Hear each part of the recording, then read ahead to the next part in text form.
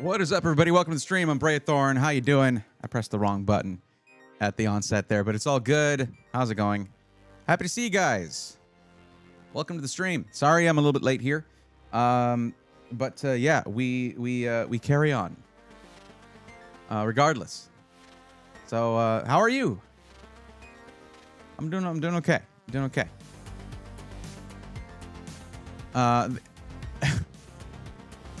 Yeah, Lone Vaquero, I'm going to go ahead and say that you got that one because I consider it like whenever though T. Peterloff was literally here first. I usually would look at like when it goes live, I guess, and usually nab that. But either way, congrats to both of you. I suppose. There you go. Welcome, guys. T. Peterloff, Lone Vaquero, welcome. JMO, what's up? Bears, Beats, and Battlestars, how you doing? Got my Taco Bell because I was lazy tonight, and now Bray Thorn's on. And let's go, nerds. I hope you got that Baja Blast. That's the good stuff. I need to try the diet one. It's a lot of sugar. Thank you for everything last week. No problem. Absolutely. 25 minutes ago, I had realized I had Amazon Prime for the last 6 months. Did you not know that you did? Okay. Now, don't forget. Oh yeah, I'll say that's a tie, Vaquero. You know, it's like there's room for two on the top of that podium right there. Don't forget, Peter, if you have your Amazon Prime linked to your Twitch account, you can get a free sub every month to the streamer of your choice. It supports them. It costs you nothing other than what you're already paying for Amazon Prime. Not worth it. Don't buy. Stick to regular Baja. Maybe.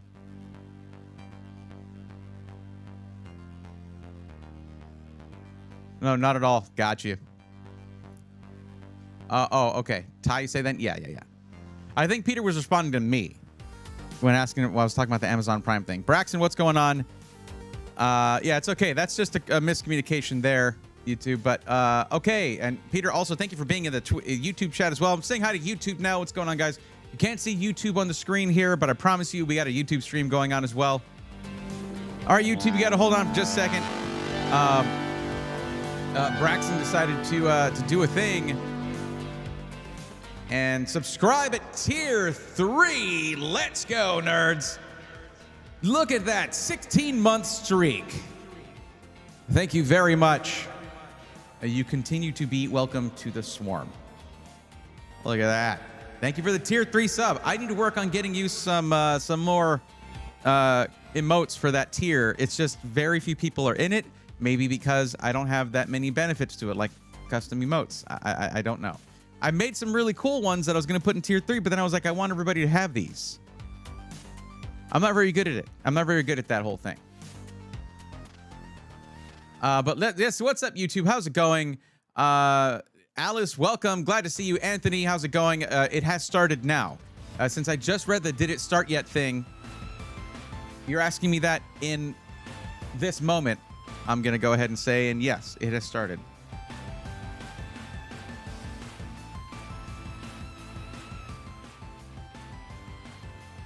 Music was a bit loud. I apologize for that. Just keep doing what you do. All right. I'll take you up on that.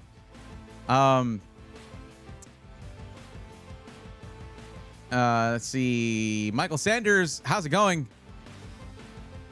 Welcome. And Anthony, again, glad to have you here. Sorry for starting late. Robert, welcome. How's it going? Microphone says hi to you too, I suppose. I should put like some googly eyes on it or something. Kaiser Platypus, welcome. Even though you retracted that message, I'll say hi anyway, because now I know you're here. You've given the game away. Z-Man Scar, what's going on? Evening to you.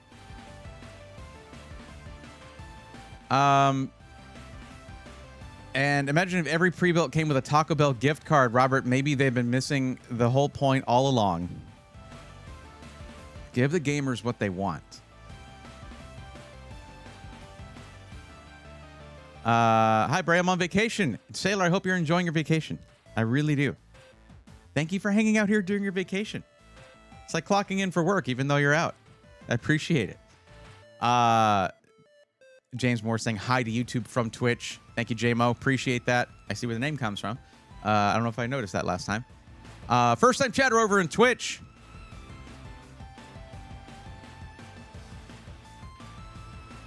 Reinvasion now. Am I saying that right? I hope so. Hey, I've just done a PC part picker list and I'm wondering if there's anything I should trade out. Well, guess what? I got something that I can actually help you with there. Reinvasion now, if I'm saying that right. Check this out. There's this little link right here. Check this out. It's bam, bam. There you go. That's the PC Matchmaker form. And what you can do is, if you look at that PC part picker list, there's a specific link to it in the peer.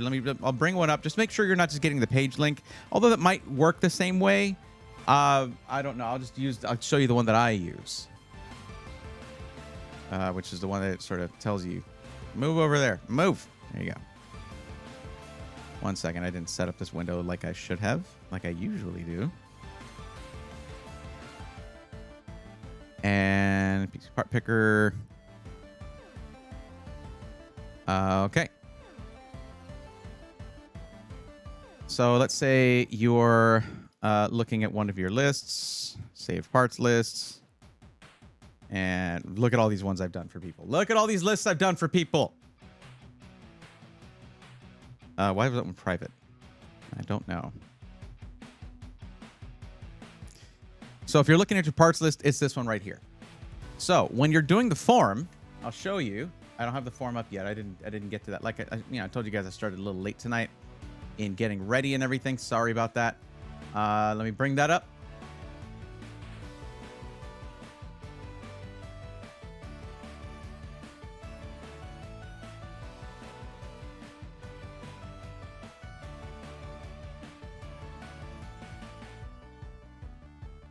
So right here, let's actually look at the form itself. Oh, this is if I were to fill it out. I'll just go back. Let me go back to the writing mode.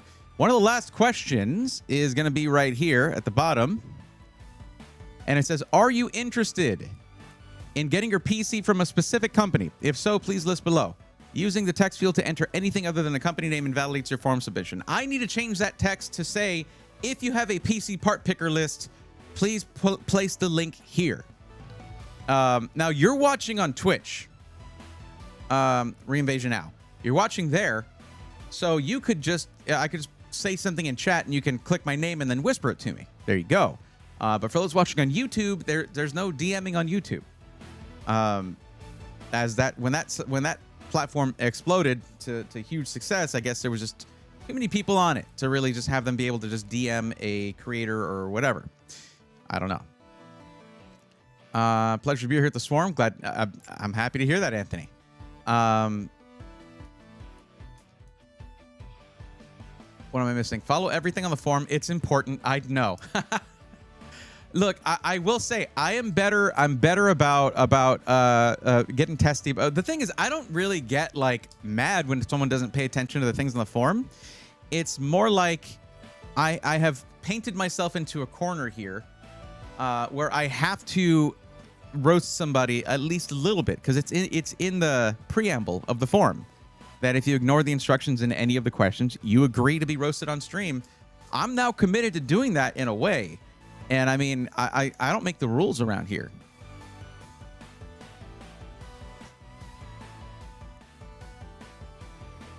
I literally make the rules around here. Anyway.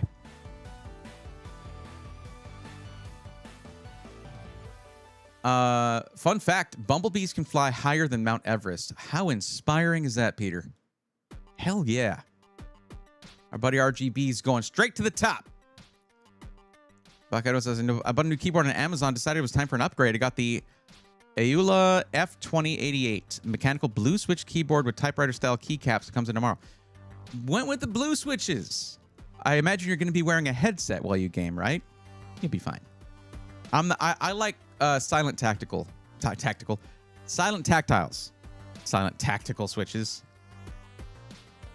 Yeah, you're typing on your WASD and it does a macro for a 2x2 cover formation. Tactical key switches, yeah.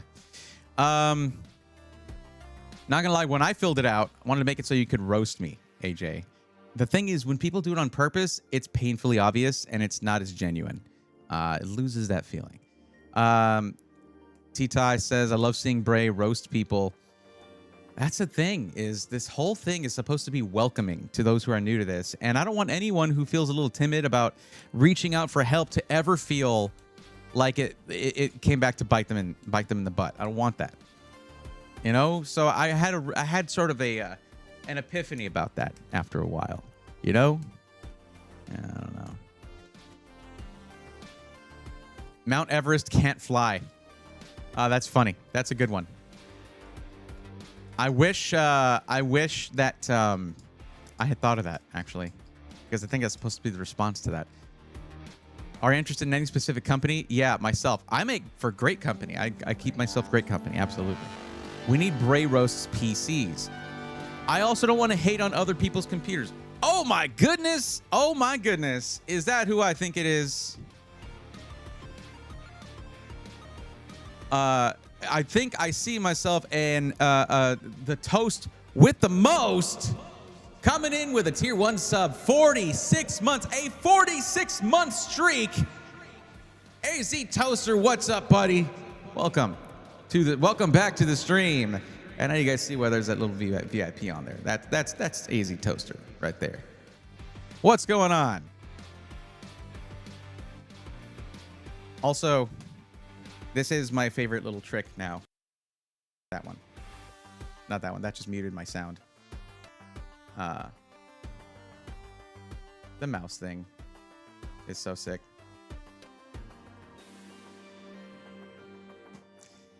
Yes, I had to install IQ for it to work. It's fine. How do I DM you with my list in general? In Jarrell filled it in. Okay, that's what I was telling you earlier. Reinvasion now is what I was telling you. That's what I was telling you. We'll go back to it. Okay. I put the link in there. You see right under where you said, how do I DM you with the list? There is a paragraph there that says, want help getting the right PC for your budget and needs, blah, blah, blah. At the end of that is a link. You click that link, it'll take you to this form, and you fill out this form. Because the only way I can give you legitimate help is if you provide me with information about you as a new PC enthusiast, as someone who's going to be buying something that is a major investment. Okay? So, yeah, let's see real quick. I should have, let me go here, bam. You said you did it? Now let's find out. I forgot that clicking the middle wheel doesn't work in forms. Oh, it looks like we have multiple people who have filled out the form. Very cool. Okay, you did not do it. I don't see a link here. Wait, didn't I do this one? I thought I did this one. I should mark it green. Kaiser? I forgot what we did. Did we not finish your help? I don't remember. Were we going to do yours today? Is that what it was? We were going to do yours today, right? Or what was it? Tonight, I should say. But yeah, I don't see the link here. But it's okay. Reinvasion now. Don't worry. All you got to do, boop. There we go. All you have to do is click my name, click send a whisper, and then just send it to me that way. And I will get that. Oh, that's what you did. That is what you did. Okay. All right. And you filled out the form. Look at you. You got this down. Down pat. You're good. Don't worry. I'll actually go ahead and put this in here for you. There you go. Now, you are the last person to have entered anything on the form there. Wait, who filled out with my name? That is fraudulent. I ain't got no $4,000 to $5,000 for a PC. I promise you that. Yeah, you did finish it? All right, sick. Cool. And how did I do, Kaiser? Did I do okay? Sometimes I just need to check in, you know? It's important to do that. Doing well, sir. Hope you're well. Yeah. I'm doing all right. I hope you're doing well. Oh, you already said you are. I guess I already asked. Okay, cool. AJ says, my wife uses my MX Blue keyboard and I miss it so much. If you've never used a quality silent tactile key switch, AJ, I think you would like it. I think you'd really like it. Instead of clicking, clacking, it thocks, and it's way better. Just a deeper, more satisfying sound instead of like scraping your eardrums or banging against your eardrums like a machine gun. It's much better, depending on how fast your words per minute is. So should I, T-Tai said, should I fill that form out to get suggestions on potential upgrades on why things like Lightroom and Adobe Premiere are struggling? I'm thinking it's RAM. Pretty much. You came in on Sunday, right? And you were asking about that, and I said to get your list together of parts. You said, I think you said you already have that. Oh, uh-oh, T-Tai, you got caught. You got caught. Oh snap! What's this? What happened? What are we doing? What is this? Igor 1980 gifted 5 tier 1 subs to the community. Let's go, nerds. Thank you, Igor. That is a tier 1 sub gifted to Nugget Ari. Why was my girlfriend not already subscribed? Not Jaspers. Uwu Sinister Uwu. Dodger Dog. Ruby Legends. Welcome to the swarm. Thank you, Igor. Heck yes. Thanks, buddy. How you been? How's it going? Yeah. Thank you for the 5 gifted subs. Look at you.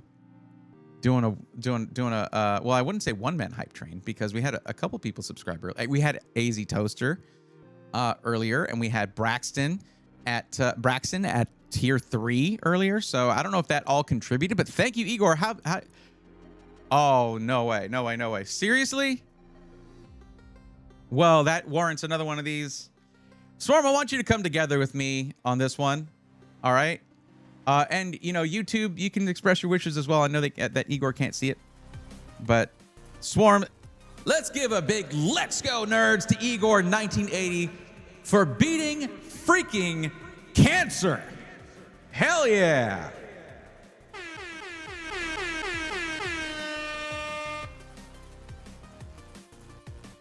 That is freaking epic, my friend. No, seriously. That is such good news, man. That is awesome. Congratulations.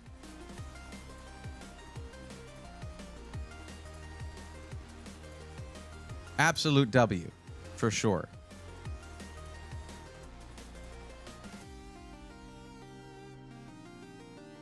No, I'm really happy to see that, man.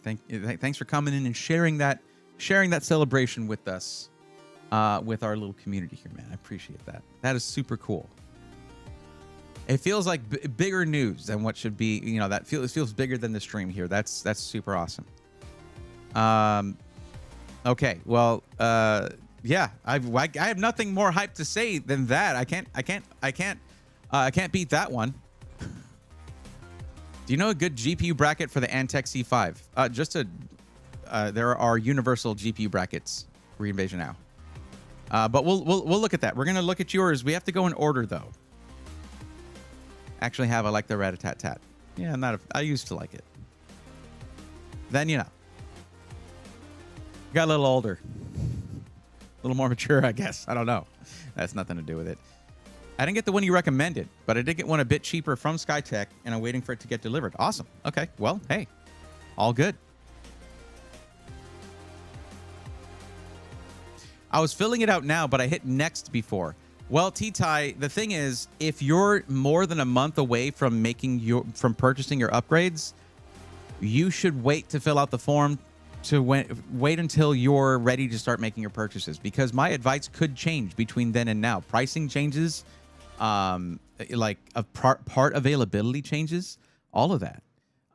So I try to keep all recommendations within a month of the purchase. So that question in the beginning is kind of a catch-all for anyone who is too far out from their purchase to actually get much help from me that I think would stay relevant up until the time they make their purchase, because you never know. Right now I use Reds, but not Cherry. They're slightly heavier than MX Reds, but not as heavy as MX Reds. Oh, snap. All right. Crap. Oh, okay.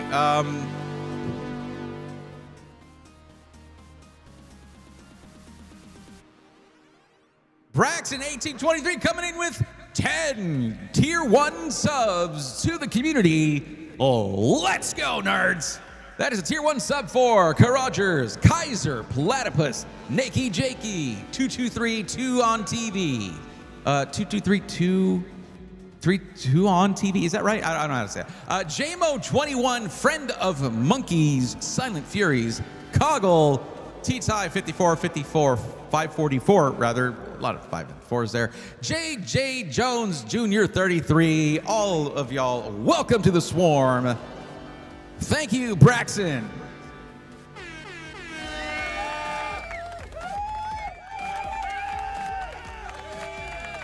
Thank you very much. That's for Igor. Oh, no, you sent it to the wrong person. You sent that to me. I don't know how that helps Igor, but I mean, I know Igor likes to give subs. So, I mean, it's like you're sharing your interests now, I guess. Thank you, Braxton, and welcome all of y'all to the swarm. And if you're previous subscribers, welcome back. Welcome back. Sorry, guys. We've got a little bit of a hype thing going on. It's literally a hype train happening right now at level 5. Thank you guys for that so much. I'm on a train. Okay. Uh-oh. TP. Peter, are you watching the stream while commuting? Thanks for having us on during your commute. Hopefully it helps it feel a little bit smoother and quicker of a commute, and that is always a good thing. Efforts starting a nice hype train. Igor, way to go, bud. Triple B enjoying the hype train. And Chris says, let's go over on YouTube, just so you know, Igor. And of course, just a lot of enthusiasm from this chat. I love to see it.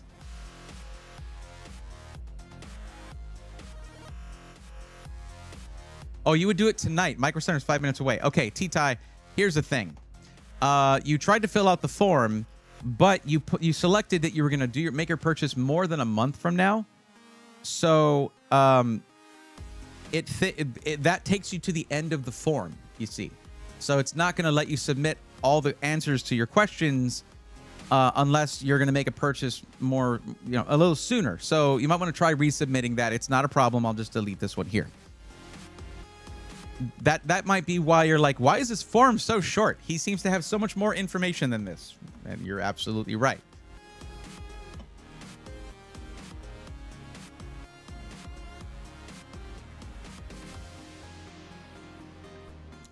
I would say, Peter, that is a mild self-dox because it's a temporary thing. You're not giving away like your permanent home address, full name, anything like that. So you're fine. Micro Center is closed now if you're in Eastern time zone. Yeah, actually, T-Tie, you'll actually be able to choose the correct Micro Center so that we can see what stock they have there, ready to go, all of that.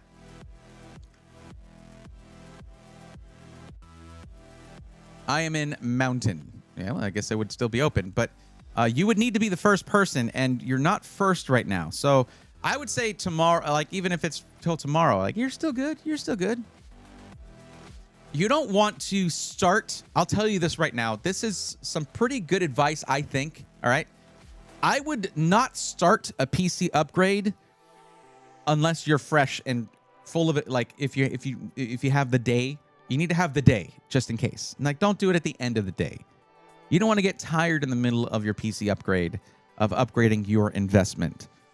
So regardless, I would say that you should probably not do it middle of the night unless you're like me and you're an absolute night owl, which I find out is a biological feature, not a flaw.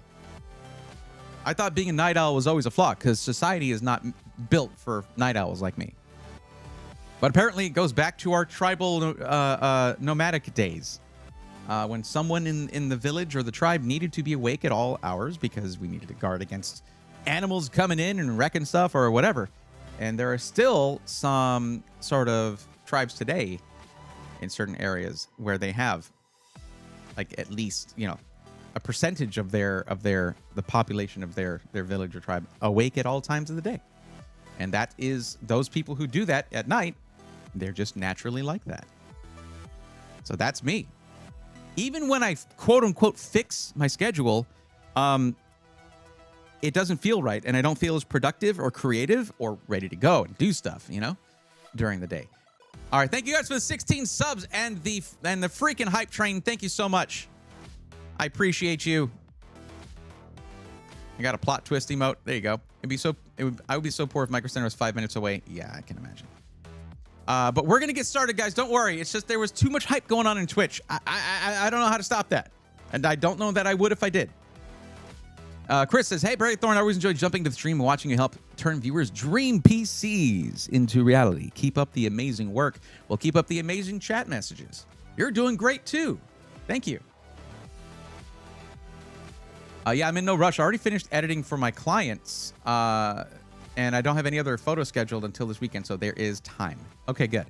Now, if most photo editing is mostly what you do, I will say RAM capacity is not the big thing here. In fact, you know, it's going to be more frequency and latency there. That'll help you, but you do want to have more than like 16 gigs if that's the case. But we'll see once you give me your specs and all that, what you have there. But also, there's other aspects to it. We'll see when you resubmit your form. Formerly day person turned night owl. Well, Peter, I have been a night owl since I was like in my early teens or even before that. I've just always been a night owl. I just don't like. I am so comfy sleeping during the day. It is so comfy for me, and it's I just feel great at. Now, I will say, I don't think it has to do with how bright or dark it is outside. Because when I go to Taiwan, I feel perfectly fine waking up at 8 in the morning, 7 in the morning or whatever, and going about. Because here that would be 6 or 7 p.m. So, yeah. Where I'm staying is 5 blocks away from the Cambridge Micro Center. Oh, that's tempting right there. Angry Beaver, what is up? How did I not see you earlier? Welcome, buddy. How's it going? I feel like I'm zoomed in almost a little too much. Why are you so close? We need a little personal space. Let's back it up a little bit. It's only when I have something important to say. Then you can bring it in. I just forgot that I was zoomed in. And by the way, this is the same angle as the one that has this effect. I just had it turned off. And I just did that with my freaking MMORPG buttons. Isn't that great? I can't get over this. This is so cool. Like my regular Stream Deck does have some buttons that this doesn't. It has some things that I programmed that this doesn't. But I almost never use it other than the start and end of the stream. Been night shift for over 8 years now. It just feels right. Oh, Skeeter's got to hydrate for me. Well, I'm not going to drink my Monster Ultra Vice Guava at that moment. I'll drink some water for that. Here's to you.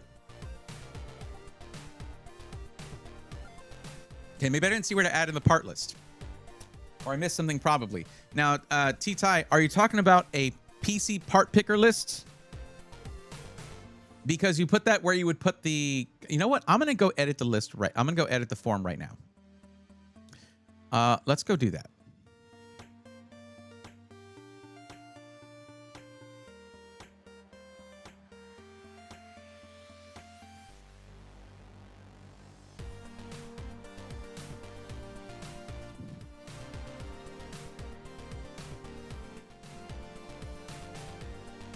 Excuse me.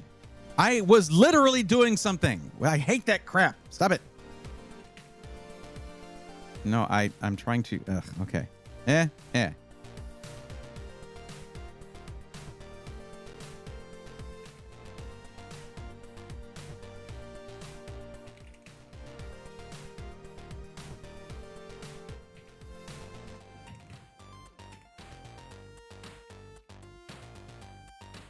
I'll just do this.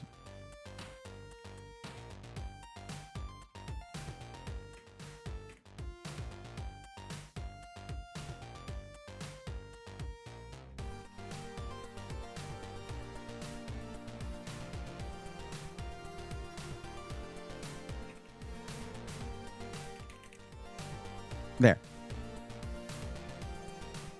All right. Now that's going to say, if you have a link to a PC part picker list, please share it here. There we go. People put stuff other than, like, I don't know. I guess I wasn't going to say I was bluffing, but when I put stuff like, if you enter anything other than this and that, you know, it invalidates your form submission, because I never really invalidated that for anything other than stuff like that. Braythorn, should I put my Wi-Fi USB adapter in USB 2 or 3 or 4? I don't know the specs of your Wi-Fi USB adapter, but I generally try not to use Wi-Fi USB adapters if I can help it, unless it's something that has a really fast, like USB 3.2 Gen 2 type of connection, 10 gig, you know, all that. Or USB 3.0 even, because that's technically 5 gigabit per second, but still. Lurking on the YouTube on the TV in the background, says Igor. Igor, are you saying you got me on your TV? So does that mean that, like right now, my face is just huge on your TV right now? Hi. Hey there.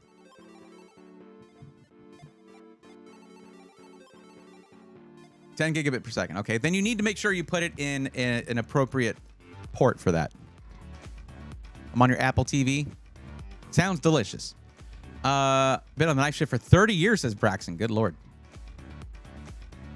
Hope you and the fam are doing well. Yep, doing okay.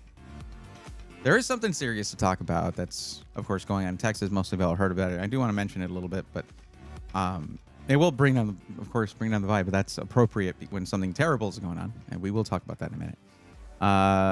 Hello, B. How did this forum, LGN? What's up, Christopher Crawford? Welcome. 9900X for 280 on Amazon. Life is good. Is there a reason you need the 9900X specifically? 55-inch mini LED. Nice. That flood messed with that feels. Yes, it did. But we'll talk about it. Congratulations on being cancer-free, says Tiger Lily. Very nicely, Tiger Lily. How's it going? What's up, Skeeter? How's it going? There was a lot going on for that period of time. And it's 3 a.m. over there. Reinvasion now? Jeez. Also, Nakey Jakey. Welcome. Dodger Dog. Hi. I miss a lot of people coming in and saying hi for the first. Carrogers. Welcome. Silent Furies. Hello. I guess when I said that you got the gifted sub, that was like saying hi. We'll just count that. But also Tough. What's up, Tough MN? Welcome. 2232 on TV. How's it going? 223 Twan TV? Maybe? I don't know. Okay. All right. I think I'm caught up now. Shoot Brayer on my TV too. Well, hello there. Hello there. Very good CPU for amazing price. Depends on whether you need that CPU. Like, it depends on what you're doing with your PC. So that's what the forum is for. That's what we'll be finding out. We will be finding that out, figuring that out when we'll be working together on that. Let me go ahead and clear out this one. Delete row. Now, here's the next step, everybody. If you are, first off, I would like to know who filled out the form with my name. And whoever did, I hope you know that you are now legally obligated to buy me that $4,000 or $5,000 PC. Yeah. Now, Tita, okay. Also, Tita, one thing I got to say, you continually put something that is not your actual name in chat, even though I show a picture on how, don't resubmit the form. You've done it 3 times now. But I do want to point out that it literally shows a picture of you need to match what is here, and you continuously do not do that. But it's fine. I know that it's you. Don't submit another form. But this is what I'm talking about. But follow the directions, especially when I give you helpful photos and screenshots to make that super easy. That you're going to delete the last 2. My apologies. I will. I am. I'm just saying you don't need to. It's warping the numbers a little bit when these numbers here when you sort of do that. So that's okay. You just that's fine. That's fine. Yeah, those don't get adjusted when I adjust this. I'll go ahead and fix your name for you.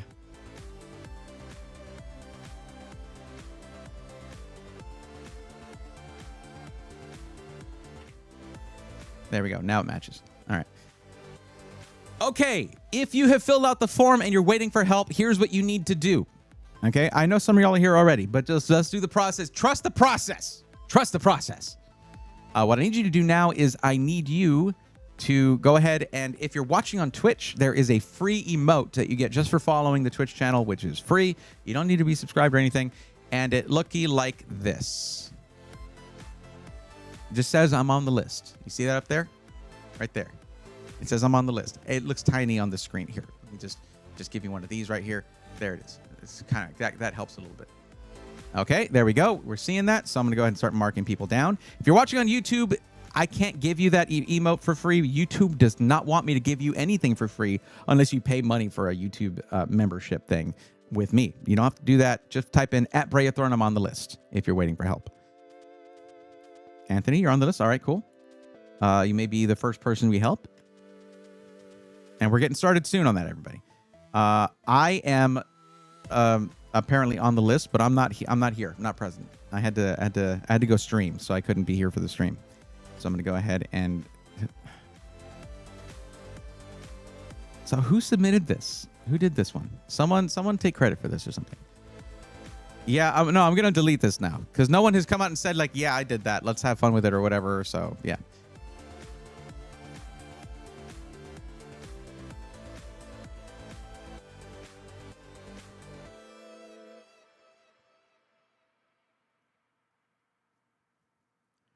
Rogers, if you type that out and didn't just grab that off of ChatGPT or something or the Google AI results, I'm very impressed. If you, but either way, it's helpful to put that information there. Did you pick up any Prime Day deals? Gonna get an Amazon Spot and some Edifier PC speakers, probably some pillows. Yeah, I'm picking up a couple. Yes. Not Jaspers. What's up? Is that a bannable offense, Meridan? No, because it's you. Hi, Dan. Everybody else, don't use the emote unless you're on the list. I mean, you've been on the list before. Okay. I'm an old programmer, lazy. Definitely did not type that out. Feel you. I feel you. Okay. I need to change my name on Twitch. Saying the T-tie always confuses people. I hope I'm saying it right, but that's how, and this is one of those cases where it's like you didn't make a pronounceable name, so I'm like, I'm gonna just say it however I'm gonna say it anyway. Let me look at other people. So Reinvasion OW,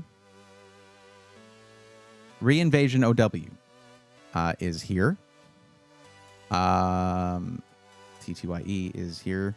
I don't know how I'm supposed to say that. Like really, it's like XKCD. They just wanted to have a name people couldn't use as an acronym, as in something pronounceable.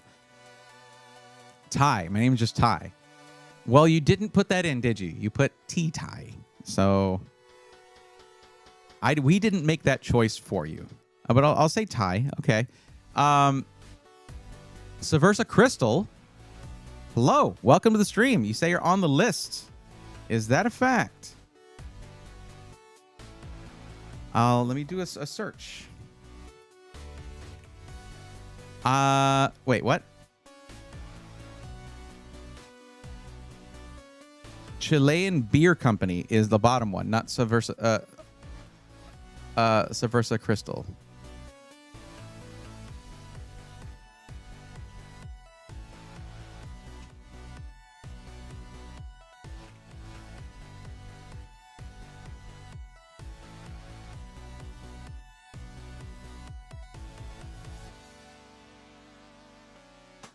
I am a Chilean beer company. Oh.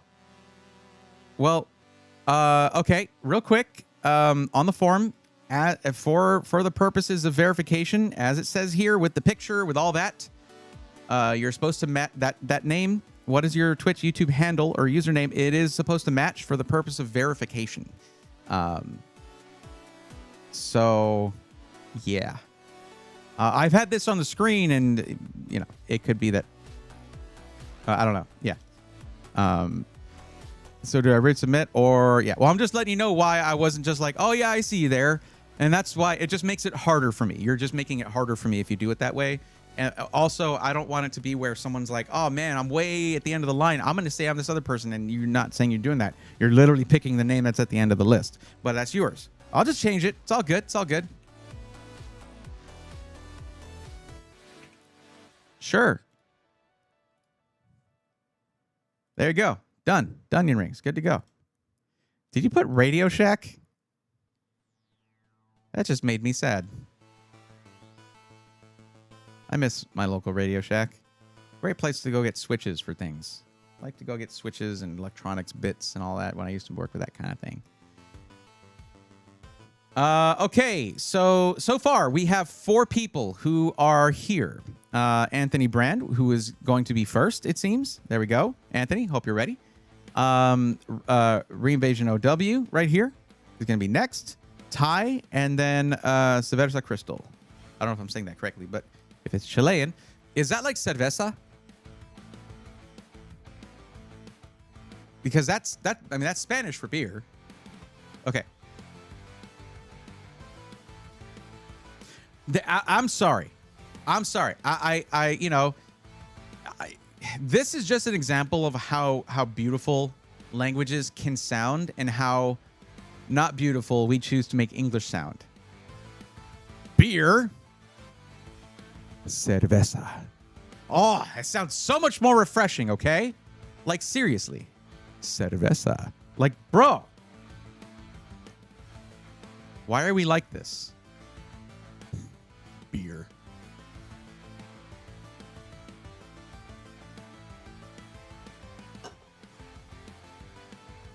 Cause America. Yep. Okay. Beer. Of course, it sounds better when Australians say it. Beer. Dodger Duck says, I'm an American beer drinker. Well, there you go. Okay, so Anthony, ready to go? Awesome. So Anthony, we're doing, wow, out of the 4, 3 of them are Micro Center. God, man, it doesn't stop. It does not stop. There have been so many. Look at this this time here where it was every one of these on screen here right now was a Micro Center build. Holy crap. Oh no, some requested like Alexander PCs or whatever, but the thing is, Micro Center is a corporation. They're a big company, and it is taking business away from like smaller system integrators. I have to be objective though and acknowledge the benefits to the buyer, where if there's a problem with your system and you bought the warranty, you're a quick ride away from getting it fixed rather than spending a few weeks without your PC, or at least a week or 2 without your PCs because you have to RMA it back to the system integrator because, you know, they need to fix it. And then you're submitting your PC, subjecting it to the rigors of the shipping industry, the risks of the shipping industry. And like, it's a clear benefit. There's sometimes where they don't necessarily have the full price benefit because of the frankly ridiculous build fee at this point because, you know, whatever. But what's up, Gary? How's it going? Hard pass on alcohol and tobacco. Fair enough. To be clear, I am a rare, if ever, type of drinker. And I used to smoke cigars, but now I just do a little vaping here and there. That's it. To get off of that. And then eventually I'm going to get off of this. So there you go. Christopher Crawford, I am 100% in agreement with you there. I mean, I don't judge other people for doing it, but I mean, everything within everything in moderation, right? Not everything. Yeah. Burr. Better than Newegg is absolutely correct. That's awesome motto. There you go. All right. Crystal. But yeah, we'll get you hooked up for sure. It is enabling those of us that are creative. Are you talking about Micro Center? Yeah. Only went to Micro Center to get parts. The OpenBox Aero 4080 OC I got was half off. That is a beautiful card. I've done a build with that card. Yeah. Some kid bought it and his parents made him return it the next day. Oh my God, you got half off on that thing. That was like a $1,400 GPU. Brand new. $1,300 or $1,400 GPU when it came out. Toss me a can of cerveza doesn't sound as freedom as beer. Toss me a can of beer. But whatever floats your barco. You can't use free. Okay, you know what? You're free to use the word freedom in whatever context you want. That's fine. Adam, I hope you enjoy the lurk. Now, match budget for Anthony is $2,000, and I have set aside money for Micro Center to build it. So that's separate from the $2,000. So it's almost like saying your budget's $2,250, but that's not.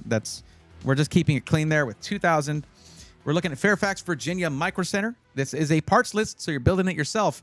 So I'm not sure why you have set aside money for them to build it, because if you choose parts list, that's you building it. But I'm going to go ahead and assume that you meant to put pre-built. Because that's what that is. Listen, Bray, I'm Polish. Let me be stupid, all right? Yeah, you got it. Absolutely. It's a free country. Wait,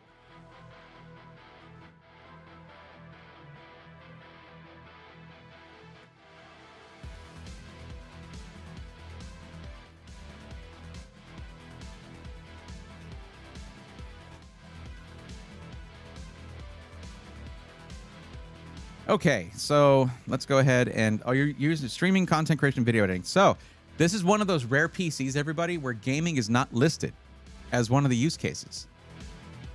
That's no problem. It's okay.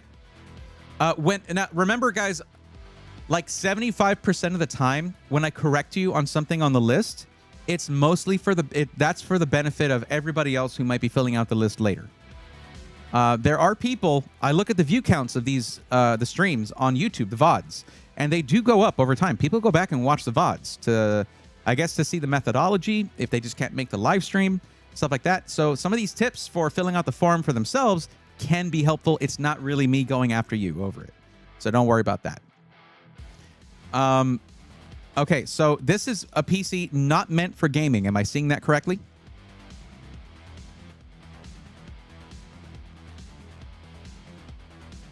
Don't want Wi-Fi. Price to performance. No to Wi-Fi. That's a no to Wi-Fi. This is no, you don't want RGB. No to RGB. No to Wi-Fi. Price to performance oriented. And yes, you want to be able to upgrade the CPU over time. Okay. Freaking Intel, man. That would be the ideal one for this, other than the whole, one generation for LGA 1851. Okay. All right. Rarely do we, like, if you look up all of these, most of them will say gaming. This one says racing sim, but that's a kind of gaming. But then this one was for coding and game design. Still gaming related, but yeah, this one was just a pure content creation machine with graphic design elements, all of that. Anyway, so let's see here. Let's go to the Fairfax. You want it in black? Yes. Okay, I'm just gathering all my info. Let's go to the Fairfax Micro Center here.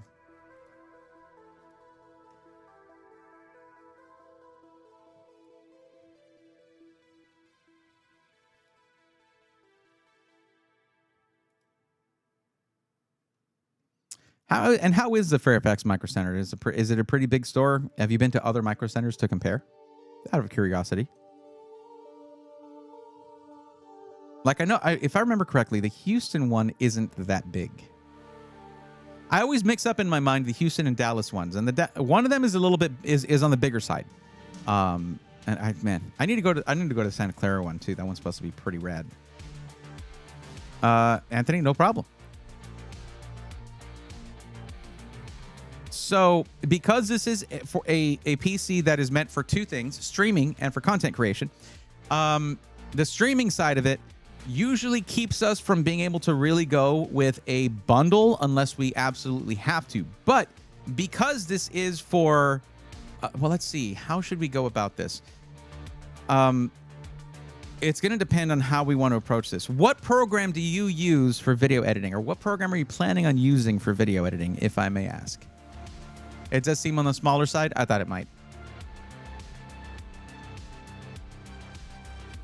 All Factors 5, what's up? I'm on the West Coast and just as well be a micro center in north of Alaska. Well, you're getting more of them slowly. They need to have one in Seattle for one thing. But now they have one in the Bay Area there by San Francisco, over in Santa Clara, and they got the one in Tustin. It's a huge coast, and there are 3 micro centers there. What a crazy thing. The Dallas one is a small one. Got it. The Houston one's bigger. Yeah, I always mix the two up because I've gone to both, and I you know, memory is one of the first things to go when you start getting to advanced age. Okay, let's say that we're going to go with a higher end AMD CPU, and the reason for that, of course, is this element right here, where you said yes, you are interested in upgrading your CPU over time. Intel is not interested in you doing that, so they don't really support that very well. So we go here and we'll go to CPU brand support AMD, and because you do need to focus more on your motherboard and CPU when you're doing video editing and streaming, video editing in particular for the CPU, streaming in particular for the motherboard, we're going to go to the higher end deals here and see what we got. 9950X. Probably a really good choice for this, but I wouldn't go with that bundle necessarily. In fact, I don't really like any of these motherboards, except maybe the motherboard that comes with the 9800X3D, but that's not the right CPU for this. You don't need X3D if you're not gaming. And even if you are gaming, if you're gaming at 4K, usually you don't need 3D V cache. But hey, probably Adobe Premiere. So this is where I've been at with this. When it comes to editing in Adobe Premiere Pro, no matter how you slice it, Intel has the best value, period. The problem is socket support over time. Now, if you're planning on upgrading your CPU somewhat frequently, like you're going to do it every couple of years, you want that AM5 socket. If it's something where you're like, you know what, it's been 4 or 5 years, a few CPU generations have come out, I'm going to go ahead and do an upgrade. At that point, go ahead and upgrade the motherboard too, I guess. I mean, it's a massive upgrade at that point, but anyways, let's see here. I want to show you what I normally show for this kind of thing. Okay. Here we go. So this is Puget Systems. And they have Puget Bench, which is pretty well regarded as one of the better options to go with if you're trying to scrutinize components for content creation or productivity stuff. Now, this is Premiere Pro here. So you'll notice that, like say, here's the 9950X, right? The 9950X is, let's go back here. We're going to go to CPU. Where is the 9950X? Do they even have one in stock here? Probably 9950X. There it is. It is $419.99. This is a 16-core, 32-thread CPU. Okay. Now note the price of the 265K. The 265K is a 20-core CPU. Does not have full-on hyperthreading like you do get with... doesn't have any hyperthreading. So it's 20 cores, 20 threads. This is 16 cores, 32 threads. But it is $419 versus $239.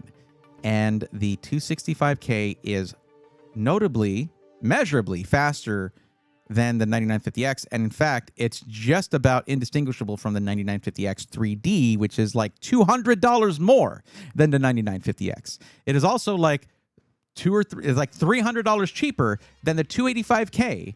Now, that's a noticeable difference in performance, but this thing is nearly half the price of, just over half the price of the 285K, which only nets you 4 extra efficiency cores. The 265K is an insane price to performance CPU for video editing because you also get QuickSync, which is an Intel exclusive feature that is leveraged very well in Premiere Pro. When I'm putting together a video editing PC, regardless of what it means for the future of that PC, I'm usually going Intel. Charlotte is the largest micro center. Interesting. Is it larger than the Santa Clara, the new one? What's up, Fowler? How's it going? Hi, Brave Thorn. My next case will be Sys8 and ITX. Hi back. Hi. Hey, Brad, I got to go. I'll be back Thursday. All right. Subversive Crystal, we might be doing an unboxing and testing of a system on Thursday.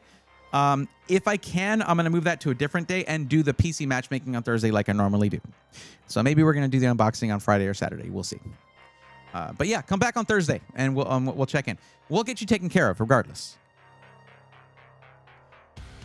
Fairfax, Virginia Micro Center, the 62,000 square foot store, Micro Center's largest anywhere. Is it, Rogers? Really? Is Micro Center an America-only company? Yes. You cool with Intel? All right, cool. It is the best value here, like period, when it comes to video editing. And I'm not mincing words here. Like it's a plain thing. Yeah. Okay, let me see here. Now, if we switch away from AMD and go to Intel, and we go to the highest end ones, what do we have here? 285K, 285K, 265K. But they're not putting really crazy motherboards in here for this. But still, we went down to, instead of $900, to about $550 or $530. The thing is, we can't use this RAM. So what we're going to do, instead of going with a bundle that is going to have enough cores like that 9950X for video editing, that was $900, we're going to do an a la carte build with the 265K, and it will still come out cheaper. And we're going to choose our own motherboard, and we're going to choose a higher capacity of RAM, because when it comes to video editing, capacity is king. You need to have enough capacity to scrub your timeline, store all of those frames, and never have a stutter. So, yeah, you don't want to run out of RAM when you're video editing. It is ugly. According to the Micro Center website, Rogers, that is fascinating. So, Anthony, apparently you seem to have the largest Micro Center there. Interesting. Now, it might not, maybe they don't have it like looking as nice in there to where they're leveraging the space as well. Oh, let me go ahead and unpurple this one here, by the way. That right there, so I don't end up calling for them when they're not here. All right, back to this. So let's just get this done. 265K. Now we get to be real picky with the motherboard. And yes, it is very, very, very common when you're looking at a PC for these kind of use cases, especially streaming, where the motherboard easily costs more than the CPU, because you need all of the features. You do not want to be caught having a lackluster motherboard when you're trying to plug in your 9th USB device, and it gets touchy if it goes into a hub or something, and it doesn't like that. That's a lot of streaming devices prefer to be directly connected. That's just how that goes. At least I've run into that myself. So let's select the motherboard here. And I spent about a week looking at these for this platform. And one of the best ones that I saw was the Gigabyte board. It was the Gigabyte Aorus Master. And there it is, 3 in stock. There we go. Now, why is that? Why is that one of the best ones? Well, we'll take a look at that. I will show you in just a second, but we're going to get a few here. We're going to go only ATX. There we go. We don't need eATX or anything. We'll look at the Aorus Elite Wi-Fi 7, which is looks like $60 cheaper as another option. We'll look at what other brands do we want to look at? This ROG Strix -E board here is same price as the Aorus Master, so we'll look at that as well. But yeah, I obsess over motherboards because it is the backbone of your system. So of course, I should do that. Let's see. Wait, is that? No, I already got that one.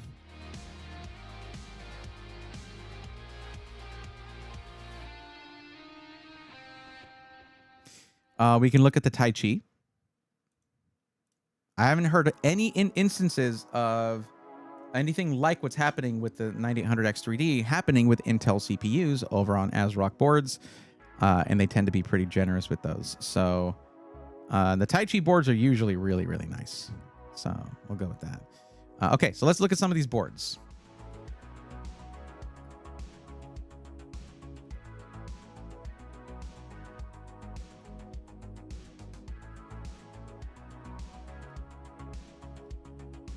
This is the Aorus Master. For one thing, this board is deeply discounted from $600 down to $400. That is still very expensive. But this one, there are some big pros and cons to this one. Okay? I'm not far from either Fairfax or Charlotte. Would be cool to go in at some point. You should, yeah.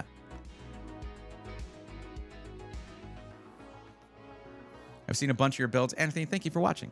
And I hope that helps, too. I hope that helps to sort of gain that familiarity as you're about to make a big investment. Now, can we talk about this I/O real quick? Like, damn. Damn. Damn. This thing has 12 USB Type-A ports, and half of those are 10 gigabit per second. Okay, 4 of them are 5 gigabit per second, USB 3.0 or 3.2 Gen 1. And then you have the 2, here, let's just open this up. These 2 black ports right here with the black plastic in there, those are USB 2.0 for your mouse and your keyboard. That's what goes there. Don't plug in other stuff there. Mouse and keyboard is what goes there, okay? Now, you'll notice this little 10G right next to the Ethernet. What the heck does that mean? Guys, how do I feel about the phrase future-proofing or future-proof on this channel? How do I feel about it? I don't like it. But this smacks of future-proofing right here. There's an Easy Connect proprietary connector for the Wi-Fi, so I don't know why that became a thing for this generation of motherboards. You connect it once, Like, that's it. Maybe you disconnect it to pack it up and move somewhere or something. Anyway, you also have dual Thunderbolt 4 ports. Dual Thunderbolt 4, that's pretty common for Z890, but there it is. Now, let's talk about these PCIe slots. Both of these PCIe slots are through the chipset. That is good. That means you're not going to use one of these and then cause your GPU to be on 8 lanes instead of 16 lanes of PCIe Gen 5.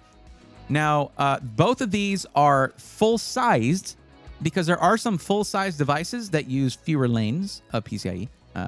I'm getting a little into the weeds there on that, but sorry about that. But what you're looking at here is this is going to run at 4 lanes, and this one, it's one of these. One of these runs at 4 lanes. One of them runs at 1 lane of PCIe. Now, that means that one of these can take a full-fat, very high-end HDMI 2.1 or maybe upcoming 2.2. If there are any of those capture cards coming out, it takes forever for that stuff to come out, by the way. Capture card.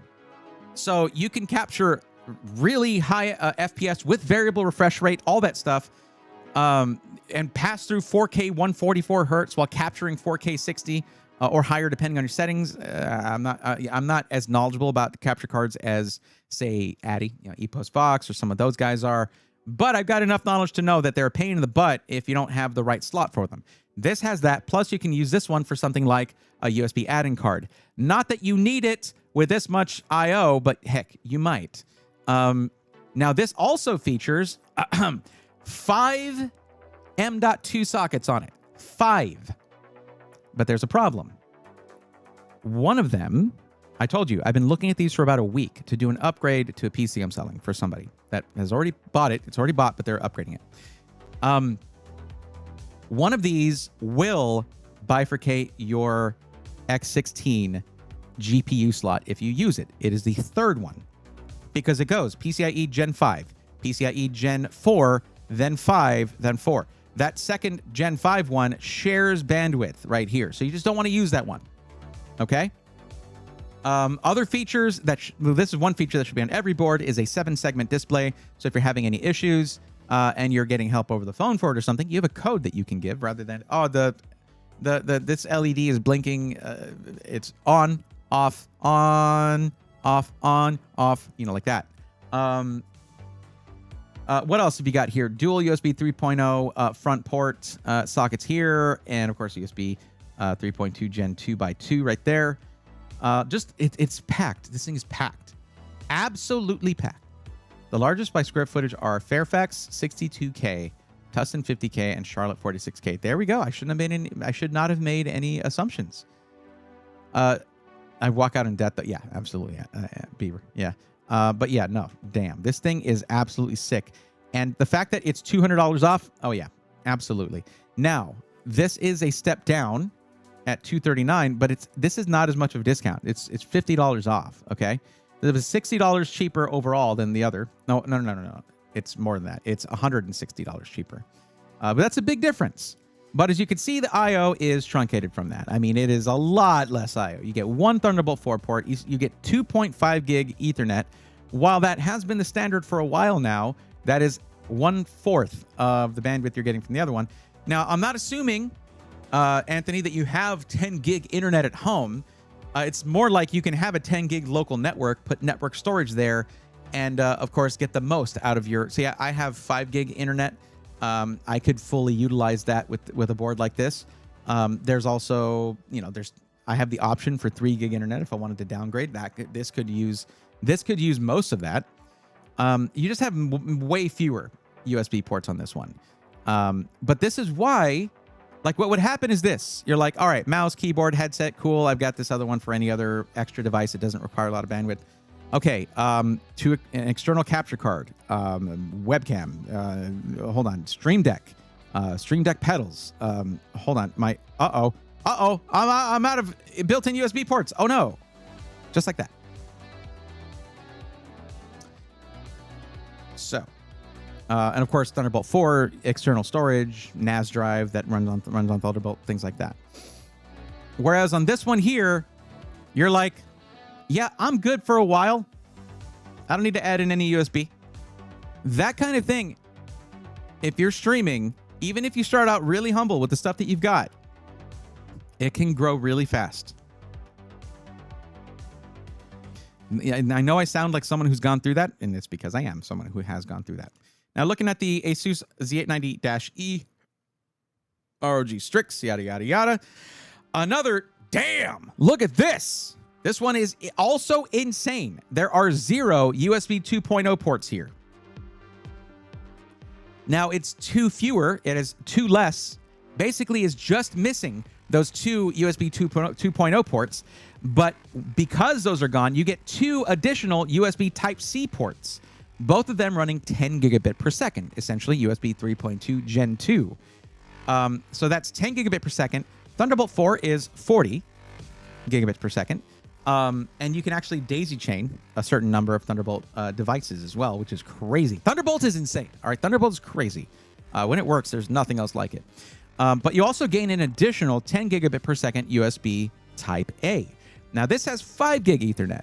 That's half of 10, but most people that aren't a business don't have anything like 10 gigabit internet at home.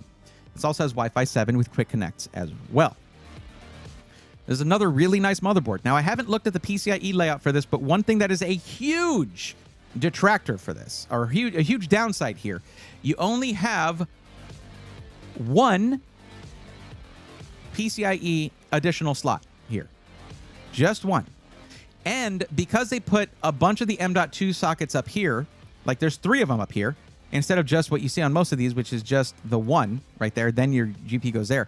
Your GPU sits lower in the build. If you have a big chunky GPU, which we'll get to that, it sits too low in my opinion. However, that does mean that you can usually add storage to one of these without removing your GPU, which can be nice. Now there's some things missing from here. Like this has a single USB 3.0 front header, just 1.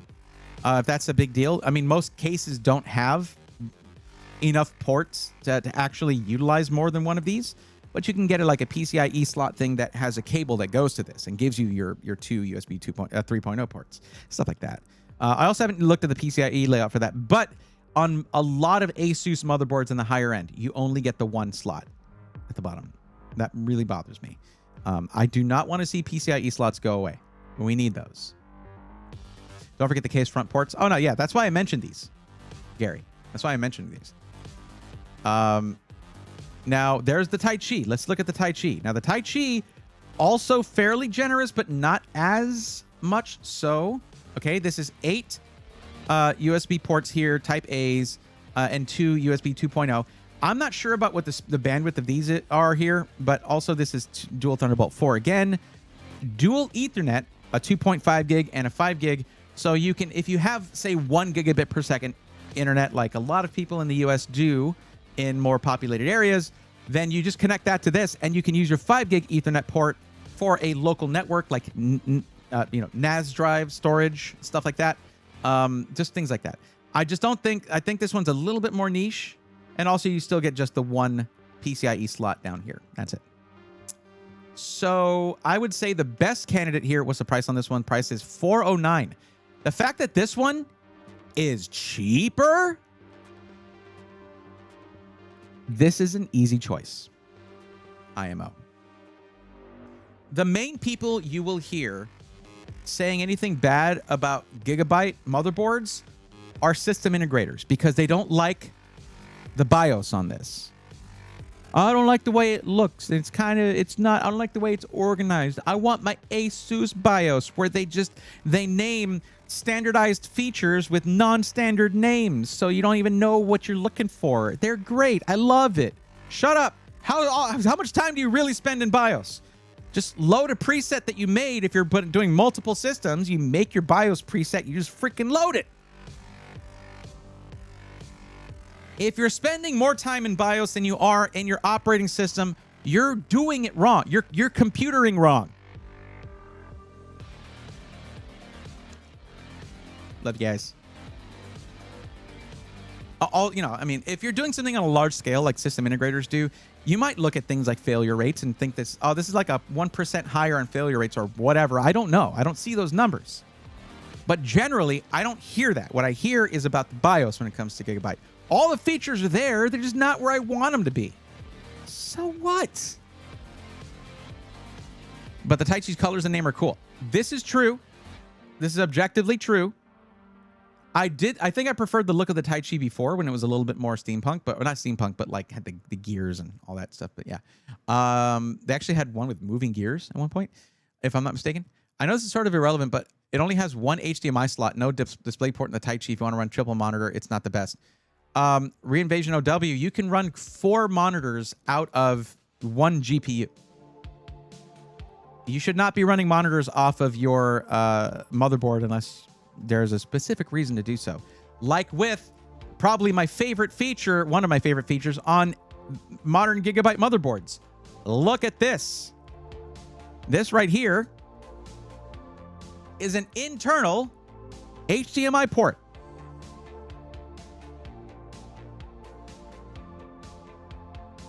Right there.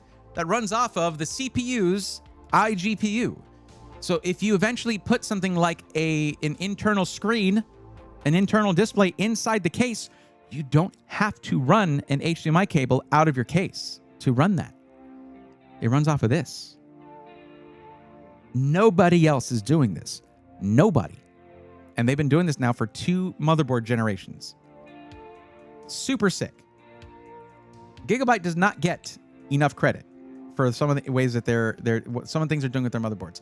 I do think that they lost the plot a little bit on some of their lower price motherboards that used to have tons of I/O. They did not put I/O behind a paywall before. Now they do. But oh well, what are you going to do? I don't know much about PCs. I only know numbers. Oh, well, you're good. That's okay.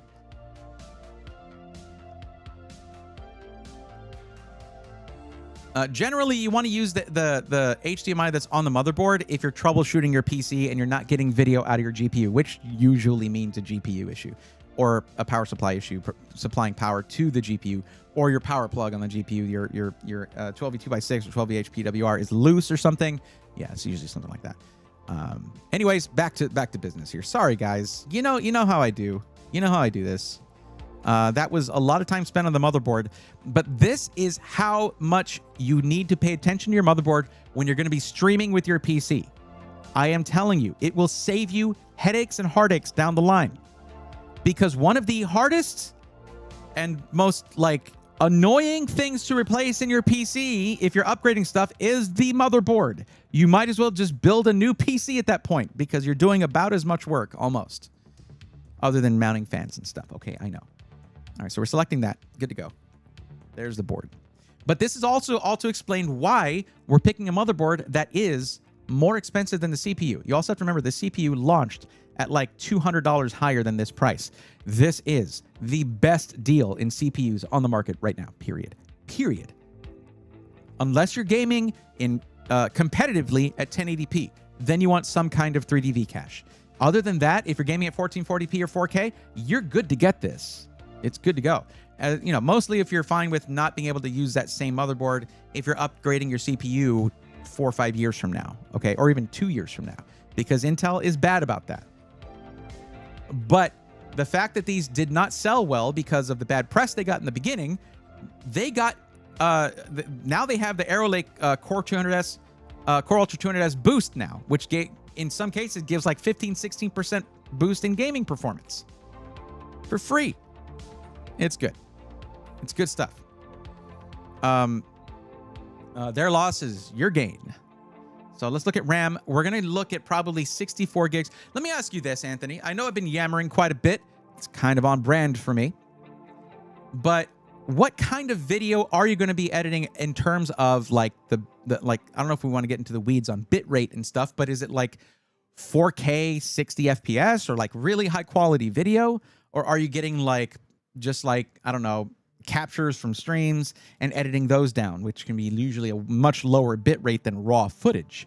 What are we looking at here? Are you going to be doing really complex video editing where we require the most amount of RAM that we can put in there? Or, 64 gigs is probably where I would put you, but I'd like to ask if I can. I always plug extra monitors into the motherboard just because I thought it would make the GPU use even more power than needed. Invasion, the thing about that is, if you're not gaming on a monitor, the GPU is barely working to show you the stuff on that monitor, that other monitor. Barely working at all. Compared to the work it puts into in terms of parallel processing 3D graphics in the game that you're playing on the main gaming monitor. 4K 60 FPS, so okay, so that's high bandwidth, high bit rate rather, but 64 gigs should be plenty. Here's the reason that I think a lot about this is that currently, Anthony, the meta for DDR5 is you get the kit that you need from the beginning, because you don't usually want to go with 4 sticks of DDR5. It's just you lose stability if you want to use an overclock on it, that kind of stuff. The built-in overclock. I'm not talking about any kind of overclocking. I'm talking about Expo or XMP overclock. You generally want to go with 2 sticks, not 4. So you buy the capacity that you need right off the bat. And current kits, something I would have considered would be something like this one right here, this 96 gig kit right here of DDR5 6400 CL32. This kit right here, absolutely sick. Although I know you don't want RGB, and we do need to consider that. Sorry, there's some on the board. It's a really high-end motherboard. They think that means it needs RGB. Yeah.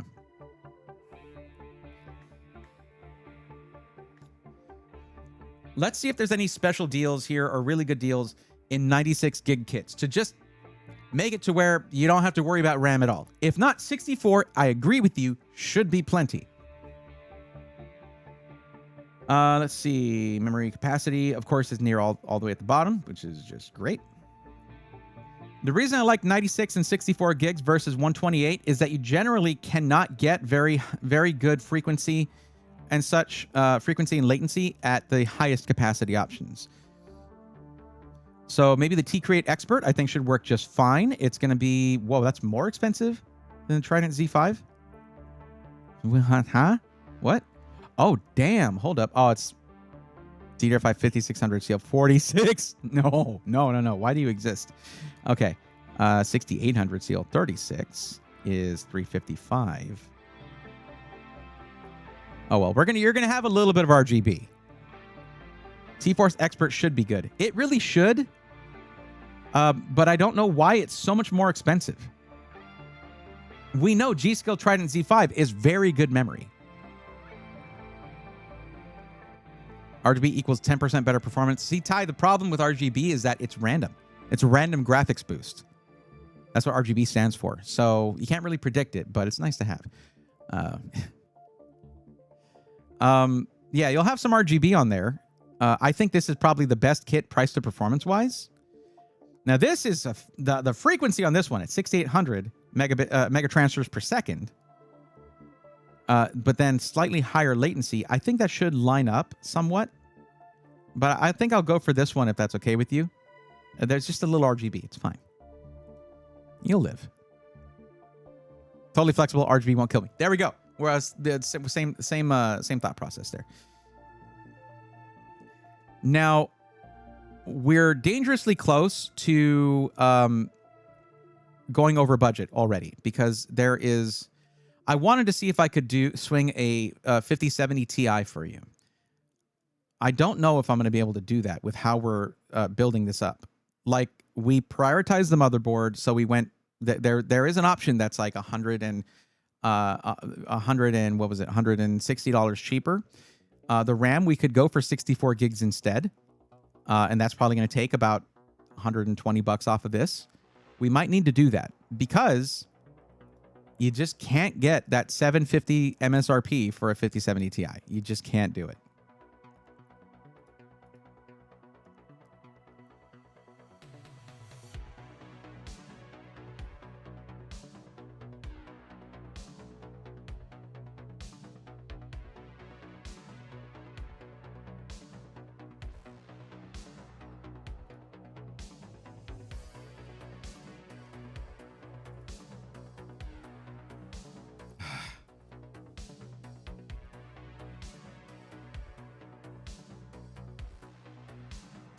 Oh, it's only the top row. That's it. Yeah, the cheapest price you're going to see on a 5070 Ti is going to be is like $840, $835, something like that.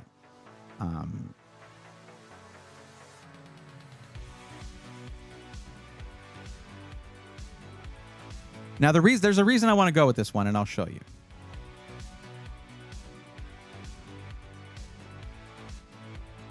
Just comparing prices, okay? Let's get rid of this search term here.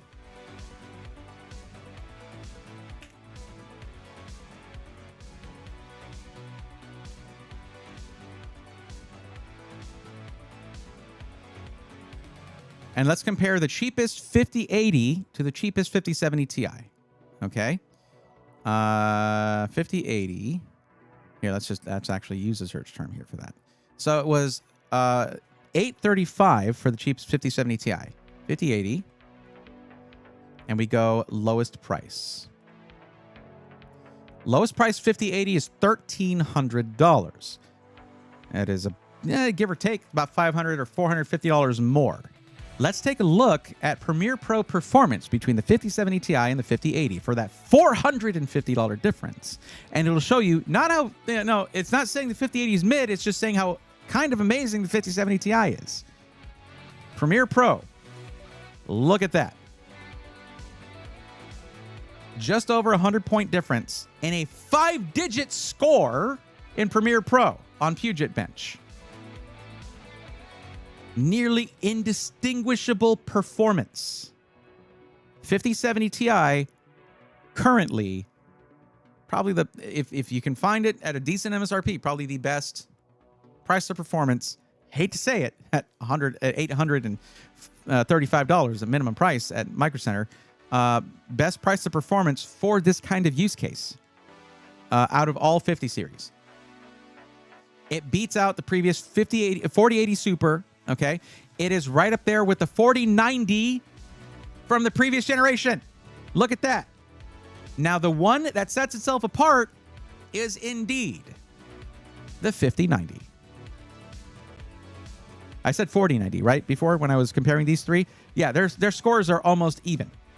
But the 5090 jumps ahead. For $2,000 more. So worth it, right, NVIDIA?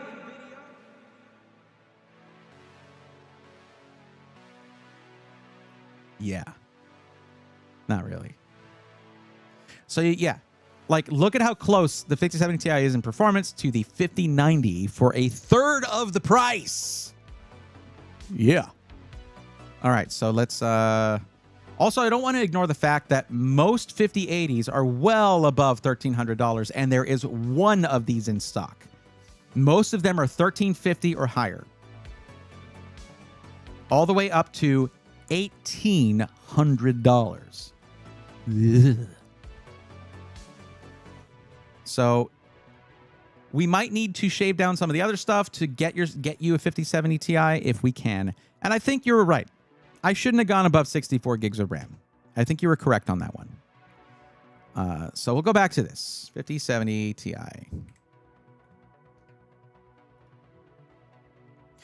And it was this one here. There we go. L to the no. Indeed. Let's see. Change this to...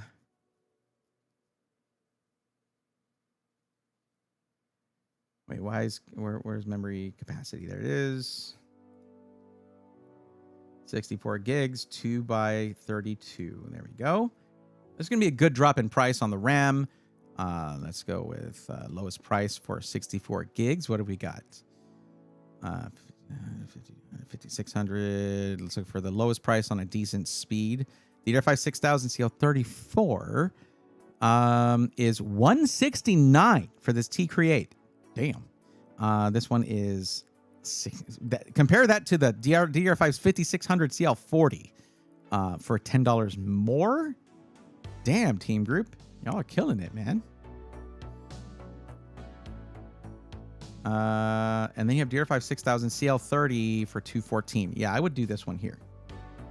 The latency of CL34, not bad when you're considering that your latency of your RAM is not a huge deal in video editing or in streaming. In gaming, it can make a difference. But again, you got to have two systems right next to each other and be like, oh man, it lost like 5%, like what, not even 5%, like 3% frame rate. Oh no. Like, yeah, that might make a difference there in a very high frame rate game, high FPS game. But yeah, so now we're at 1644. We have to take this and build out the entire rest of the system. That's going to be tough. with storage, power supply, case, and CPU cooler. I don't know if we can do it. So it might mean having to do a downgrade on the motherboard. We'll see. I know that I'm not dragging this out on purpose. For one thing, for all those of you who've been here for a lot of streams, you know I always take the most time with my first build as I sort of explain a lot of things for the first time every stream, because this might be the only stream that they ever watch, and I want them to get the most out of it. But yeah, let's do a 2 terabyte. Now, I would normally say, if this were like, say you were like, 2500 or 3000, I would say let's put in a PCIe Gen 5 drive in there. You might actually be able to utilize that doing productivity tasks, but it's not going to make a big enough difference to try to take things away from the rest of the build. We're doing a 2 terabyte Inland Performance Plus. This, I've gone over this a million times, is one of the best M.2 drives on this whole list. Just because it's the in-house Micro Center brand doesn't mean that when you go in and look at these things, it's not actually superior to a lot of the other brands, because it is in quite a few ways. So yeah, well, not quite a few.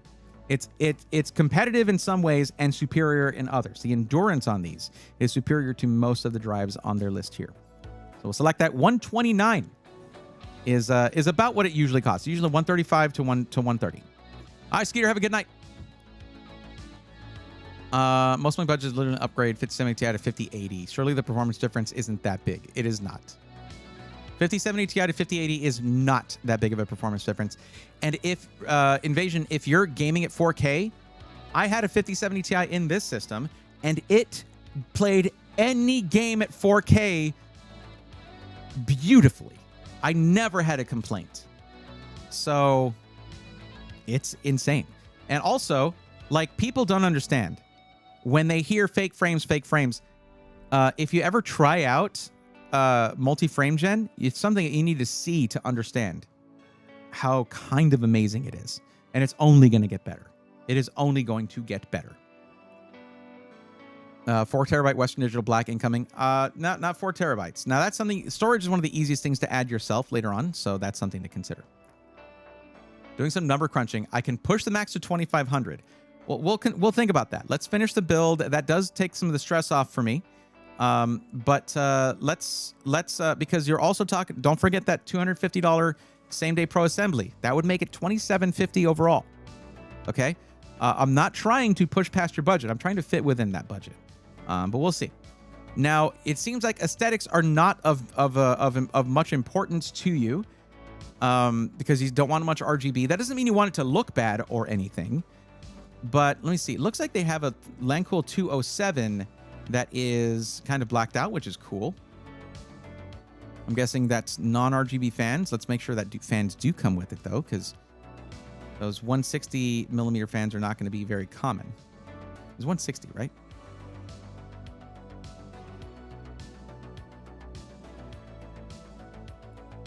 Yeah, you do get the 2 fans up front. It is non-RGB. You don't get a rear exhaust fan. So we'd have to throw that in there. I had a CyberPower 9070 XT build. Never again. So I'm making the same budget build, but I'm building it myself. Yeah, Invasion. CyberPower does not have a good reputation amongst our community, and I don't have many nice things to say about them. On the other hand, oh, there's an ad break right now. You probably can't hear this. Never mind. God, the 4090 is still such a beast for its age. If only you could find one not overpriced. Ty, it's crazy. You'll still find new 4090s for $2,500. Even at Micro Center. Like, that's where I saw that. I think this is a good case option. Very good build quality. It was reviewed very favorably. It is a little different to have your power supply up front like this, but that's how they did some of the airflow underneath here. I don't think it comes with the fans, though, on the bottom. Does it? It looks like it does come with the fans on the bottom. Yeah, it does. You can even see the cables for it right there. So you have bottom intake fans for the GPU. Wait, is that a display on the front? What is this thing? It's the digital version. It's the digital. Okay. That's kind of cool. I'm not going to lie. Like, this, to me, this is not gaudy to me. You know? This is like useful information, if you ask me. So, Invasion, I was responding to your CyberPower thing. CyberPower does not have a good reputation amongst the community. Most of the testimonials in the SI testimonials group of channels, there's one for CyberPower. For a long time, they've been pretty negative there. Other than, I think, maybe some less than reputable entries there once I started openly criticizing CyberPower. Somehow made its way into our community. Isn't that crazy? I don't know. That's a little bit tinfoil hat, I think. But yeah, between CyberPower and iBuyPower is far and away the better when it comes to customer service. They're actually kind of industry standard for that. They'll have a slip up here and there, but they'll own up to it generally. But yeah, they have some of the best reviewing on in our community is from iBuyPower. Most consistent, I would say. But that's a nice case right there. Not overly RGB, decent option. Let's choose the color here. Let's go with black to narrow this down. It's too many options. Landcool 216 blacked out, does have the exhaust fan. That's cool. I want to double check this. Does this come with the bottom intake fans?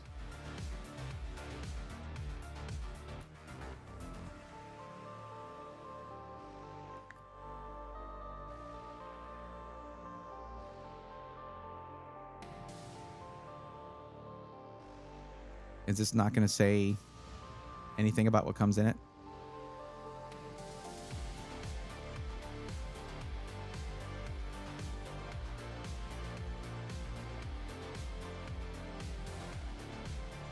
There's probably one without the screen, so we can look at that.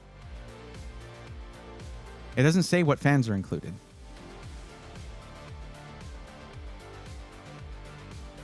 Usually it says included fans. But okay. All right. I'll just look at the pictures again. I just want to be sure because this should translate to the other versions of the case as well. It really does look like there are fans mounted in the bottom there.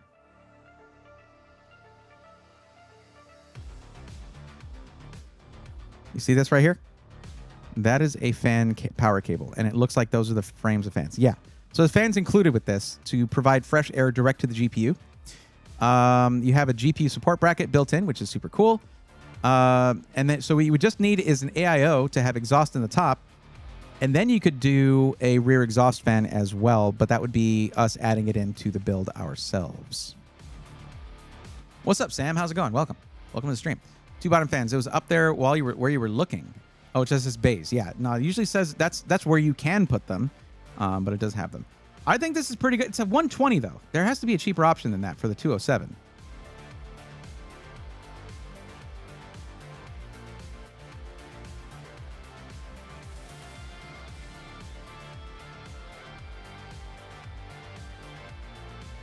I could narrow it down to Lee and Lee, but I'm looking at the other options too. H5 flow. No, I don't see it. They don't have the other 207.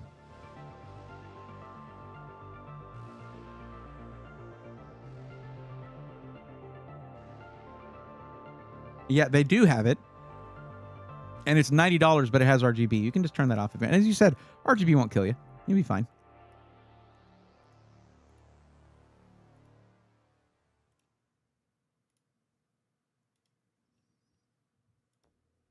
This one does not seem to include the bottom fans. Or does it, man? Yeah, it does. It does. Okay. Yeah, I think we'll go with this one. It's $90. You don't need the front screen. We've already learned today. She's reading. It's okay. Don't worry about it. Yeah, I got you. I got you. And this was a super well-reviewed case. Like, oh, so these are 140s. They're not 160s. Like I was saying, maybe I was thinking about the 217. I was thinking about the 217. I don't know. Whatever. There are too many new cases. All right, too many new cases came out. Let's go with this. $90. Don't need the screen unless you really like it. Let's see. Power supply. Thank you for letting me know we can go over budget. I'll just get the best parts possible because I really, really, really like the rest of this build. As for the power supply, we're going to put you on a 1000 watt for future potential upgradability. 850 would be sufficient here. And to be clear, when you have a higher wattage power supply than you need, it is not constantly pushing the extra power into your system. It just means that if the system draws more power, it has the capacity to provide it.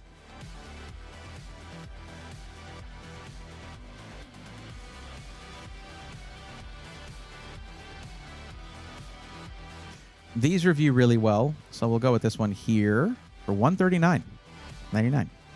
ATX 3.1 compatible. So, oh, that's right. I think I might have had an issue with this one. Let me see.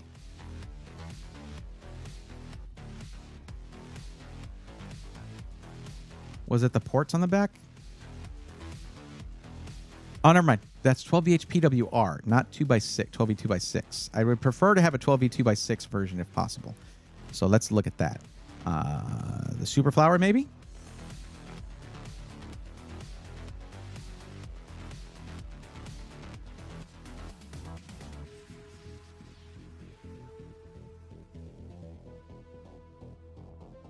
That is 12V 2x6 right there. It's you might not be able to read it, but it does say 12V 2x6. Okay, so, and Super Flower, let's just make sure this one's good. The LED X3, I think, scores pretty well. Let's see here.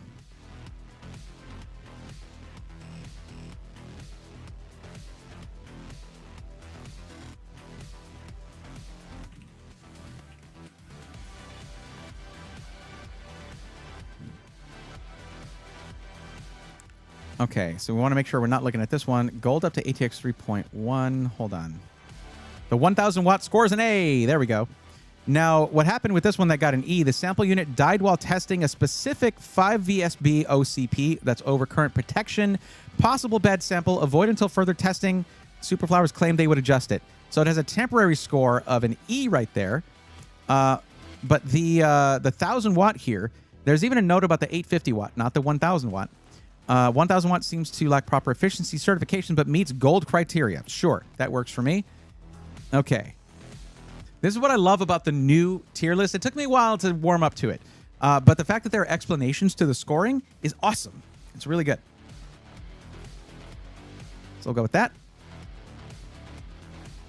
My GPU stay... what's up? Oh, what's up, Ghost Boner? How's it going? I'm Bergie5. How you doing? My case doesn't have bottom fans, but the power supply is at the bottom versus my last case, where the power supply was mounted at top.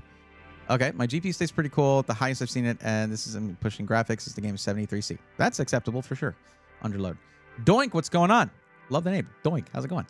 I looked at the Thermaltake Reactor i80S. What do you personally think about it? I haven't looked at it myself, so I would have to look at it. I've looked at a lot of Thermaltake stuff, but not the Reactor i80S. Is that an ITX build? ITX case? One day I'll be able to do this at home. Do what at home?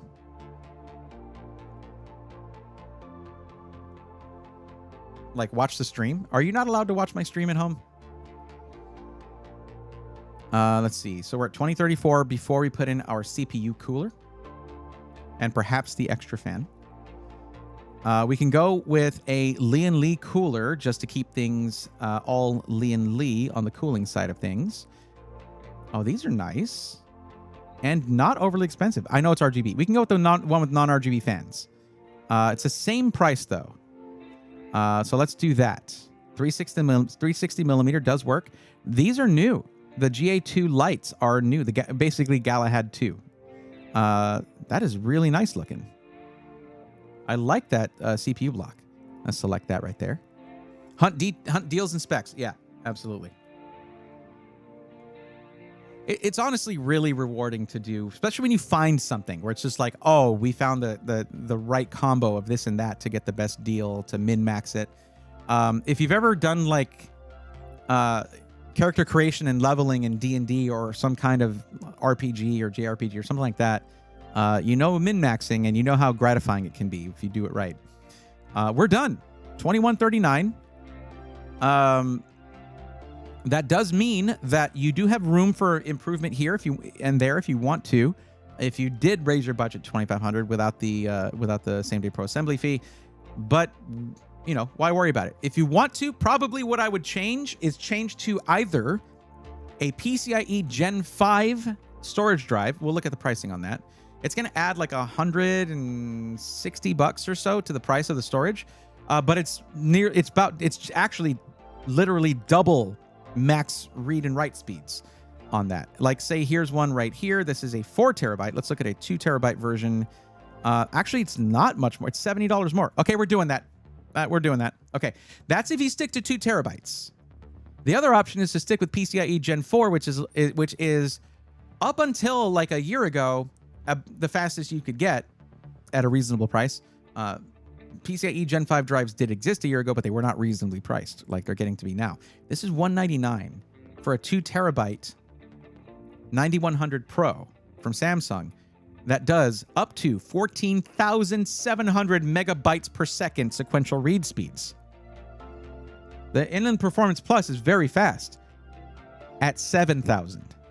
This thing is insane, and it is really well priced. So let's select this instead. Okay. Now, the 4 terabyte one I think was $399. That's not as good of a deal. What I would do is, what you'll do as you're doing video editing is you can load up onto this drive, have folders dedicated to putting in any projects that you're currently working on, and then you load it onto your PCIe Gen 5 drive, and then bam, you're scrubbing through your timeline because of the CPU, the GPU, the RAM that we put in here, and the super fast storage should be buttery smooth, including 4K high frame rate footage. But yeah, 2209 is what we're looking at. There you go. I'm forced to deal with the VA on upgrading anything. Ah, I get it. I see. Okay.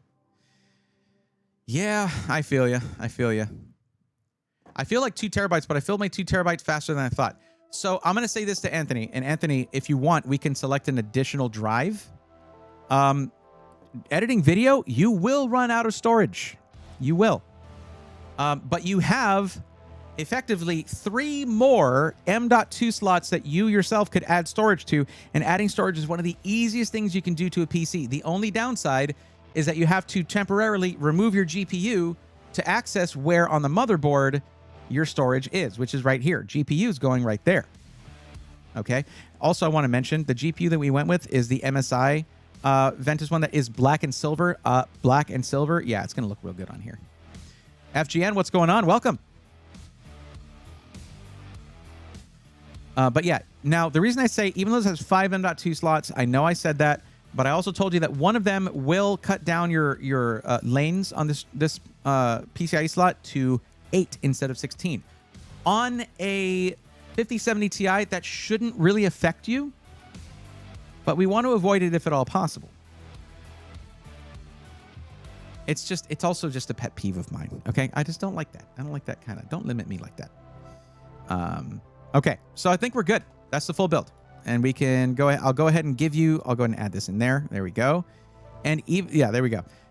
Now, if we came in under what your absolute maximum budget is, consider using some of that for system protection, which means if anything happens to your system other than you like kicking it because you're angry or something, or spilling something on it or whatever, if anything happens to it and it just stops working for some reason, you just load it into your car, take it to Micro Center and say, fix it. I give you money or before, you fix it now. Otherwise, you can have them repair it anyway. Like, it'd just be a little bit of a cost then. Anyway, so let me go ahead and get you the link to this. Now, one thing I didn't add in here was a copy of Microsoft Windows, a license for Microsoft Windows. Here's what you do, okay, to save yourself like $100, okay? You ask them to build the PC and install Windows 11 Home, but do not activate it. If you do that, then you'll have Windows loaded on your system, tested, ready to go, everything. However, it'll just say activate Windows on the bottom right of your monitor. Now, you can just leave it like that if you want. Or you can get an OEM license for Windows, like from the company that sponsors some of my YouTube videos, VIP CDK deals. I don't get a kickback for every person that buys a license, by the way. So I just recommend that because it's like $20 to $25 rather than $120 for a retail Windows license. Anyways, so here's the link to your system. Okay, there we go. There's the link. What I need you to do, Anthony, I need you to click that link, and I need you to go right here to save this build. Because once I close this window or clear out the build to do, because there's other Micro Center builds tonight. There already are. I already saw that. this build is going to be deleted unless you save it to your Micro Center account. So if you go to save this build, if you're not already logged into your Micro Center account, it'll prompt you to log in or create one. Now, alternately, you could try adding this to cart. However, for some reason, the power supply is like in-store only, it said. And one or two of the other parts might say the same. It said it. It might not say it any. Oh, it says in-store only. Yeah. So that'll typically keep you from adding things to cart online. So be sure to go ahead and save the build.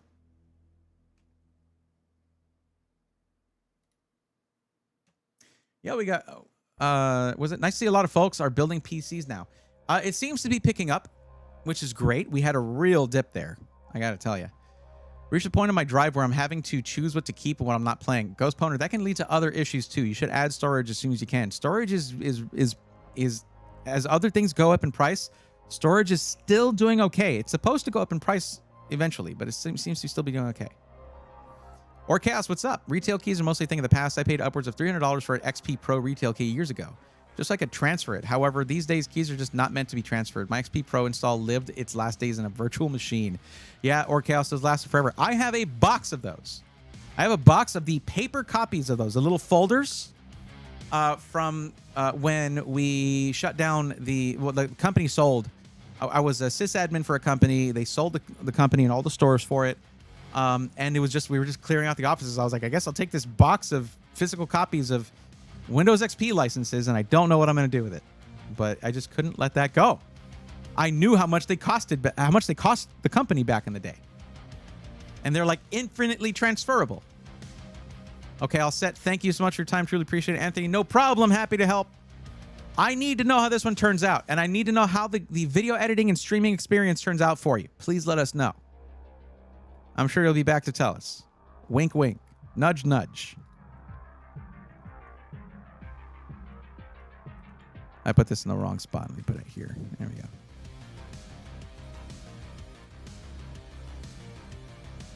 When I hear this song, I still hear the little sound effects that I added in to the video, the PC montage that I used it on. Man. This color here, right? Yeah. Okay. All right. Invasion. It's your turn. Reinvasion OW. It is your turn.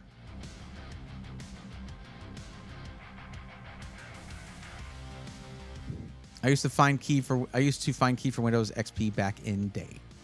For my build, ignore the streaming part, by the way. It's low-end streaming, just basic 1080p 60 FPS. So are you going to be doing anything like this, where you're streaming on Twitch? Is it just for like your Discord buddies? What's going on there? I need to know if you're going to add things like, oh yeah, I want to have a stream deck, or I want to get a web, you want to have face cam and all that kind of stuff. Because that sort of tells, I guess I should be asking that more often. It tells me how many USB ports you need, because that is a real thing. That is a real thing. Peter, what's up? Microsoft stopped the volume license keys due to them being stolen and abused. Like you'd get the key your business used and use it until your company got in trouble. Yeah. That trouble can be real trouble, though. Yeah, just Twitch, Discord, nothing major. Got it. Okay. Just basic things. All right. Mark Javier, how's it going? Welcome.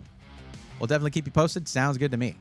I bought a 4 terabyte in 2024. Planning on buying another 4 terabyte this year. Love my storage. Can't have enough of that. Oh, yeah. It feels great to have a lot of storage. I have a bunch of drives in my main PC over there. They're like all in the red, except for my OS drive. Because you don't want your boot drive to be nearly full. That can cause problems with the operation of your operating system. I only need mic, keyboard, mouse, and headphones. So you're all good. All right.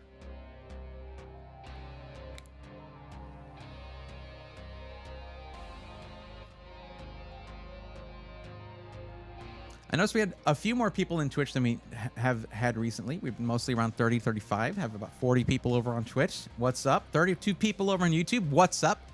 Glad to see more people joining in on the streams. Budget is $2,300. Okay. I'm just going to point this out. But that would have been this selection right here. Invasion. $2,000 to $2,500. And I do have quite a bit of emphasis. Oh, sorry. That would have been this selection right here, $2,000, $2,500. And I guess Still to this day, I don't have enough emphasis around the word maximum. It's not about going over it. It's more about like accuracy in my reporting here, which I use to determine what to cover. And so you're here where you should be here. And I think that's probably a really common thing, which is why that's, well, no, it was lower budget does make sense, but it's okay. It's fine. It's fine. Like I said, not a big deal. Anthony, just making sure, did you save the build yet so I can move on?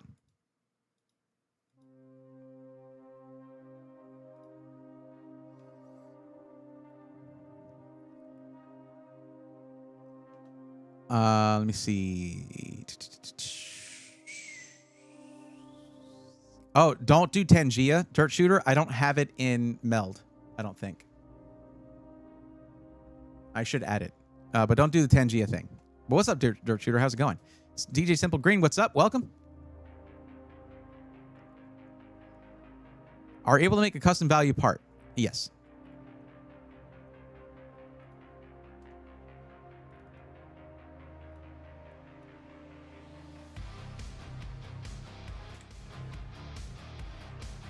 So we're doing the parts list. You've already got your parts list. We're just going to be scrutinizing that. That's fine. I can't not fix this. I need to. There we go.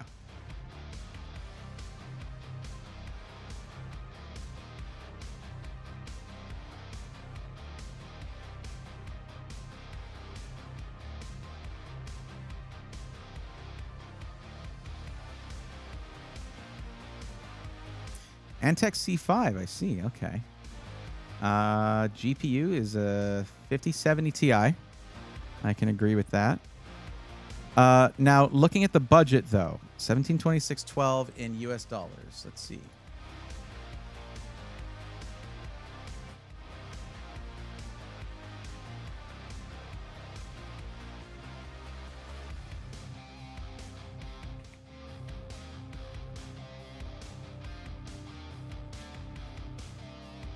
$23.41.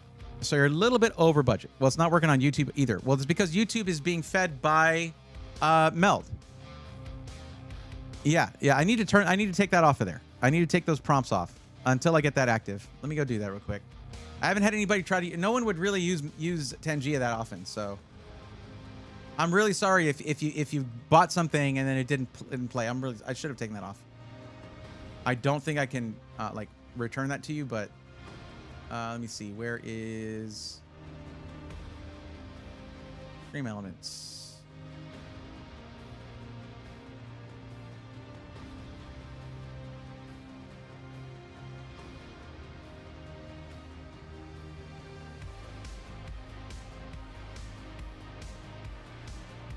Okay, I already took it off of Twitch. It's just showing on YouTube.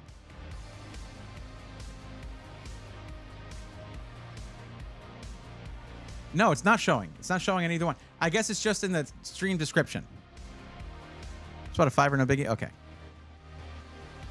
Wasn't there a 16 gig version of 5070 Ghost Pwner? There was not. It should have been the version of the 5070. Should have been 16 gigs. But I mean, hey, they can't just have them all be. Bray will yell at you about making poor financial decisions. Not financial advice, though. It is not financial advice. Basically, when I do these, I'm like, you know, if it were me, I'd had the same needs and budget. This is what I would get. Aloe Torn, have fun playing Dune. Thanks for hanging out. I appreciate the semi-lurk. I appreciate that. FGN, these streams are awesome. I enjoy these while playing video games. I'm happy to hear it. Sounds like a podcast for you. Baldur's Gate 3 popping right now for me, says Chris Crawford. That's awesome. Love me some BG3. If 5060 I can come in a 16 gig version, there's no reason why the 5070 should only be 12 gigs, though. Or Chaos, did you see the potential leak or the leak of the super cards? 18 gig 5070? Yeah, it was possible to do 16. But I mean, it's the 3 gig chips. Yeah. It's on budget, including shipping, so all good. CPU is cheaper on my end. It says 1654, so all good. Awesome. Okay. Now, I want to make clear, now, this is not a big deal because you said your streaming situation was very simple. But I do want to make clear that your the 9900X, when you turn on a game, becomes a 6-core CPU. It does have core parking, and that is 6 cores per chiplet, so it turns it into a 6-core CPU. As long as you're okay with that, I'm okay with that. I need to double check your use case though. So gaming, pro gaming, esports, streaming, content creation, video editing. It'll help you in the video editing. The 9900X is pretty good at that. The pro gaming esports thing, because you're doing this at 4K. Oh wait, I'm looking at the wrong thing. I was looking at the wrong thing. Okay, so I was pretty close. You don't need it for video editing. Okay. I wouldn't do the 9900X. For you, I would straight up do the 9800X 3D. I would. You're looking at 1080p pro gaming / esports. That is the bread and butter of the 9800X 3D. And can it game and stream? Yeah. That's the CPU that's in this system right here that I have. Like, I played Expedition 33 on it at really high settings. We played Monster Hunter Wilds on this system while streaming as well. All that. Yeah. It can do it all. Once you start getting the video editing, though, you don't want any X3D chip. Well, I mean, the 9950 X3D can do video editing quite well, but it's very expensive. So let's see. I mean, I don't know what it's going to come out to for you, but if we go in here and edit this parts list, and I'll send you the new link, you can tell me if it stays within budget or not. 9800 X3D. According to this, it's going to be 50 pounds sterling more. All right, 50 pounds more. 50 quid more, I guess I should say. I've already checked. It's not within budget to do it. Because I'm going to tell you, the performance difference for esports titles at 1080p is going to actually be pretty significant from the 9900X to the 9800X 3D. Now, between the 7800X 3D and the 9800X 3D, there's not a huge difference. You might want to consider the 7800X 3D instead.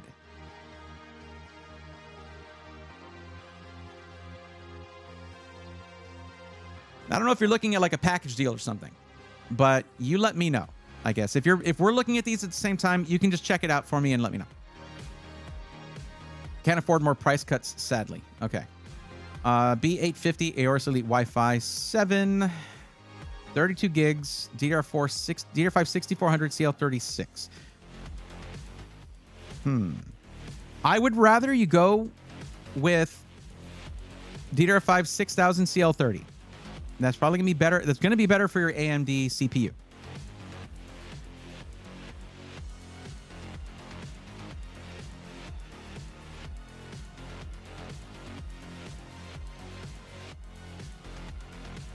Can AMD be used to play older games? Zintac, what's up? I'm sorry I didn't see that earlier, but yeah, sure. Yes. Well, I don't think they expected it. 5070 Super is going to have more than 12 gigs beam. Is that a... Okay, which 12 gig VRAM doesn't seem as bad as it used to be from my 4070 Super. Yeah, I mean, if you're at 1440p or 1080p, 12 gigs of VRAM is still plenty. That won't always be the case, but it is. It still is right now and should be for a little while. If you try to go to 4K, though, it seems like it starts to... That's during my testing, that's what I discovered. It ran out of steam at 4K.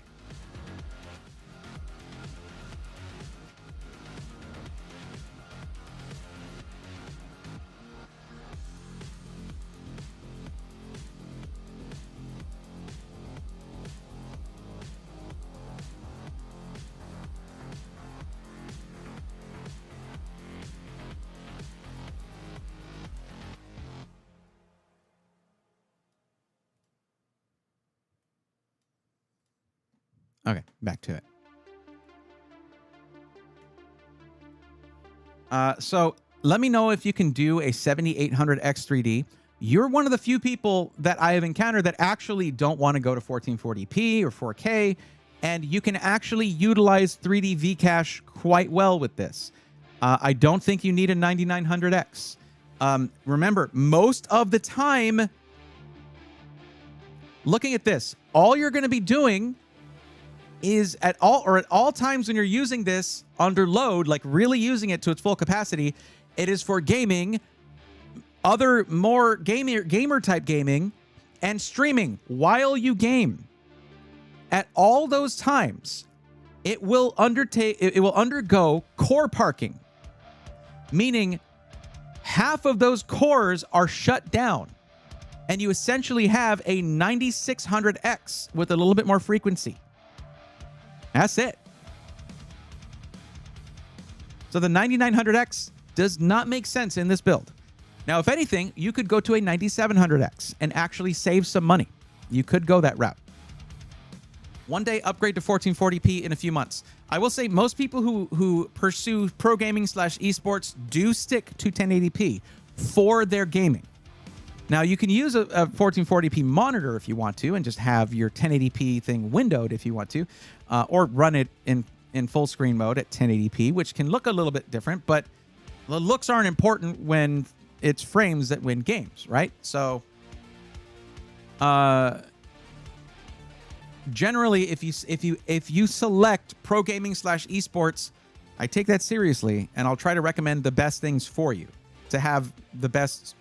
To basically, I'm not going to say it's going to improve your chances of success, but it will remove your PC as a factor that you can use as an excuse. That's my goal. All that will remain are skill issues. Let's put it that way. And I can't help you with those. Can't even help myself with those. All right. If that makes you feel any better about it. Let's go back to your parts list. So I would say we're going to go to CPU again. I'm going to switch this. You let me know if this works for you. I'm going to switch this to a 7800X3D. If it's still too much, it's showing a lower price here, but I don't know what that means on your end. This is like 70 quid cheaper than, yeah. 9900X went up again. I think Amazon price slash is gone. Oh, okay. Well, the 7800X3D should be around the same price or cheaper than here it shows cheaper than the 9900X. Is that right? Am I right about that? 9900X. Let me see. 334 versus 9900X. It's showing at 349. So yeah, 7800X3D is cheaper. Let's see here. So you're looking at B850 Aorus Elite Wi-Fi. Okay. The RAM is what we were talking about. I was talking about the RAM. Let's see if we can find you a more appropriate memory kit for this generation of AMD CPU. DDR5 6000 CL36 is more interesting. So what we're going to do is this. Let's just narrow this down. Cache latency, set this to 30. We don't want CL36. We want CL30 if possible. Speed is going to be 6000. It's still supposedly a great sweet spot for RAM for AM5 for this generation of Ryzen processor. And we're going to go by price. Yeah, no, it raised the price.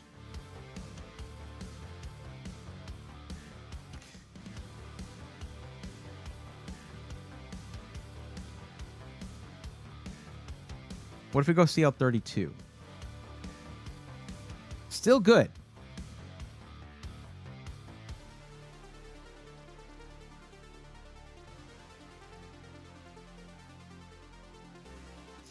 No, that is the same. Actually, the CL30 is going to be the cheaper option here for some reason.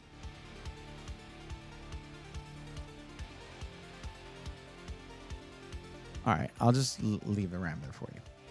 This is saying 9900X doesn't have core parking, at least a non-3D version. Does a 9900X okay, because the 9950X does have core parking. The thing is, those extra 6 cores aren't going to help with this task anyway. They don't. It's not the right CPU for a just gaming machine. It is not meant for that use case. That's my job, is to tell you those things. Let me see. 9900X core parking. The AMD Ryzen 9 9900X, like its 9950X counterpart, utilizes core parking to optimize performance, particularly in gaming. This feature, similar to what's seen in the 7900X3D and 7950X3D, involves selectively disabling certain cores to improve performance in specific workloads. For the 9900X, core parking is implemented to mitigate latency issues between the two chiplets, CCDs, by ensuring that tasks are directed to the preferred CCD. Do they have Prime Day across the pond? It's probably a worldwide thing. Yeah. Okay, so you changed the RAM.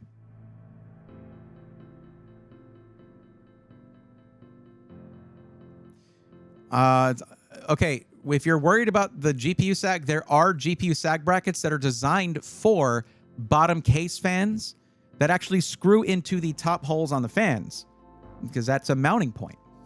Whereas a plain metal bottom plate on a case may not have mounting points for a GPU sag bracket. They can actually be a better option.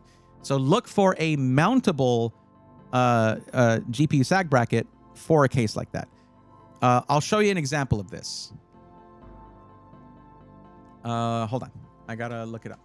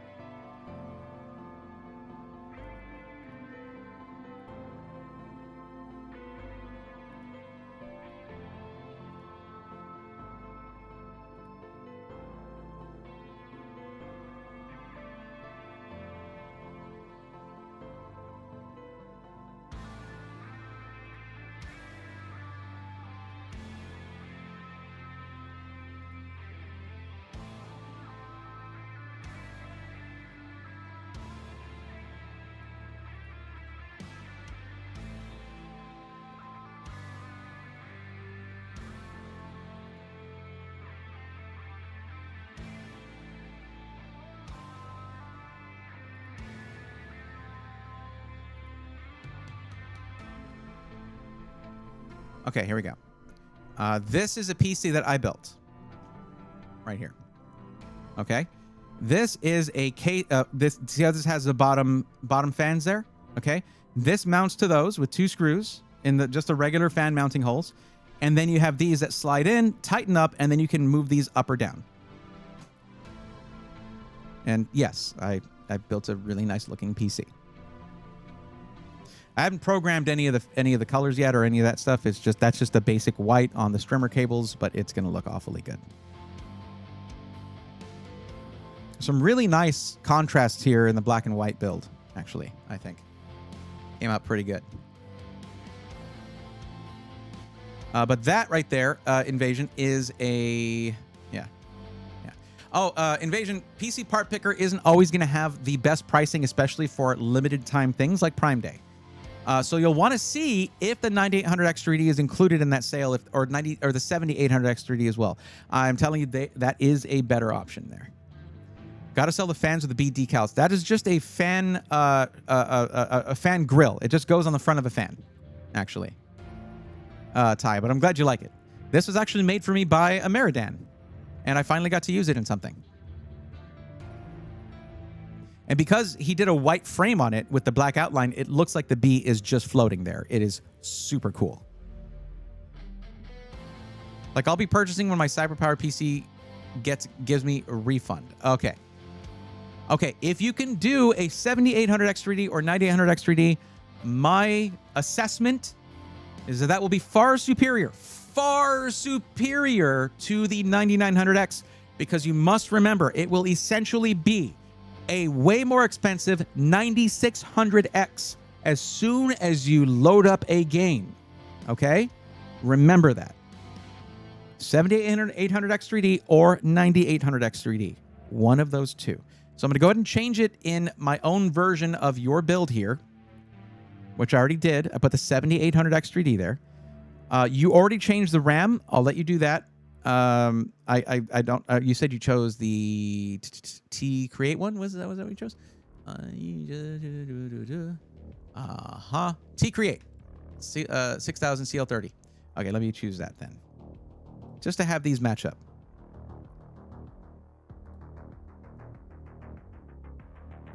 There we go. All right.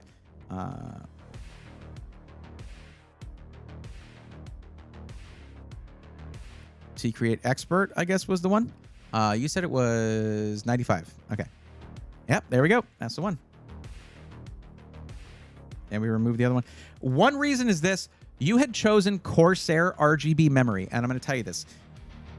you would have, if you want to control the RGB on that, you would have to install IQ, that big bloated program, just to control the RGB on your memory. Which is why I say if you're going to get anything Corsair RGB, get everything Corsair RGB.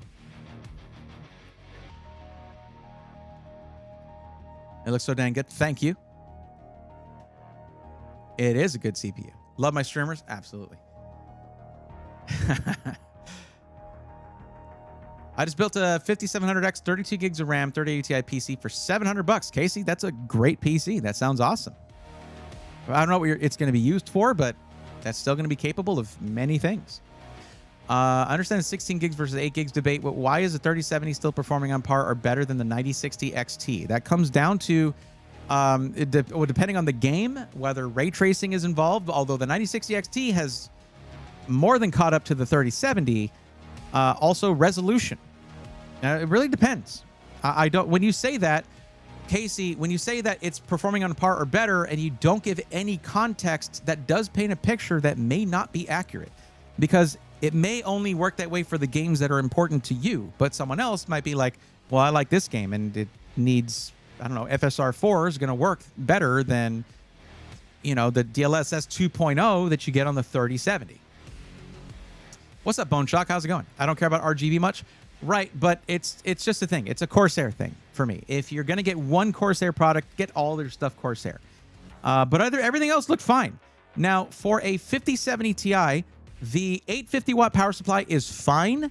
Just know that if later on you're like, I really want to beef up my my GPU, I want to go with a 6080 or something in the future, because miraculously, NVIDIA went with 24 gigs VRAM, dropped the price to $800. It's an amazing GPU, but it requires 1,000 watts. So, yeah, that's what I would do. I would do 1,000 watts for that reason. You could even do the same power supply, just bump it up 1,000 watts. You chose a very good one. That's a very highly rated power supply. Bam.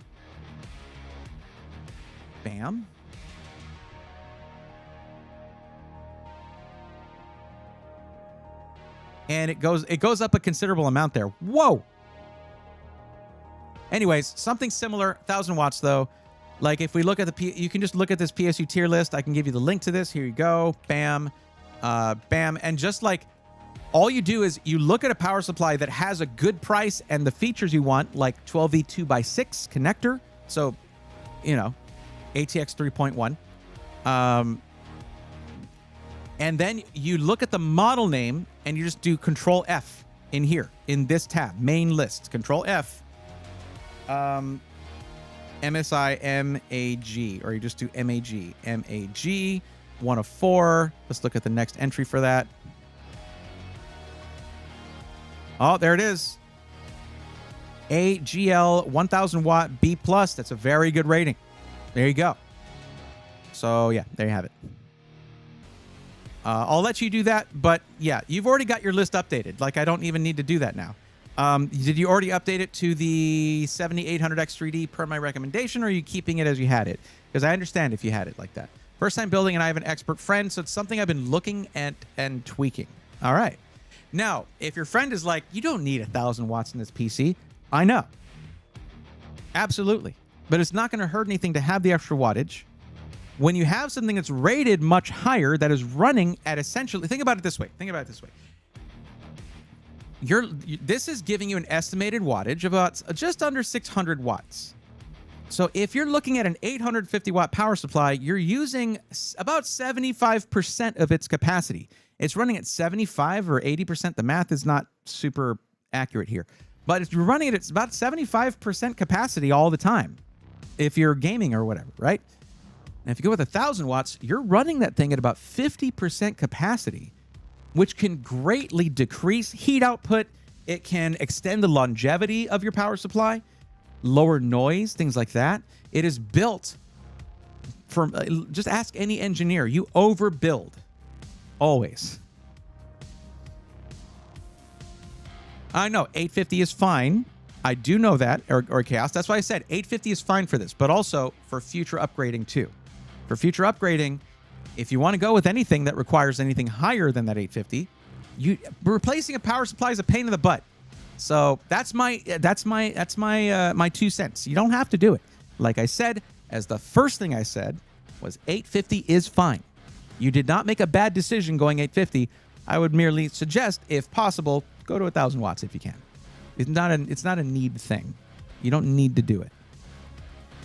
All right, Christopher. Thanks for hanging out. Appreciate it. Early qualifying. Okay, good luck with that. Casey Walls. I'm thinking of a reasonable upgrade for my nephew. He's playing playing 3440 by 1440 on an ultra wide. I don't know what your nephew has currently, so I wouldn't know what to recommend there. But Brady's expert friend to us all. I'd like to think so. If you can get a 1,000 watt PSU for around the price of 850 watts, why not do it? You know. Well, that's the problem. Is it doesn't seem like that's really the market in the UK right now. It looks like you're paying for that upgrade quite a bit. So. But you don't have to look at MSI. You could look at Superflower, and you'll get a solid GPU then too, PSU then too. Anyways, hello again, Peter. Peter, you like to just let me know you're watching by saying hi. I appreciate that. Currently has a 3070. If you're looking to stay on NVIDIA, you can consider a 4070 Super if you can find a good price for it. But I would say a better upgrade is going to be if... I don't know what the budget is, but for my money, if you can find it at around $80, just around $80 above the original stated MSRP of $750, you'll find the base versions of the 5070 Ti. I feel that it is the strongest contender for price to performance, believe it or not, out of all 50 series, because I've seen what it can do. It's pretty crazy. So if it can run almost any, I've run so many games on that card at 4K with zero issues at really respectable frame rates. Like I never felt like it could. I want better than this, right? 4K versus 1440p ultra wide. I would have to look at the actual pixel count to see. I mean, you really just multiply the two. Let's actually see what how the math turns out on that. And by the way, Invasion, let me know. I'm keeping it not upgraded for many years, so I'm just going to go all out, really. Okay, so you've already changed your own part picker list. I'm going to leave it at that. I've already given my 2 cents on it. I think you have a solid build here. I do like the C5 case. I'd like to get a better look at that thing. But I'm going to check something here. So someone's probably already doing it in chat, but I'm going to do it too. To get the pixel count, you have the equation right there. It is 3440 times 1440. That's your pixel count.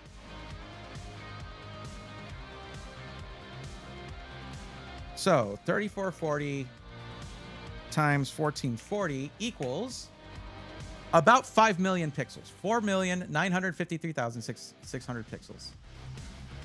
So there's that. Hold on one second.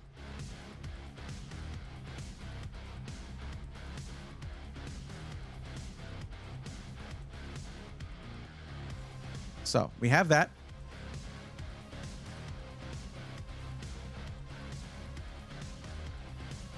Okay. And then 4K is 3840 by 2160. So 3840 times 2160. Yeah. It's way easier to run that ultra-wide monitor than it is to run games at 4K.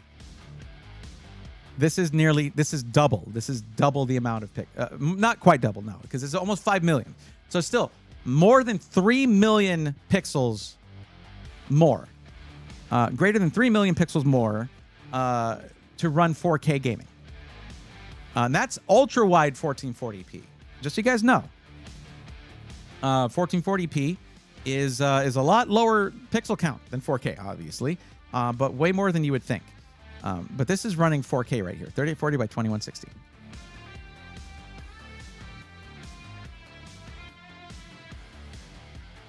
A $400 budget.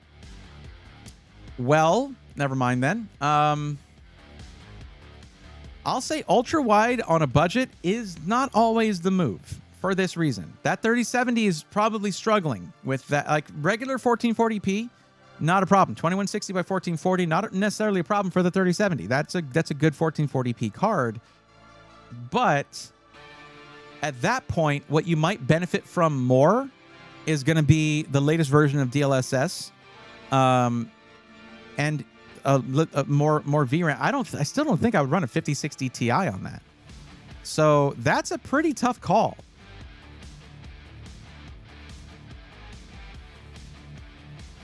Casey, on used cards, I can't give you advice because I don't know what prices you're going to find.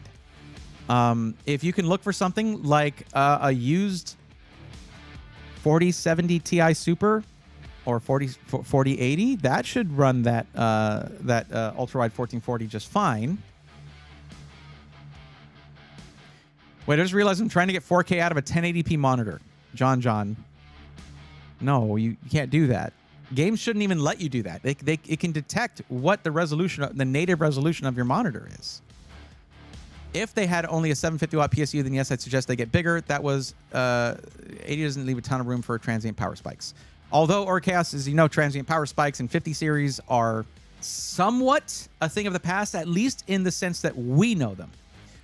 6800 XT, that's going to be that's better. That is better, definitely, than the 3070 at just rasterization. But the 3070 had far better DLSS. Like its upscaling was much better.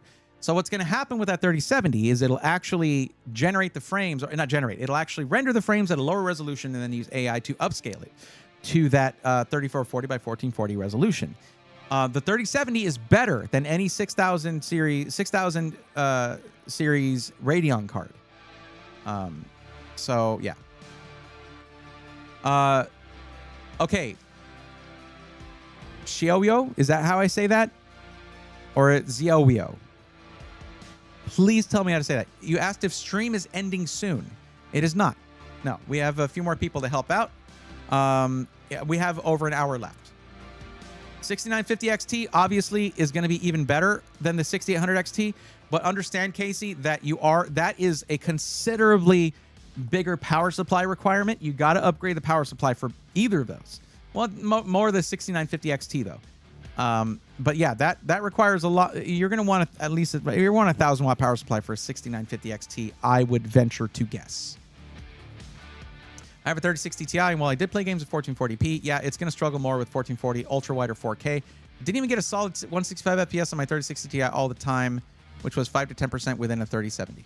The 3060 Ti was insane value. It was so good. It punched way above its weight class in 3000 series. Got my girlfriend's PC 4070 Ti i7 13th gen for $730 on Facebook Marketplace. Anything is possible in that place. Yeah, that's true. That's why I don't like selling PCs there. I know what I got. Already have a 1000 watt power supply? Well, sure. Throw that in there then. Yeah, absolutely. And I've been tweaking my settings in Red Dead to try to get the best quality. And yeah, I'm not feeling so smart right now. No, it's, that's okay. I feel like the settings aren't super clear in Rockstar games. But I don't know. It depends on, I don't know. I've never really tweaked Red Dead too much. It made the 3060 look like a 3050 in comparison. The 3060 Ti was insane. All through 30 series, I was recommending that thing left and right. That should have been the #1 GPU instead of the 3060. It was so capable. But, pricing here and there could be wonky sometimes on that. According to AMD, minimum requirement for a 6950 is 850. Yeah, that thing also had its own power spikes, transient power spikes as well.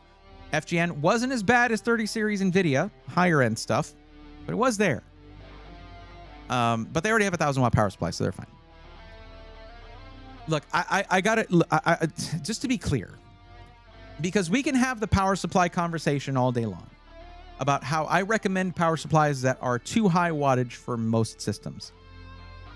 But when the words that I say can influence the purchasing decisions of thousands of people on YouTube, and then also, hundreds, if not thousands of people on Twitch as the years go by,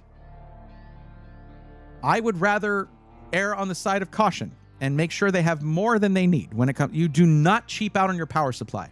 That is like PC building rule #1. It is the beating heart of your system. You do not cheap out on your power supply. So I take that to heart. I think about that constantly when I'm recommending a system. I do not want to keep someone. Upgradability is a massive thing for me.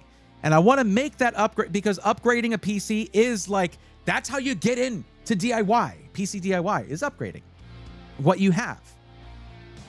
And if we can grease the wheels on that, make it a little easier, make it less of a thing where you have to think about every aspect and make it to where your PC is easily upgradable, I am 100% for that. More than 100% for that. So, but yeah, words to live by unless you're on a dead budget build. Well, even then, FGN, if you cheap out on your power supply above all else, your budget, it's not just going to be a dead budget build. It could be just a dead build. As someone who has fried a PC nearly, I almost cooked all my parts. In fact, I tripped a breaker in my house because I cheaped out on a power supply once. I am not joking. I wish the VOD still existed. It was my first build on Twitch. And that was like me, I want to build a PC live on Twitch. And I was like, the reviews are good on this power supply. I'm sure it'll be fine. Yeah, not so much. I tripped the breaker in my house from that. And the stream just died. It was very embarrassing for my first PC build on Twitch. I learned that lesson. And I will not let you guys learn it the same way I did. Instead, the Mr. Streamer Man, Bald Streamer Man talked about PCs, said, throw a little extra in the power supply. I'm just going to do that. There you go. I usually recommend near 2/3, aka 66% for safety. But yeah, once you're near 80%, your system might just shut down when attempting to game with certain GPUs. Yeah. It really is one of those things where it's like, if you know, like if you have a certainty about that, don't cheap out on the power supply thing, you came by that knowledge through tragedy. And that's me. That's what happened to me. And it was, I should have known better. It happened to me a long time ago too, very early on. But I sort of, I wasn't knowledgeable enough then to really zero in on what had happened. Only in hindsight. I wasn't willing to spend extra on my PSU than almost any other part. Absolutely. Damn, for real, I didn't know PSUs could do that. Yes, if you, that's what OCP is. Overcurrent protection. If your PC shuts down while you're playing a game, you just dodged a bullet. Your power supply saved your butt. Because it's like, I can't do this. This stuff, I don't know why, it's asking too much. I quit, boss. I'm taking a little break, and we'll come back. It comes right back on. But like that's you dodging a bullet. That's your power supply not frying, which could in turn kill your way more expensive components. It's funny because people will be like, you know what? I'll spend another $250 on my GPU to get it up one tier and get another 8% of performance. But they balk at spending another $40 on a power supply to like get another 250 watts of capacity, which is just like a cushion. It's just a massive cushion for your power supply to do its thing. And look, it's like you can have somebody move a box and it's the maximum weight that they can lift, or you can have somebody who can lift something heavier, do it way easier, and it's safer for them. Don't operate at peak capacity all the time. It's like driving around with your gas pedal meshed down, with your just hitting the rev limiter constantly in your car. We don't do that, do we? No, because it's very, very bad. You don't want to do that. When your mom says 1,000 sounds too high, tell her the Bald Streamer Man said otherwise. That's right. Just be mad at me. I'll take that. I had a 650 watt PSU with a 3070 Ti. It was enough on paper, but it fried the GPU power circuit. Luckily, GPU was okay. Rish Huge, what's up? Thank you for coming in and validating my my urgent message here. I appreciate that. And I'm sorry to hear that you went through that, but you know what? Just like with mine, I didn't fry my 3070 when I was doing that. I was very lucky. I didn't fry my motherboard. That power supply was like, look, I'm a cheap power supply. I know my place here. I'm just going to take the hit. Thanks for taking a chance on me. You shouldn't have, but yeah. Okay, they didn't. I was saying thanks for sharing your experience there. I'm sorry you went through that. I've been there, but yeah, I feel your pain. I buy the 1,000 watt Corsair power supplies. Just those. There's other good 1,000 watt power supplies, but I mean Corsair has a solid power supply. I won't say they make it. They don't manufacture their own power supplies. They just are very exacting in how they want the OEM that actually makes them to make their power supplies. They have some pretty good ones. The only thing is, just like with any other PSU brand, other than, well, there's some that most of their lineup is going to be solid.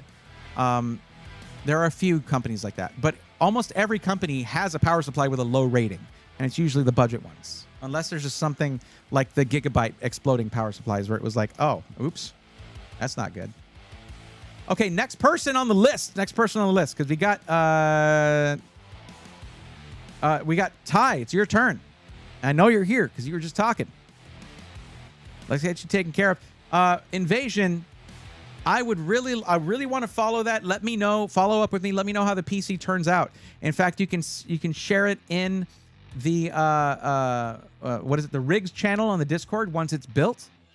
But the main thing I need you to do, Invasion,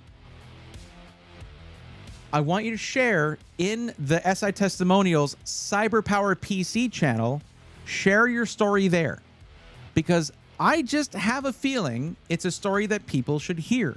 You can show pictures if there's physical issues with the PC, and I think that's really important because, well, words are interesting. You can kind of put them together however you want and just like say stuff, right?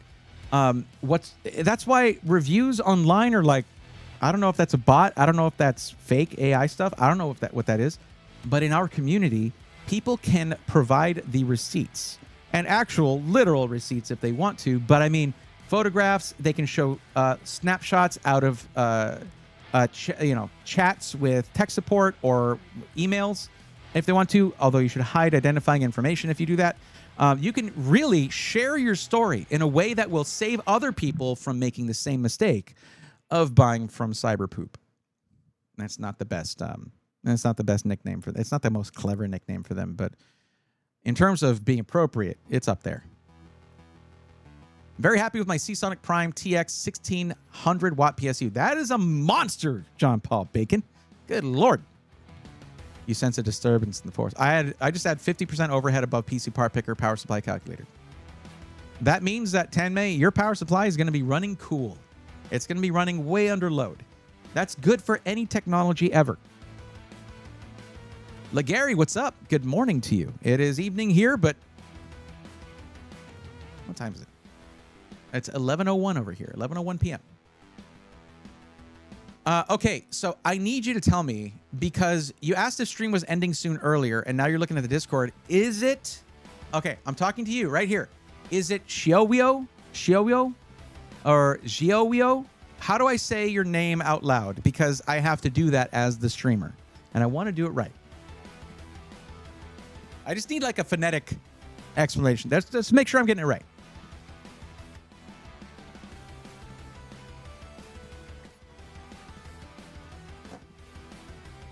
I really need to finish this. It's getting late and I still have energy drink left. Jeez.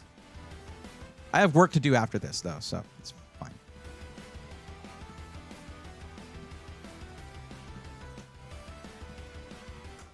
All right, Ty, let's go. So Ty, looking at yours, so we're looking at an upgrade. Let's go over to the screen for this. We're looking at an upgrade, but you're looking at $3,500 to $4,000 as your budget range. That's a whole PC. Oh, then good evening. Oh, that's fine. You tell me whichever one's right for you, LaGary. You're good. I hope you're doing well. Thanks for popping in and hanging out. I appreciate that. I shouldn't... For those of you who get into streaming, who just start with it, don't look at... I mean, even once you've gotten to where you have 15 people or 7 people or whatever hanging out, don't obsessively look at your viewer count. It will go down. It will go up. It will go down. It will go up. When it goes up, you'll get excited. When it goes down, you'll feel bad. Just enjoy yourself. Just stream. Just have a good time. People can sense that. People can tell when you're genuinely enjoying yourself, which is why... Well, I don't know. That's why I play games that I like to play, not games that are popular to play whenever I was doing gaming streams or whenever I do gaming streams. I play what I want to play. But you know, it's good to see people in here. I'm happy to see that, of course, as always. We're about where we usually are, but I just like to see that. It makes me happy. But yeah, do as I say, not as I do, basically is what I'm saying. That's the budget. Doesn't need to be a full new build. All right. So let's look at your PC part picker list. And you're going to the Denver, Colorado. Oh, my God. It is all Micro Center. God, it's all Micro Center. Oh, for cousin. Okay, Peter, you got it. All right, we got another one for we got one for your cousin there. Yeah, because we've done a couple for you, right? Then we have. However, I say this. I still would like you to tell me how to say your name. Xiowio. Please let me know. I'm sure there's an easy way to say it that just makes sense, but he is turning X age. I thought I would treat him. That's awesome. Wow. Okay. Well, we'll see if we can get to that because these Micro Center builds have been taking a while. This one's an upgrade, so let's take a look at the PC part picker list. COEO. I said it right the first time. Nice. COEO. Well, I said like COEO. So COEO. Got you. Can I say like CO? Can I shorten that a little bit? And then it's okay. All right. So this is what you currently have, Ty, is a 7800X3D on a B650, 32 gigs DDR5 6000 CL30. Very nice. Did I help you with this? Did I put this together for you a while back? Or did you do this on your own? Oh, no. I think you did this. I think you did this one yourself. All right. CO. Cool. That's easier. You gave me advice on it. Sweet. 990 Evo plus 2 terabyte PCIe 5.0. Interesting. Okay. Height-wise 70. What are you using this for? Gaming, content creation, video editing, music production. Did I say something about not necessarily using the Y70 because of the music production aspect of and the prospect of not being able to use certain, like, I don't know if you needed sound cards or other PCIe devices? I don't it doesn't matter. It's what you've already got. Either way. Okay. I feel like I would have said something about that. Oh, I love this part of the song. Sorry, it's just good. It's good stuff. This track is so good.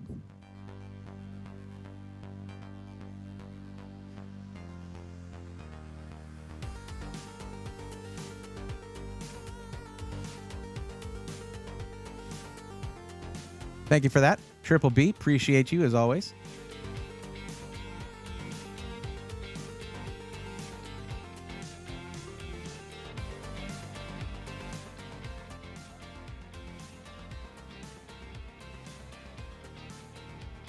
Okay.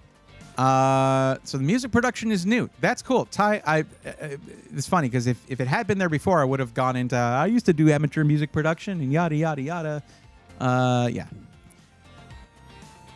I used to spend so much time on that just for fun, you know. But okay. I don't know if we ever got confirmation that the build was saved before, but we're going to go ahead and clear it out now. I spent a long time on this build too. Can I just like add it to cart just in case? I worry about that. Oh, it looks like I have something in there already. I don't know. Anyway, content creation. I'm editing 61 megapixel lossless compressed RAWs. Some video editing 10-bit 422. Okay. But the video editing is rare. Oh, Peter uses GarageBand. Nice. I've done some recordings in GarageBand way back in the day. When we were I used to be in a band. Yada yada. You don't give yourself enough credit, Bray. Your tracks have such an ethereal type of feel. I mean, I don't know. It was. I guess you remember when I played that stuff. Thank you for the compliment. I appreciate that. I want to get back into it, and I think I told you guys a while back that I chatted with the people, the guy who runs, backingtrack.gg, and he was like, I showed him some of my music because we were just talking music, and he was like, dude, if you make more music, like, would you be willing to release it, you know, copyright free for, like, we'll put it on backing track. I'm like, oh my God, really? So he liked it. He liked it a lot. They don't have any modern orchestral stuff on there. So I think he was thinking like, yo, that would be cool.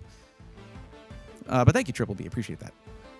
100% would be listening to an album from you while I work. I unfortunately don't have that. I do have a 10.5-minute long modern orchestral piece if you like that kind of stuff. I made that for a Pathfinder campaign for the final battle with the big bad, but that was cool. Legary, this question is not about a PC, but I want to buy new earphones. I'm looking at choosing between CMF Buds Pro and CMF Buds Pro 2. Which one should I choose? Is quality worth the extra? I don't know the CMF buds at all, actually. I don't know any of the features of those. I'm not an expert in those, so I wouldn't presume to give advice on it. I work in an office, so send it my way. Maybe. As long as you don't mind less than ideal mixing and mastering. It's his November Rain. Or Chaos. Okay, yes. It's like it's one of the things that I've done that I'm the most proud of. And considering that, I rarely talk about it when you think of it that way. Anyways, we're going to clear this build out. I'm just going to do it.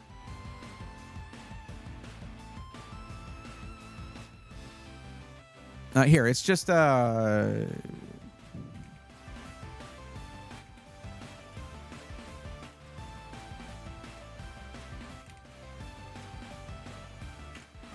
Up. Ignore that backslash there.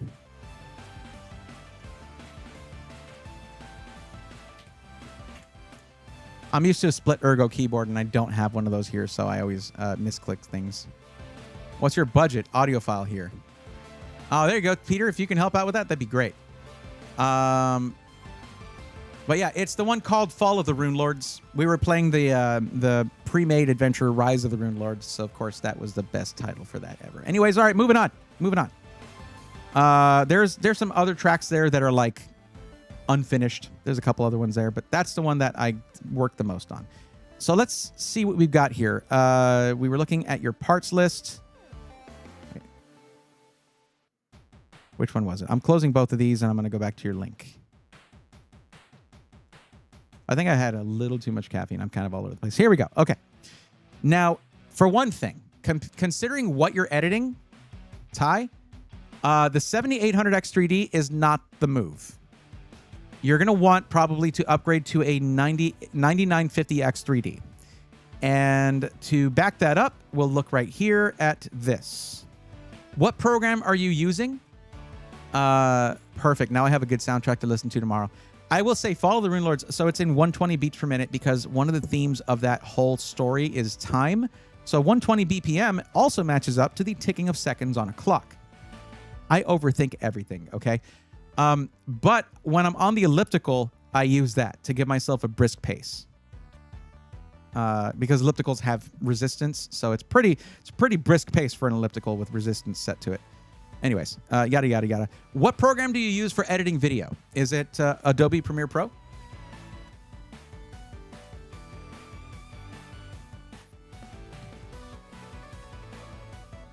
Dual chat is fun. I'm glad you're enjoying that. Lightroom mainly, sometimes DxO Photo Lab. Premiere Pro for video. So we have Lightroom right here.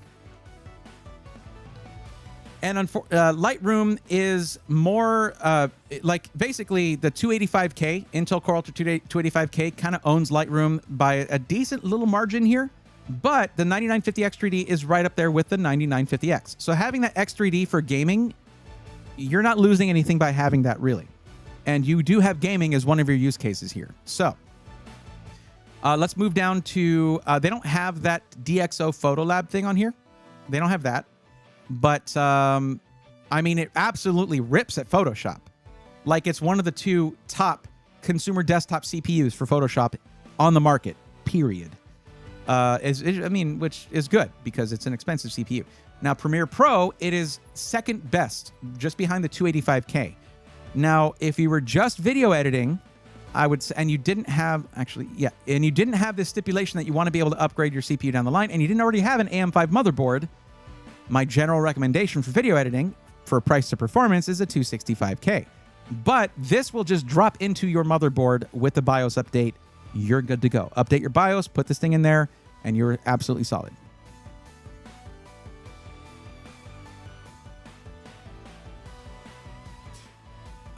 It's funny because, okay, that's where we're going then with Perfecto. There you go. This is the kind of stuff that I obsess over and why I will just jump to certain recommendations once I hear certain facts about the buyer. So we'll go to the CPU here and we'll go 9950X 3D. It's going to make me choose a motherboard. You're not going to buy a new motherboard, but we are getting you a new RAM kit, and that is non-negotiable. 32 gigs for video editing of that for video of that size? No. 422 color? No. All that? No. So we select that. We'll just pick a random motherboard. You're just not going to buy that. I think I made that clear. Sure. We'll get an X870E of some kind. There we go. At least to have the right chipset, because I think you have X670E, right? B650. Let's choose a B650 motherboard then. That'll work right there. I know we need a new RAM kit, Lamau. When you talked about the 96 gig RAM kit, I drooled a little bit. You knew exactly what I was going for then. Sweet. Also, but you picked the right speeds. You have the right speeds for this. The DDR5 6000 CL30 is like, it clicks right into place. And you got the Flare X, so you have Expo. I imagine that was part of my advising, was to make sure you had Expo. So let's go to our memory capacity and go to 96 gigs, which is 2 by 48. And we've got 3 kits here. Now, this is going to be similar but different, right? DDR5 6400 CL32 is similar, though, to that DDR5 6000 in your first word latency. I need to see what that actually maths out to, but let me see. AMD Expo is part of the memory profiles here. You can do both X and P or AMD Expo with this T-Create RAM. We are selecting this kit right here. The other ones, you have much slower memory with higher latency, or you have a white version of the same thing. So yeah, that's not a lot of options.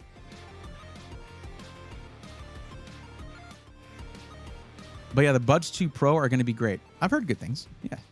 I use iOS, and a handoff on AirPods are a feature I use a lot. Oh, nice. Yeah, Bluetooth handoff is important if you are constantly using Bluetooth headsets. Okay. Don't need to mess with a video card. You're good for right now on that. I mean, really, looking at this parts list, the main thing is going to be those two things. Your CPU upgrade and your RAM upgrade. Everything else is pretty solid.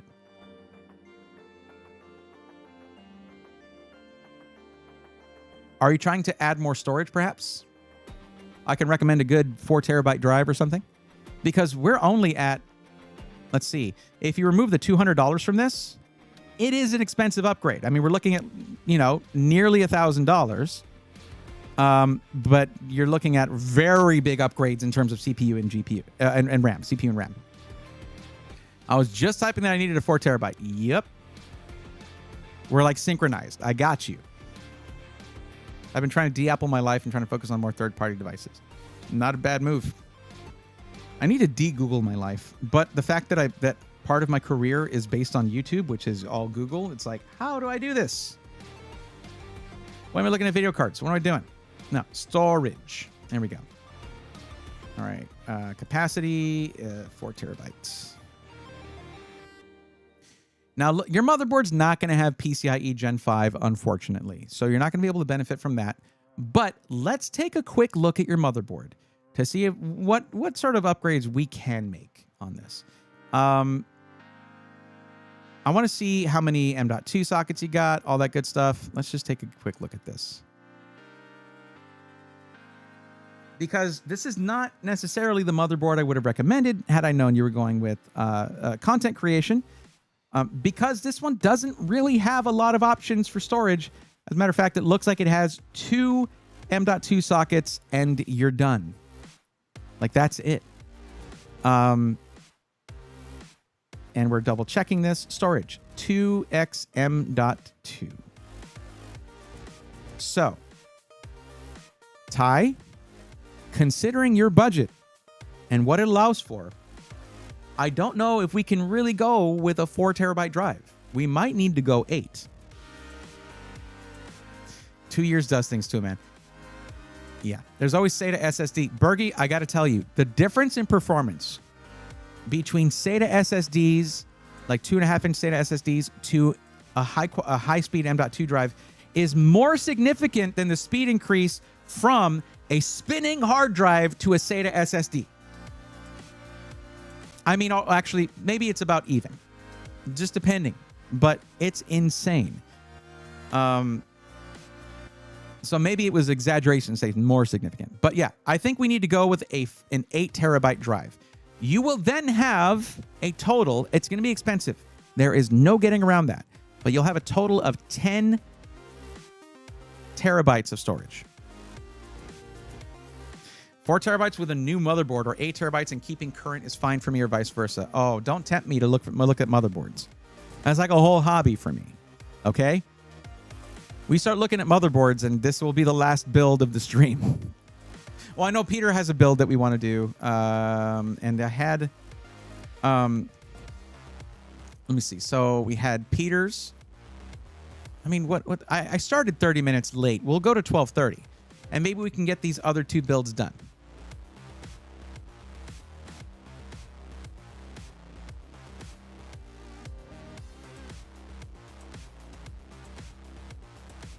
Yeah, so we want to do Peters and we want to do COs. But we can do it. Well, no. See, also, Ty, here's something to consider. Upgrading your motherboard is like almost like building a whole new PC, but you're already swapping out your CPU. And if we go with an X870E motherboard, you're gonna unlock a ton more storage in the future. So if you're already removing your CPU cooler, taking out the CPU, just leave that CPU in there, take out the whole motherboard, remove your current storage, put that in the new motherboard, and you're not even keeping that RAM. You cannot combine the new RAM kit with your previous one. Just take that whole motherboard, CPU, and RAM, set it aside for like a home theater PC build or something. So let's do the motherboard, but we're not going to spend forever on it. It's okay. Like, don't worry. I got this. So we're going to do the 4 terabyte drive.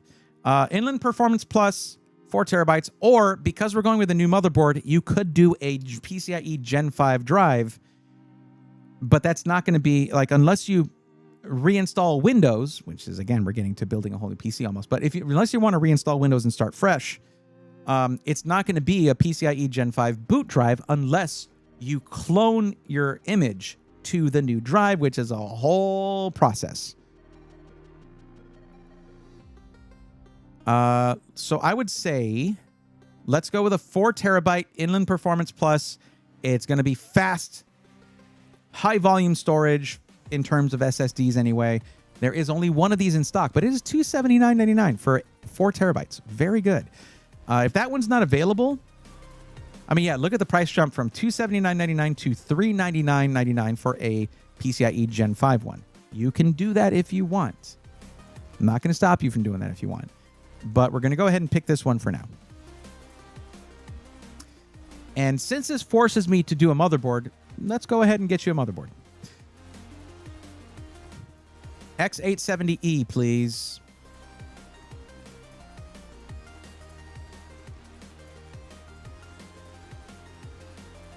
And if you get an X870E motherboard, you don't have to go through all the stuff of a BIOS update, although I do recommend being on the latest BIOS if at all possible. Now, let's see here.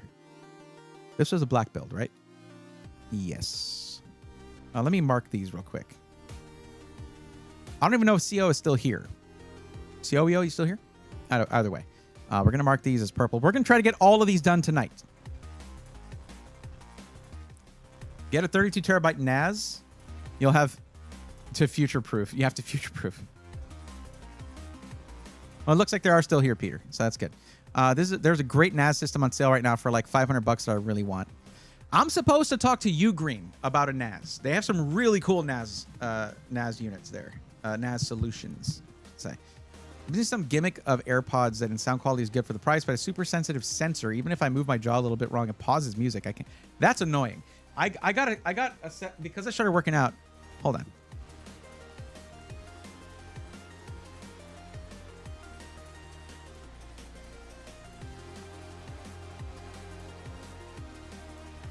Little side note here.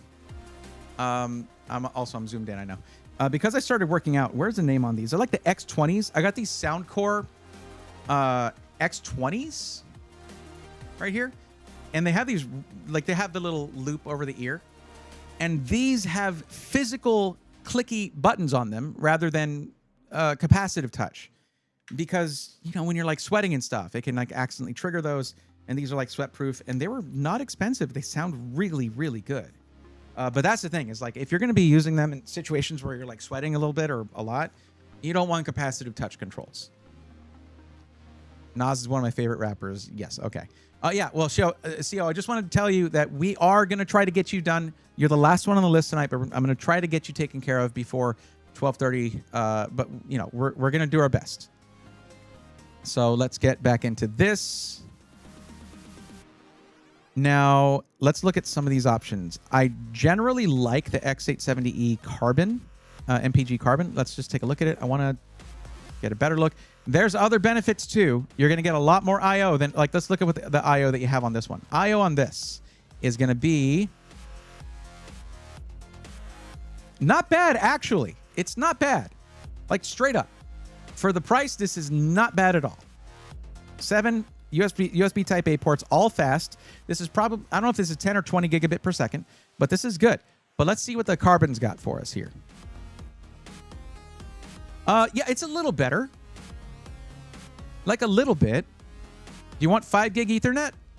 I think you do. I don't know if you need that. But for a NAS drive, if you're not going to use USB 4, 40 gigabit per second, well, this is 5 gigabit per second. That's a little faster. I do have 5 gig internet, so let's go. Same here. I still don't have a 5 gig port on my streaming PC, but yeah, I do want this in my next streaming system. So yeah, I have some Soundcore earbuds. Love them things. Soundcore just makes solid earbuds. I like their app too. I'll say the new Powerbeats Pro 2 are great for working out. Nice. Black build with a white GPU, LMAO. Ty, do you know how many white PCs have a black GPU? Hell, the system that I showed off myself earlier. Look at it. White system, black GPU. But there are other elements in here to tie in the, no pun intended with the name there, to tie in the black and white and a little bit of silver. The RAM is black and white, silverish. We have the RGB in black on there, on the white there. And the N7 motherboard was well known for being a black and white motherboard, not all white. So I think it tied in pretty nicely. There's nothing wrong with that. But this goes the other way. That's all. It just went the other way. We'll call it the Oreo. But look at this. All these 10 gigabit per second USB Type A ports. Every one of these. And then you have another 10 gigabit per second right here. And then these are USB 4. So 40 gigabit per second. Now let's look at the storage options on here. There is going to be some like overlap on the storage. I want to make sure that we're not getting anything too annoying on that. So we're going to check that real quick. These are the things that I have to double check so that you don't accidentally end up in a situation like when I reviewed a specific system from Skytech and the PCIe X16 for the 4090 was running at X8, and I saw definite performance decrease because of that. And I showed it in the video, so I don't want to hear it. I don't want to hear it. Don't at me about that. Specifications. It's also a really sick looking motherboard, like, not going to lie. Okay. Now, one thing that you don't want to do is you don't want to use this second PCIe slot. It will put this PCIe slot at X8. But you can use the bottom one, and that one runs through the chipset at X4. PCIe Gen 4 at 4 lanes, okay?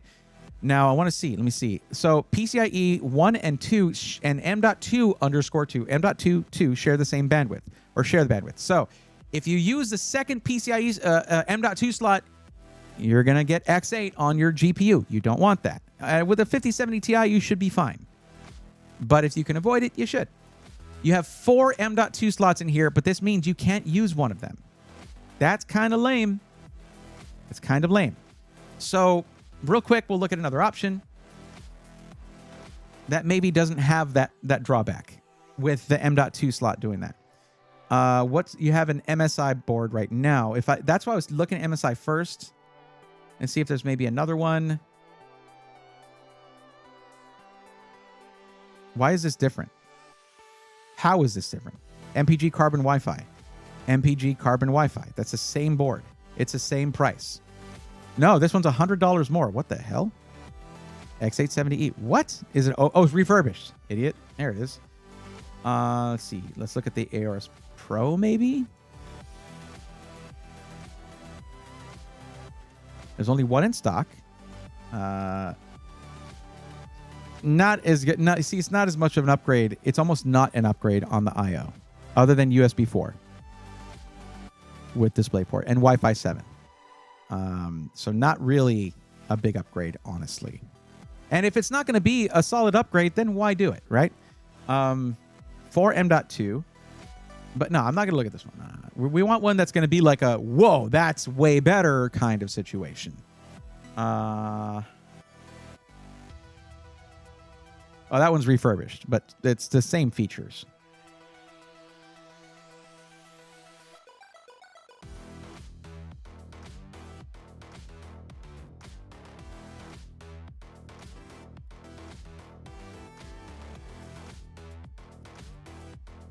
Do they have the Asus ProArt? I haven't seen it. No.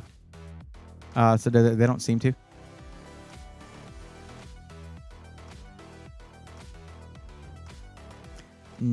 Oh, they do. Actually, yes, they do. 5 in stock. Why wasn't that coming up? Or why wasn't it near the, I don't know, whatever. It wasn't on the list. We'll look at that one too. Now there are bifurcation issues with this too. The I/O is not, I wish they had done it a little differently, but there are people who really love these motherboards. And I get it. And for video editing specifically, not streaming, it is a solid board. So we'll look at this one too.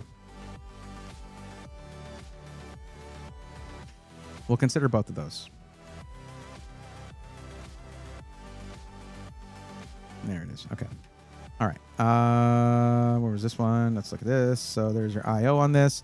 I/O on this board is pretty insane, man. It's pretty great. Love it. Love it, love it. It's actually quite similar, except that this one is not, instead of having two 10 gigabit per second USB Type-Cs, aside from the USB 4s, this one's 20 gigabit per second. 5 gig Ethernet, and you have 9 USB Type-As that are 10 gigabit per second, and then the dual USB 4. Wi-Fi 7 included. So, yeah, really solid, but we're going to look at the details. And you got to usually go to their page to get the quickest look at that. Tech specs. Here we go. This is one of those ones where this is the one where they lower the graphics card by an additional PCIe slot. Like it's 2 PCIe slots from where the top slot is. Like it's down a couple because they put more M.2 drives there. Now looking at storage, let's see, 5 M.2. But we need to know about bifurcation. Okay, M.2 2 and M.2 3 slots share bandwidth with PCIe X16 G5. G5 is which one?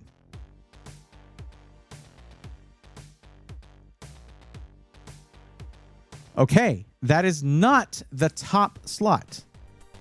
That one is PCIe 5.0 X16. That's it. Right? Oh, no. No, this is it. This is not it. 9000 and 7000 series only supports X16 mode. 8000 series is where it supports X8 and X4 mode. So yes, this one is kept separate, I guess. Let me look at this. God, they just made this super complicated. They could have just told us. Oh, Hyper M.2 card. That's how they're doing it?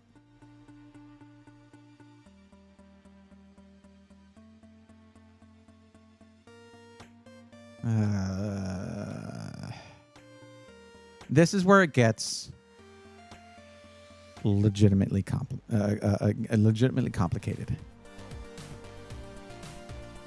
Skip the ProArt. Only two M.2. Is that... I knew there was something I didn't like about it, but that can't be right. 2 M.2 slots on this thing? There's no way. There's no way. Storage. Total supports 4 M.2 slots.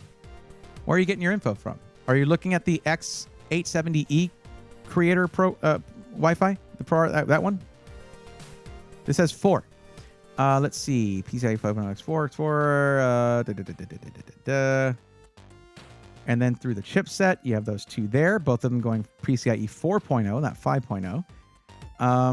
PCIe X16 G5 slot shares bandwidth with M.2 2. Because they won't just tell us, I actually have to look up the manual for this thing. So here we go. When I say I'm doing research on motherboards for an entire week for a build, this is what I have to do.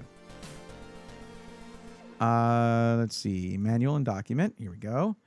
Here we go. User manual, English edition. Download. Here we go. We got our block chart here. Where's it at? Okay, this actually at least will list off what these things are. So let's zoom in a bit. So G5_1 and G5_2 are what we're looking for here. And I said I wasn't going to take forever on the motherboard. It's ASUS's fault, 100%, okay? Expansion slots. So, yeah, so the primary slot on this, or two of them that support X16 or X8, X8, yada, yada, yada. Where is this? Here we go. G5_2 shares bandwidth with M.2_2. So if you use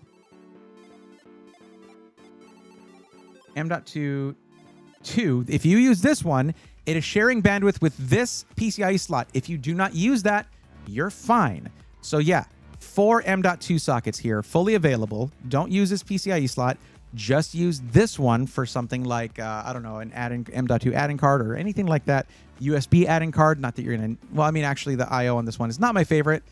But overview, we'll go to connectivity because they don't just have a gallery for us. Connectivity. The connectivity on this is pretty damn good. You have a 10 gig Ethernet port on this thing, plus a 2.5 gig Ethernet port. You have, let's see, 8 USB Type A's, with almost all of them being 10 gigabit per second, dual USB 4 ports, and then a USB Type C port that is 20 gigabit per second. This is actually one of the better ProArt boards in terms of connectivity. The only thing that is a limitation here is if you want to use this M.2 slot, you cannot use this PCIe slot, or it'll just run it, just mess it up. What's up, G-Code? Oh, it's 2x 5.0 M.2 and 2x 4.0. That is correct. Wi-Fi or Ethernet? Poll me, bro. Peter, if you want me to do your other build, I'm not going to stop to do a poll. I am trying to get through all these builds. I do appreciate that. It's better when I have Alucard here, because then he'll sometimes remember to do the polls when they come up. Okay. So the creator board might be the right one. I don't like the way they really did the Strix board.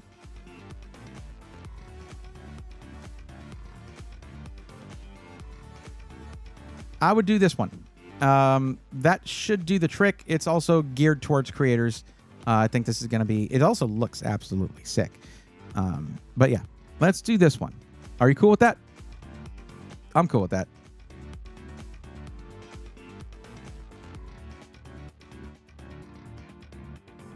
Just remember, don't use a second PCIe slot. You're probably not going to anyway. Okay. So now... with the 4 terabyte drive, you'll now have 6 terabytes of total storage. We could opt to go with a PCIe Gen 5 drive for the 4 terabytes, making your secondary storage drive ultra fast, okay, which can be really good for video editing. And then you would put that basically in that second slot right there, because that is PCIe Gen 5, okay? You use that one, and then you can put your main drive that you currently have in the top slot, but that is taking up a PCIe Gen 5 slot for a Gen 4 storage. It's not going to create any problems, but just so you know, you're doing that. So we can do that if we go here, change this to, we go to capacity that's already selected to 4 terabytes, yes. And then we go with, let's actually do this. Interface, PCIe Gen 5. That'll narrow it down to 3 drives. We can very quickly look at these and see that pretty much the fastest among this, this is just the same thing, but with a heatsink on it. You're going to want this one right here. 25 plus in stock. It's super fast. These things are getting appropriately getting very popular. That's it. There's your upgrade. And what a solid upgrade that's going to be. There you go. Okay. And Bergie, thank you for the heads up on looking for the ProArt, because it wasn't obvious to me that it was there. It turned out to be the right motherboard here. So I like that. Thank you. So I'm going to give you a link to this.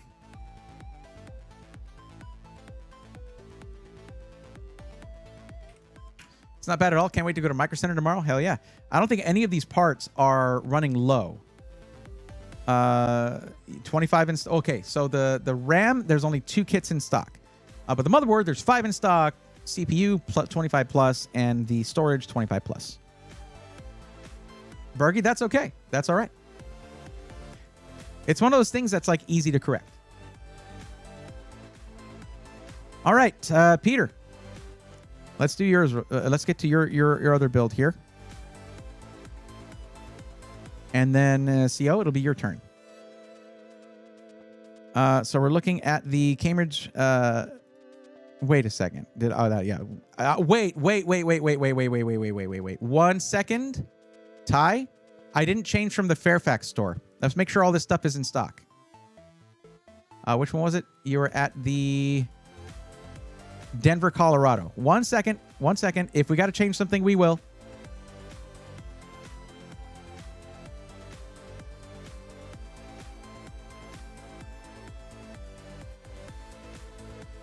There might be one or another thing that's not in stock.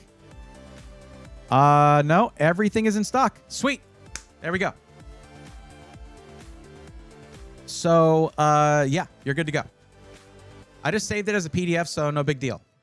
Oh, okay. So you don't need to like save the build or anything. I can clear it out because we're like about to do that.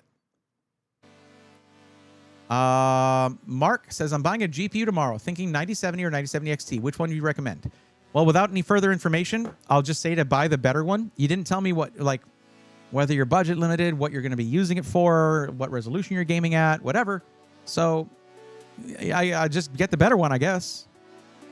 FGN says, I didn't know USB Type-C was so popular. I don't really have a lot of devices that use that other than my cell phone. Most of my USB on my computer is USB 3. So, yeah, it's going to be a lot of modern motherboards are coming with more and more USB Type-C. Just look up, what was it, the Z890 Aqua from ASRock.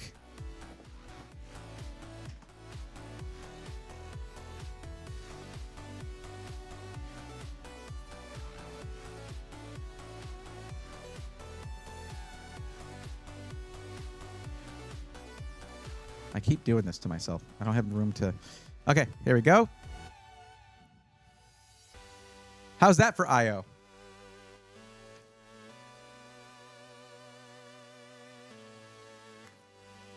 Saw this thing in Computex last year, and I flipped out. I was like, oh my God. Nope, good to go. Sweet, sweet. My CF Express reader is going to love the better USB-C ports. Hell yeah. Yeah, if you were going Intel, you could get this board. Not Monway, what's up? Man, I bought a computer from iBuyPower, sent it in to be fixed. The day after they got it, the security thing happened, and I had to wait almost 3 weeks for it to be shipped back to me. Oh, boy. Yeah, that's not... that was like an issue, not Monway, that affected a lot of people, but I am sorry to hear that. That sucks. It's something that I guess was out of their hands, but yeah. That's a long time to wait. Yeah, these are both Thunderbolt 4, Peter. Yeah, I'm okay. I don't need that many USB-C ports. Just so you know, I asked the developer of that planned out. He's obsessed with USB like I am, by the way. We got along great. What a weird job I have where I get to talk to these people. It's so cool. He was a lot of fun. But all of these have USB Type-C to Type-A adapters. So, like, it's fine. You don't need to have all USB-C devices. But imagine once they can really pack these together, and once you get more bandwidth on consumer-grade motherboards, as that keeps increasing, you could have so many USB ports. Ah! Sorry, that was visceral. Oh, my God. Can boards be made in the framework way, interchangeable I/O? No reason to do that. You can just swap the whole board, I guess. It could be, though. That'd be cool. I wish framework would make motherboards, but they kind of do for laptops, though. But really, the interchangeable I/O is just USB Type-C devices. That's all it is. Yeah, it's all USB-C. Okay, back to business here. So now we're going to be looking at, since you already saved the build, I'm going to go ahead and clear this one. Let's look at our form here. So we're looking at 1,000 to 1,500. What is the actual max budget for that, Peter? I think you might have told me at some point, but it was pretty far back in the chat there. Let's switch to Cambridge. Let me close a bunch of these.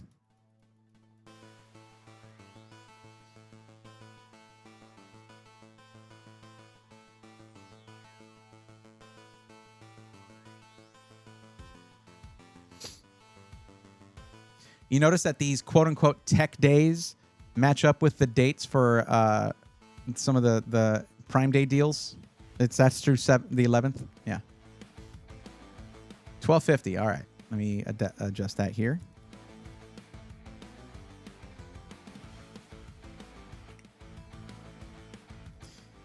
Okay, and it's just gaming at 1440p, and it's a white build. Hell yeah! Not too much RGB, and you want upgradability for this for the CPU. Okay, let's find a bundle for this. Just gaming is great because then it's really easy to do bundles.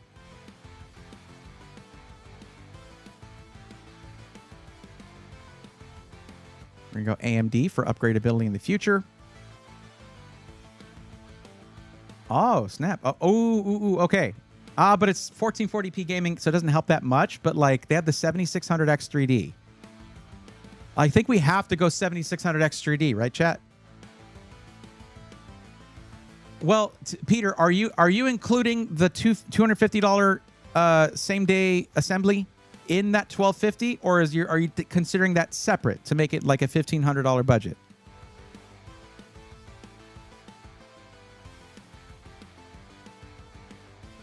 Oh, it's separate. Okay.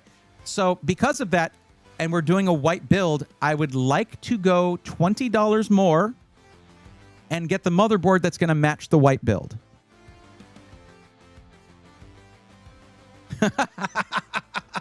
Ty, there you go. Yeah. But no, they're getting it built by Micro Center, and I don't know if Micro Center would build a PC with used components like that. That would be cool, though. You know who you should tell that to? Tell in the Discord. Tell Alucard. He does PC flipping, so he might want that stuff. Okay, now 1440p gaming. It's not competitive. You didn't list pro gaming / esports or anything, but let's see. We're off to a good start so far. We got to be careful here. 1440p. I'd like to do a 7700 XT if that's possible, or 7800 XT is a bit much. That's going to be a bit too much of the budget. Let's disable that. Now, 7700 XT versus 9060 XT, they trade blows, but you have FSR 4. 9060 XT might be the way to go price-wise. Look, 16 gig 9060 XT, $389. Now, Peter, there is going to be an important lesson in all this. Because you can't go all out on the build, they're going to need to learn how to adjust the settings in games to get the best performance. 2017 MacBook Air on boot camp to this? Holy crap. Yeah, it's going to be better.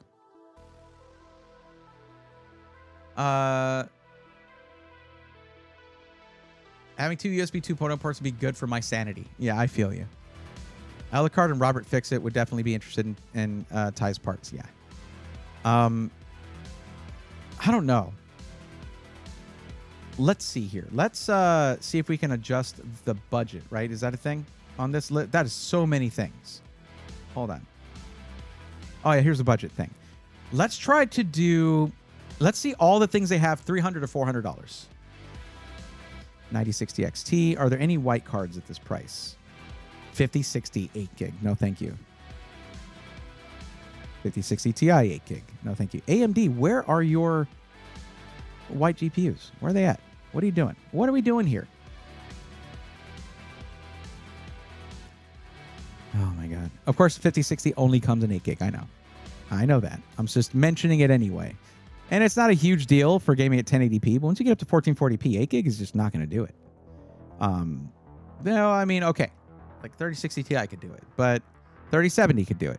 But we're talking about years have passed, and it's going to continue getting harder to do that.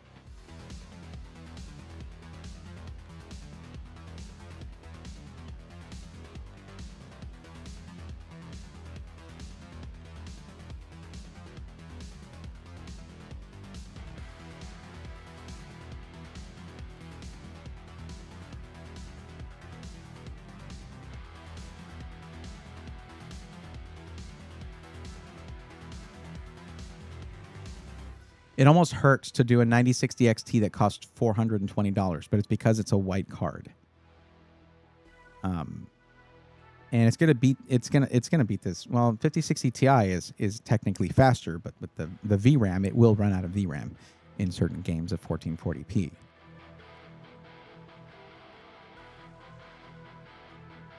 The thing is, we don't want to go with a 8 gig 5060 Ti. We don't want to do that. Never seen one while I was there. No, they do have her. They do have them. Would it be kosher to post about the parts in deals, or should I just send a private ping their way? I mean, you have to remember that most of the people in our community are new to PCs, and they're there because they want a pre-built PC. So I don't think it's the right place to do it in general. Deals are generally going to be for stores, where if someone gets a deal, they generally have robust return policies and things like that. So individual sales of used parts, I don't really want to have that happening in the deals section there. But if you know people that flip PCs like Alucard, Robert Fixit does that too, I think, and people like that, then yeah, you can DM them if you want to. Let's look at the rest of the parts and see what we can do on GPU. Sure, can do that.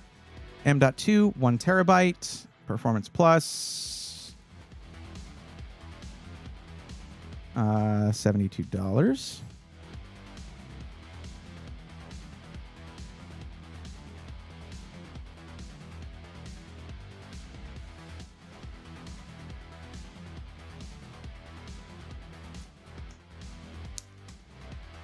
Yeah, I was looking at the channels. I was thinking this isn't appropriate for any of these, but I always want to ask. I appreciate you asking. Yeah. And I mean, the thing is, you could post it, I suppose, but it's not going to do much for you. Case, we want to go with a white case, so let's just pick that. There are some really good deals here, like the Montec XR for $70, with fans included and all that. But let's just pick the color, see if there's anything new here that we want to consider. And we'll go priced low to high. The Sky 2 is a slightly older case, but still very nice. Comes with an extra fan as well for GPU airflow. There's the new X5 that is $10 more if you want a mesh front panel, but I imagine the glass front panel would be pretty appealing here. Max Dosage, what's up? Welcome. I'm just here, hanging out. The 207, where was that? The 207 is nice, but it is $90. We're looking at a $20 difference between the XR and the 207. When you're, if we're trying to min-max here, then that $20 could come into play. But if you like the 207, then let's do it. It really depends on whether you want the glass or the mesh on the front. You want to go with the XR? Okay. The one downside to the XR is if you're building in it, the cable management space isn't amazing on that one, but you're not building it. So, hey, there you go. Now, this is where I wish it was a dual chamber case, because these are some of the best power supplies, price-wise and like performance-wise and feature-wise, but you have to have a dual chamber case for this to make any sense. But if we go with color and we go with white, that should narrow things down, because you'll then usually get white cables with it. And we'll go priced lowest here. And let's see. Well, I usually need to know the GPU to know what to aim for with the power supply. But yeah. Well, luckily for me, I ain't. There you go. Ryzen 5, 9600X, 2 terabytes of storage. Okay, and you're going to be gaming at. If you're gaming at 1440p or higher, I mean, yeah, or at 1440p, 9070 XT is going to be amazing. 9070 will do well too, but I mean, yeah, you're fine with that. Yeah, if you're just gaming, yeah. Let's see, 850 watt power supply, Asus TUF B650, 32 gig CL30. What's the frequency on that? Like DDR5 6000? Is it 6000 mega transfers or 5600? But CL30 is probably DDR5 6000. Maybe the Thermaltake GT850. Where was that one? Let's check how that does.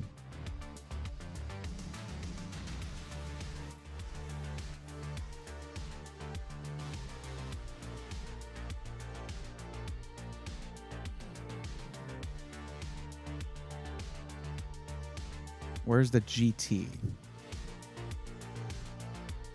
I need to look at more of the title here. Thermaltake GT 850 Snow. Oh, this is a newer one. It might not be on the list.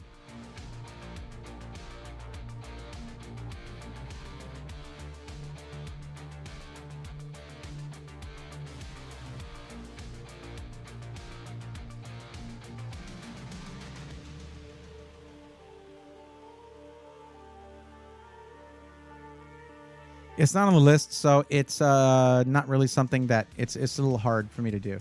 You don't YOLO your power supply. It's not on the list. I don't want to do that one just because it's not on the list. Maybe under snow. I don't see that as a thing because that's not. I don't know. I'm looking at all the series here. Oh, snow. That's GF1 though. That would be labeled as GF1. They use snow for a lot of their white products. Yeah.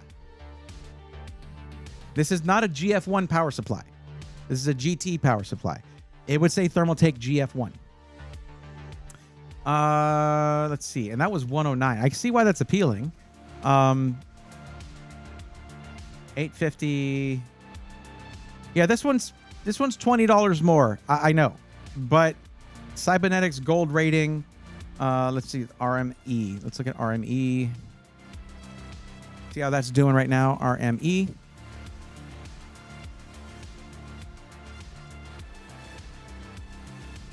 Corsair, RME. B plus is fine. That's fine with me. ATX 3.1, RME, 650 to 1000. So 850 is included. B plus, 125. Is there a command for the tier list, or can I find it in the Discord? This is not my tier list. I can just share it to you. I should have it in the helpful info channel. I don't have it there just yet. It's probably on the full list, handmade, but that means that it's not properly rated. Meaning, and this is what I don't check the other one because this is all I'm looking for is properly rated stuff.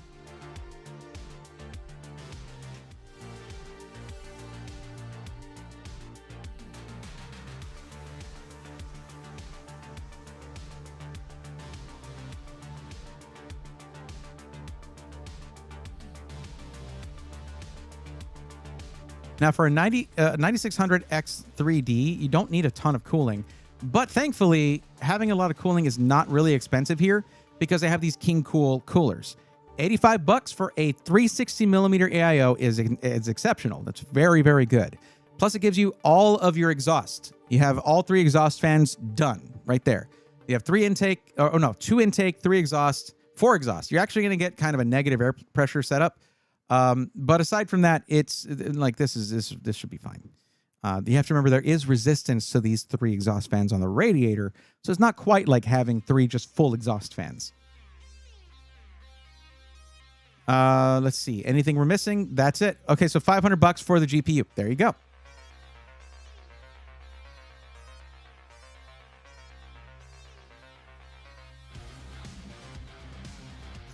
And guess what? There is nothing between $400 and $500. It goes $300 to $400 and straight to $500 to $750. That's great. Let's see what we can do. Disable compatibility filter. Thank you. And then we go lowest price. $529 is where that starts. And it escalates quickly. But that's a 7800 XT. 16 gig. VRAM 5060 Ti, 5060 Ti 16 gig. 5070s start to pop up at around $600. But no, let me see. What are we at right now? We're at 777.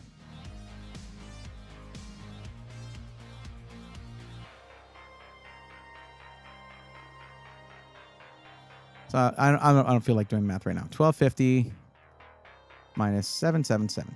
Oops, that's too many sevens. 473. So yeah, unfortunately, they don't really have anything between $400 and $500. It seems.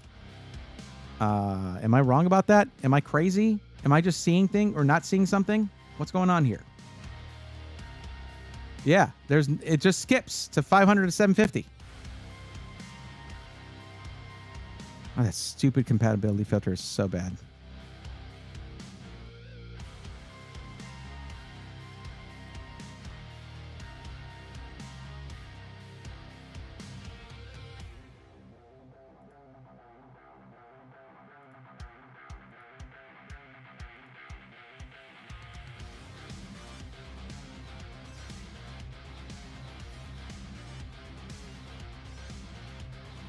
I can build it myself.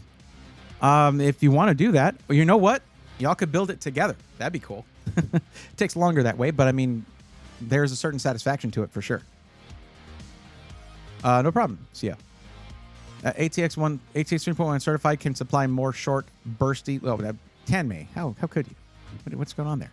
Add 750 to my GPU budget, Bray. Totally worth. Okay, you mean 250?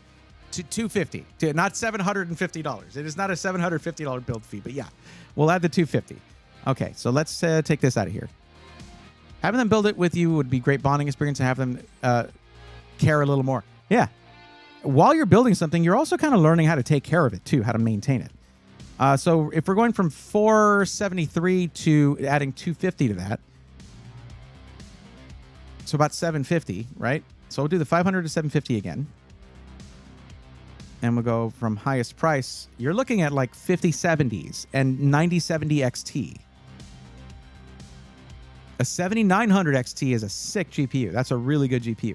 But check this out. Look at this 9070 XT Steel Legend white GPU. Bam. That's a really nice one. 5070 is also very good. Like, it got a really bad rap. But if you're not going over 1440p, I had a good experience with testing it. I'm using it right now to stream, by the way. So that's a 5070 Ti. On paper, it's supposed to be. 5070 Ti's start at $835. As we were looking at those earlier in the stream. But no, we're looking at $699 for a 9070 XT. When NVIDIA announced the 5070 Ti, it was supposed to be $750 MSRP, but not even that lasted, honestly. Some of the AMD GPUs are beyond gorgeous. I mean, yeah, that's the add-in board partner's job, is to make them appealing, to stand out from the crowd, you know? Heck, I still like Gigabyte's Aero lineup of cards. Like, this 5070 is gorgeous, but between the 9070 XT, this card right here trades blows with this 5070 Ti in many games. So my PNY 3080 is so nice looking. Nice. All shiny aluminum. Oh, nice. Yeah. Go for the V3. V3 of... Oh, you're talking about the power supply? I got you. To Mark. I would probably just recommend the 9070 XT. You don't need to go to over $800 for a GPU. I mean, yes, they're gaming at 1440p, but remember, the 5070 Ti can play any game in 4K. That's not the goal here. I would go with this one right here.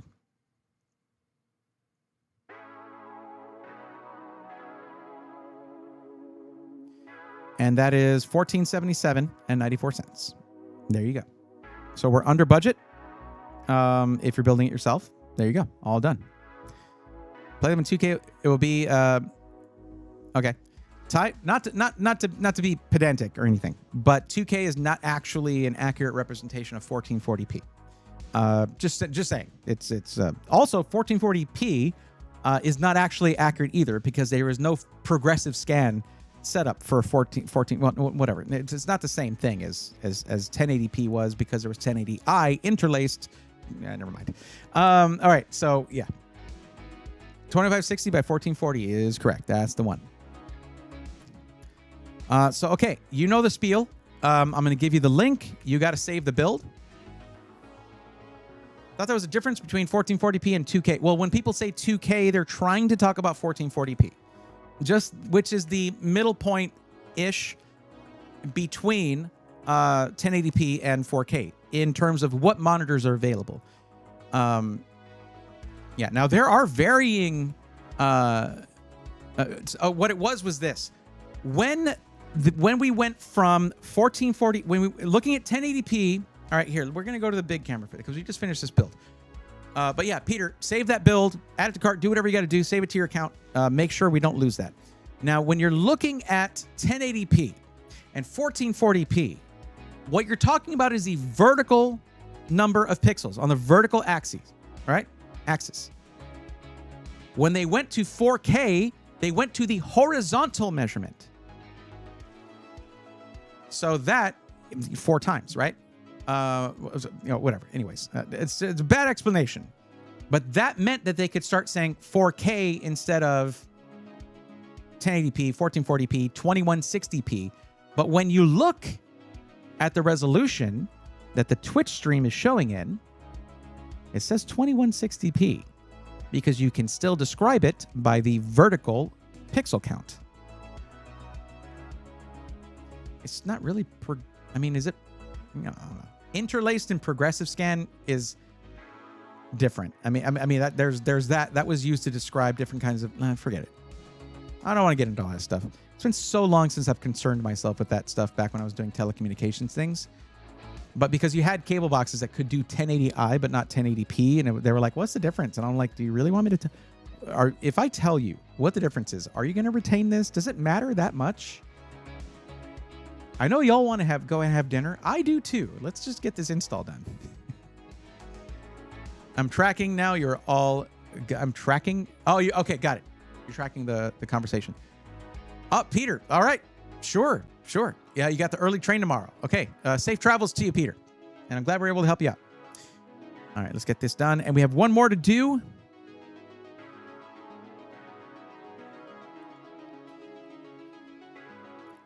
And that's COEO. Where are you at? You still here with me?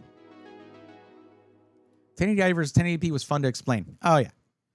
In the grand scheme of things, it didn't matter to the end user. But yeah. Man, when once I started learning about OFDM and how you could use coaxial cable to get 10 gigabit internet and all that stuff, it was cool. That was cool stuff. Fiber is going to be like it's never going to exceed fiber efficiency of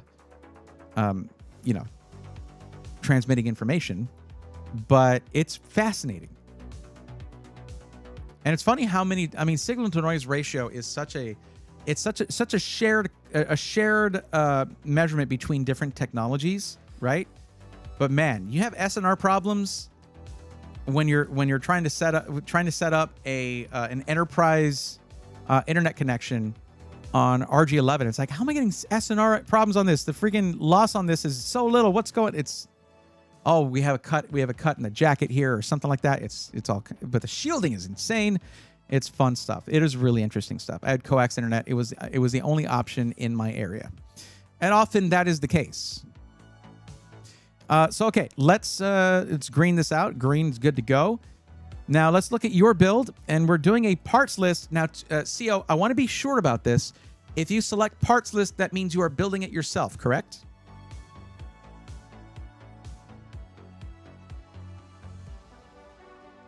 I am not. Okay, so that would be pre-built. Parts list are for when you're building it yourself. I should specify that in the choices. Maybe once I do the form for 2026, I'll specify that better. Getting it built at Micro Center, but you want custom parts chosen for you. Okay. Now, the reason that's important is what we were looking at here.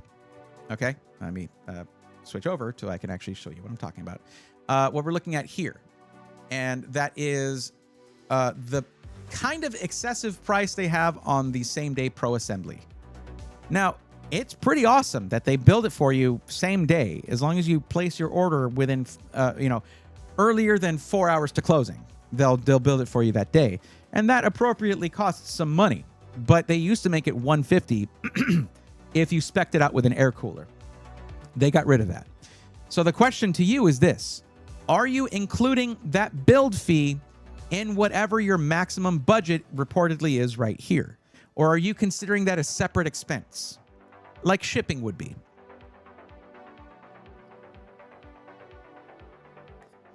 Because we're just going to adjust your budget down if we need. It's separate. Okay, so what is the actual number? Like on a lot of these, you'll see that we put the actual hard number here, the maximum number of money dollars that can be spent on the PC. So what is it you can actually max put into the PC itself? Not including monitor, keyboard, mouse, taxes, that kind of stuff. 2.3K. I'm not going to do the talk again. That would have been the $2,000 to $2,500 option, but that's okay. Don't worry about it. It's like I was saying, I think a lot of the a lot of the errors in the reporting here are towards this one here, because this is where someone put something here. There's quite a few times where they actually end up that their budget's up here. So I think that this is a little bit skewed. This line should be a little farther down, I think. Or the green should be a little wider there, a little higher percentage. But anyway, now we're looking at the Brooklyn, New York. Don't worry, I won't pester you with my terrible imitation of a Brooklyn accent. You're safe from that. I was told by I don't know, someone from one of the boroughs, I don't remember which one, that no, I shouldn't try doing New York accents. I used to be pretty good with accents, though, back when I wanted to do acting stuff. But okay. Brooklyn, New York. There we go. That's going to switch over. We'll go ahead and clear out this build because it has been saved.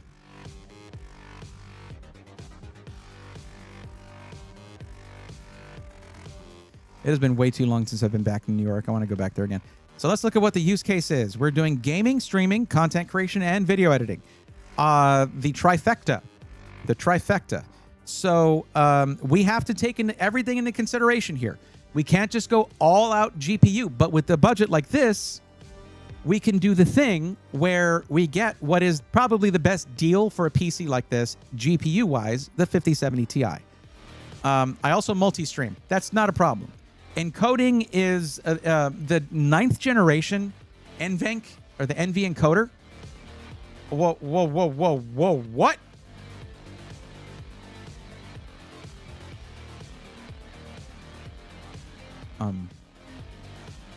Excuse me for a moment. My YouTube viewers know what's going on here, but this is absolutely insane. I don't have I don't have a thing that goes up and happens here whenever YouTube does stuff, unfortunately. I wish I did right now. I have a lot of yelling to do at this point. Because, let me make sure I get this name right. Because Blickja just gifted 50 YouTube memberships to the YouTube community and to the Swarm. Let's go, nerds! That is a YouTube membership for, everybody settle in, this is going to take a while. Apocalyptic, Christopher Crawford, Wet Willie Gaming, Chase Wheeler, Marcos Alvarado, Gray Eggs and Ham, Anton Wditis and Denise Kernan, Kenneth Davis, Gary Lee Laster, Adrian, Gaming Noob, Unreal Farmer, As Loves Mantits, Nerf Watergun, A Cat's Life, Trey Tucker, Ben Honda S2K, Brewerson AZ, also Blickja got themselves a YouTube membership. Welcome to the Swarm. The Re Donkey, Foro, Swamp Boy, 13, Spirit of Truth 81, Kevin Brioso, Lunchbox. Well, I scrolled a tiny bit and I lost my place. The Real McCoy, Kato 711, Andrew Smith, Noah Bodorf, DJ, Joseph ZC18, Justin White, Serial Killer, Joshua K. Guys, let's get some LGNs in the chat. I want to see all LGNs right here. I know it's not Twitch side of things, but please, let's get some hype over here. If you got the emote, drop it in there, and everybody's got it. Joshua K, Mitch, DB Vetter, Jose MB, D's, Fishing People 305, Noob Tech Guy, Nico Robin 3, the third, Taylor Krogan, JJ Doss, Snowcone, Oprah Wind Fury, that's hilarious, The Drawing Artist, Chris, Ian Goes Civ, and other Chris, apparently. Welcome to the Swarm.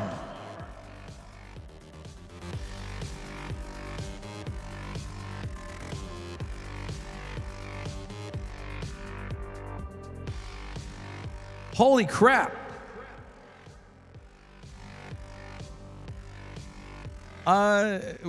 Okay. Blickja, what was that about? 50... What the hell? Are you serious? All right, we're gonna need a few more of these, and I'm gonna need more time. What is happening right now? Blickja, what are you doing? What are you doing? Okay. Blickja just gifted another 50 memberships to YouTube chat. Let's go, nerds. Whoa. All right, settle in, everybody. Grab yourself a bowl of popcorn. Todd H, Vent, Chief Huncho, people who are gifted memberships, to be clear. Mark Bouchard, Vibes, RSP, Patrick Manny, T. Samuels, Natural Born Winner, Sonder PCs, Big Nick Energy, Dark Raiden, Brosif 6, Kane CMB, Striker, Soy Random, Simon Says, sorry, I don't know, just maxing my credit card. Thank you. Okay.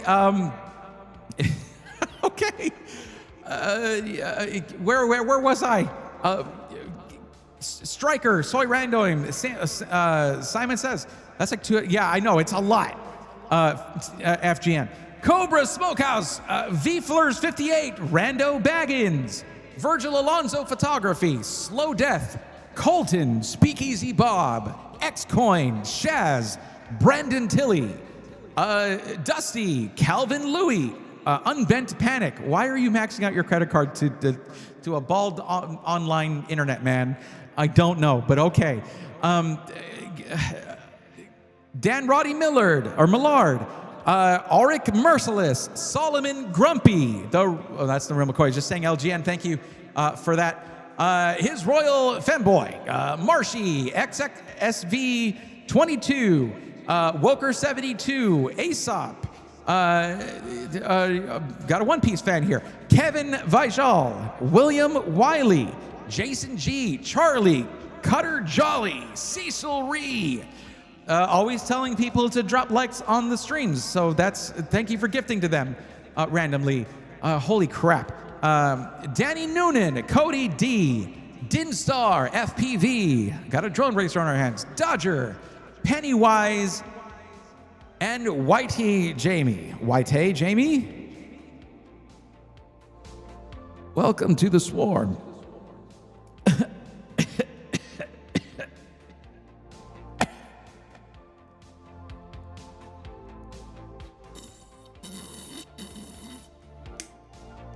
Oh my God.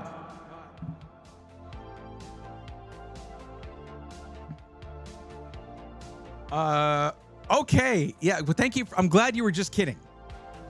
Okay, we don't need the speed lines anymore. Reading all 100 names is crazy. Like they're giving me money. That's the least I could do. No, that's a lot of yelling, FGN. It's a lot of yelling. No way you don't have a sub the Force Gaming Network for nerds. It's okay. You've done enough, Blickja. Thank you. That is more members than we've had because I'm never here sitting like, hey guys, get those on Twitch, use your Prime subs, and I usually will just tell people that because then it's free for them ish. And I'm not telling people on YouTube, hey, get those memberships because, yeah. Hey, now break and go buy a cheeseburger and eat it on stream. Please, no. I already had a huge Philly cheesesteak from Jersey Mike's earlier, so I'm good.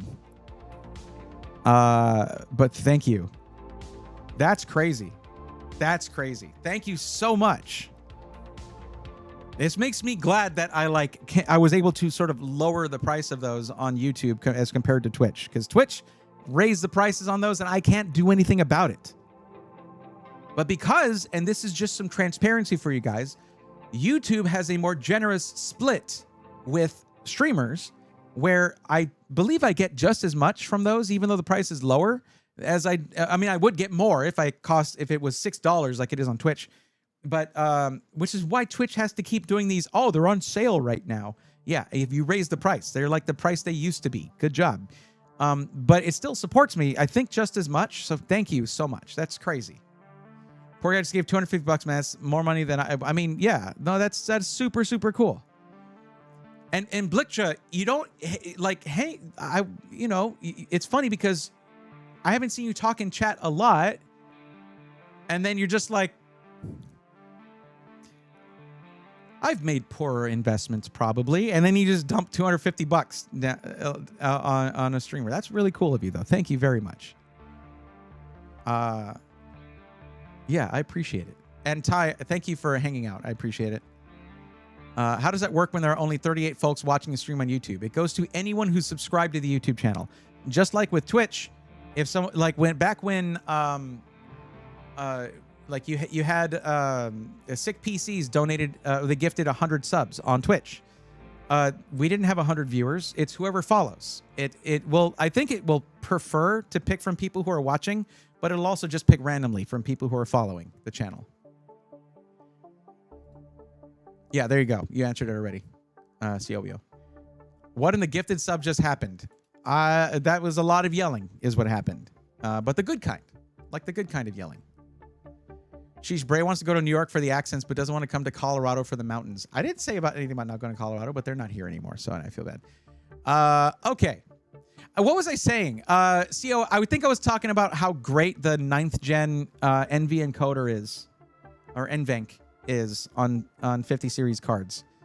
I'm currently on a 5070, and I am running both. I'm running two streaming softwares. I'm running Meld and OBS because I can't do separate bit rates in Meld.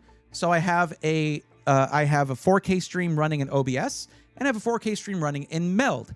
One's going to Twitch, one's going to YouTube. This is a 5070. Okay. CO, I don't know if we're gonna get to do this. You know what? I'm gonna stay on until we get your build done. But I just should probably mention that Blickja just gifted another 20 gift memberships to YouTube chat. Let's go, nerds.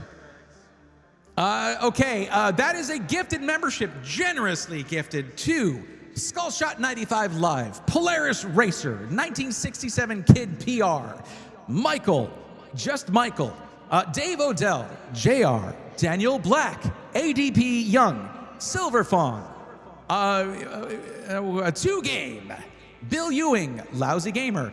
I'm not saying that about them. It's in parentheses. Okay. Jake versus all. That's what that is. Smoky Animations, Adam Williams, who generally will lurk at 2x speed. Z-Man Scar 715, Fralor, Radio Matt Gaming, Face Off 007, Reggie, and Steve, our friend from across the pond. Welcome to the Swarm.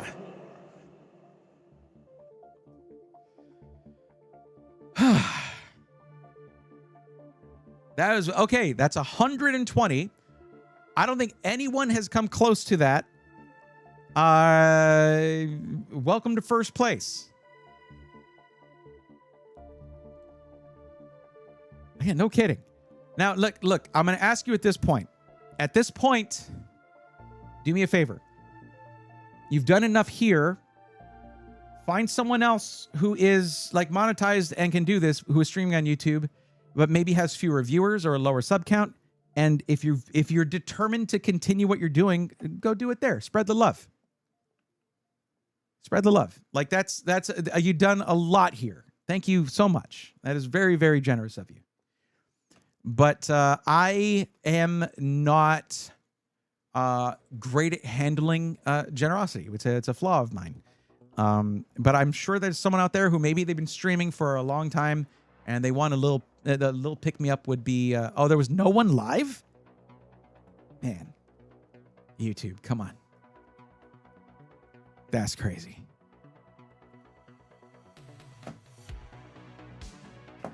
Well, so you really just randomly came in. You haven't, I've never helped you with a PC before. Like I haven't helped you find a PC that's right for your budget and needs. Because that's what I do, by the way. If they're Jake versus all, well, you got gifted in YouTube chat. You got gifted a membership on the YouTube side. As you can see, they showed up here.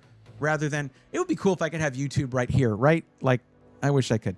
It was random, yeah? Okay. So, well, what I do is, it's hard to decide how to spend your money how to spend it right when you're going to be buying a pre-built PC, or you're building your first PC, or you've built PCs before, but it's been a long time and you don't know what parts are meta right now. So people will submit a form answering important questions and some less important questions, admittedly, but just help me sort of figure out what the right direction is. And then for free, I just help them find the right PC or a parts list. Now, a lot of the time, it's going to be like a Micro Center build or PC part picker list or something like that.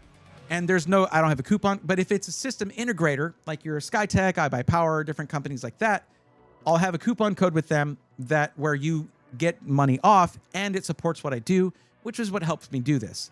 And that way instead of having viewers pay me when they're about to make a big purchase and they could use that money better on their PC or a monitor or whatever, I usually prefer to get it from making that connection. Because it's only with companies that have proven themselves within our community to the people who have already bought from them that I'll even approve a coupon code, because I review these things. Like, I'm serious about that. So also my YouTube channel is dedicated to scrutinizing the system integrator and pre-built industry, which no other tech channel really does. So now you know who you donated to. That's what I do. It's like my own brand of consumer advocacy for PC noobs. Yeah. So I'm glad you think that's pretty cool. It's not like, I'm not here doing like empty React content, although I have reacted to a couple things. It's relevant to the topic usually. Like the latest Linus Tech Tips, Secret Shopper stuff. We looked at a couple things there, that kind of thing.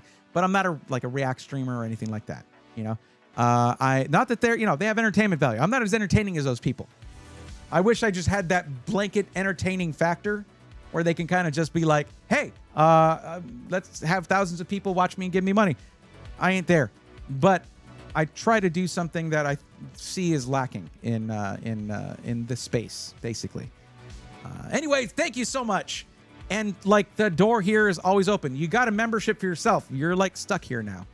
Linus is a cool creator. Fun fact. I came back. What is it? It was late May. That had Computex, and I got to chat with him some over there. I met him at LTX 2023 already, but that was like for 20 seconds. We actually got to have a good chat at the Tech Mall in Taipei, which was pretty cool. You're not there yet. I don't know that I want to be just someone where people just want to hang out regardless of whether I'm providing anything to them or not. Like, I want to do something valuable here. But anyways, like, I'm going to be able to look back, even if I never get to that level. I don't know if I would want to get to that level because that sounds really stressful. I'm going to be able to look back at these spreadsheets full of people who I've helped make good purchasing decisions. And that, to me, is a legacy. You know what I mean? That feels good to me. Rather than just like, I'm watching other people's stuff and like laughing or making a joke here and there and making money off that. I mean, that's cool that they can do that. I wish I was like that level of engaging and charismatic. I've got my own thing going on. I think I'm fine. Not very many people donate to random people, and for that, that is commendable. Thanks for supporting the creators. Yeah, that is super cool, Blick. That's very cool. What's up, Nakey Jakey? Yeah, so anyways, but fun fact, Blick, LTT is actually going to sponsor a couple of videos that I have coming up of teaching PC noobs how to upgrade their stuff. So that's going to be cool. There's some of us who will learn from you indirectly too. That's the best thing. If you just hang out here, I'm sorry, but you're going to learn about PC stuff. Some of it is going to be subjective opinions of mine, but I will always back those up with how I formed those opinions and where they come from and all that. And then going over objective stuff too, like rankings of things and price to performance stuff. Yeah, Okay, COEO. If you want to see how I do this, Blick, we're doing a build right now. Chilling, what up? Doing our last build of the night, actually.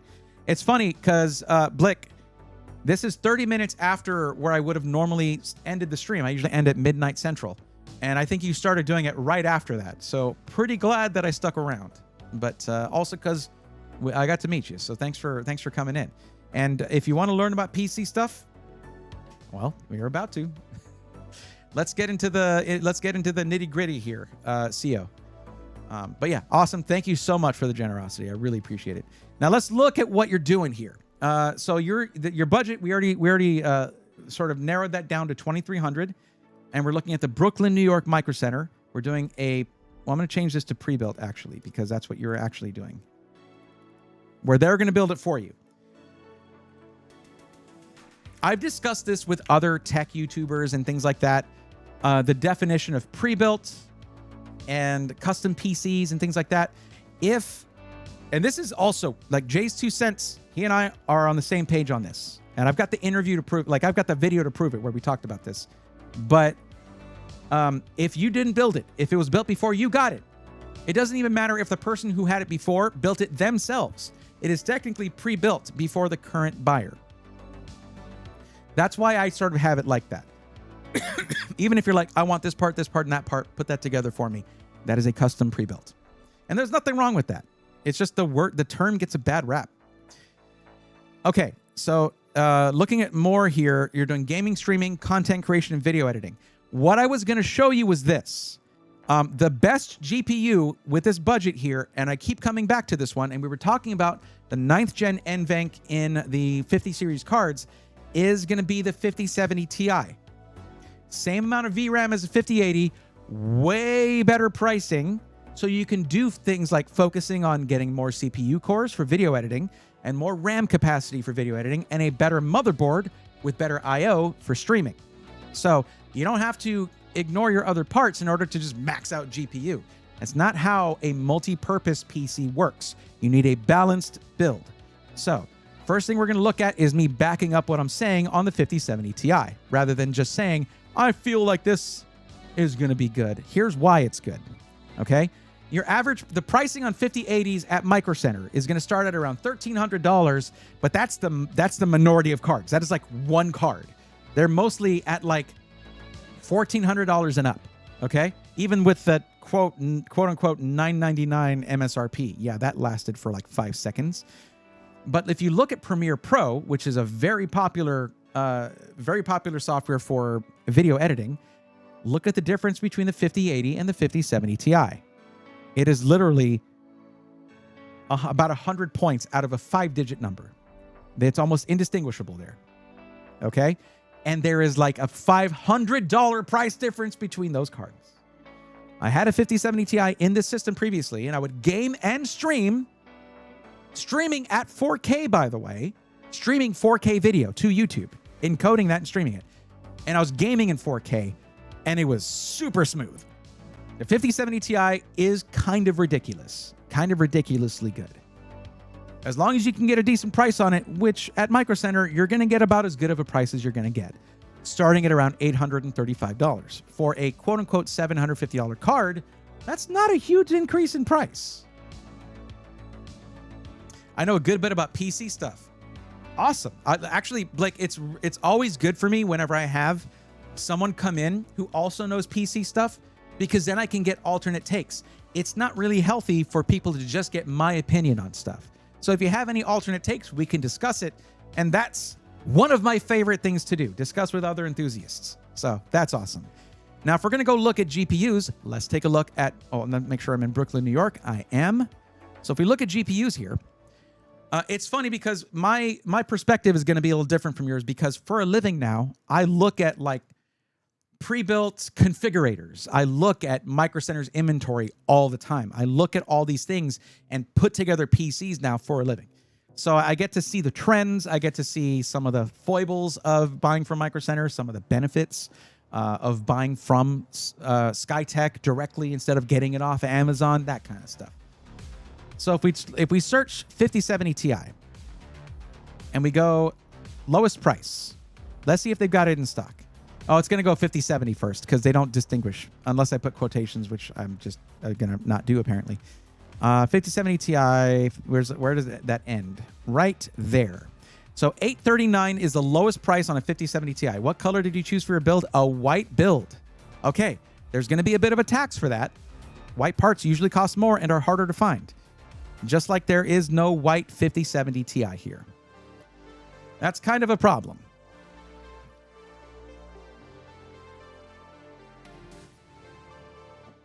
Nikki Jakey, I would say the 3080 Ti was kind of a scam. They raised, it's been reported that Jensen raised the price from $999 to $1199 backstage right before, like, they edited the slide right there. And he went up on stage. Or like right before the presentation, he adjusted that price because scalpers were all, at that point, a thing. And scarcity was a major factor. So he was like, people are paying this much for our cards, huh? Well, we want to get a slice of that. And it was still a 12 gig VRAM card. If good parts are in black, that's fine. I just prefer white. I understand.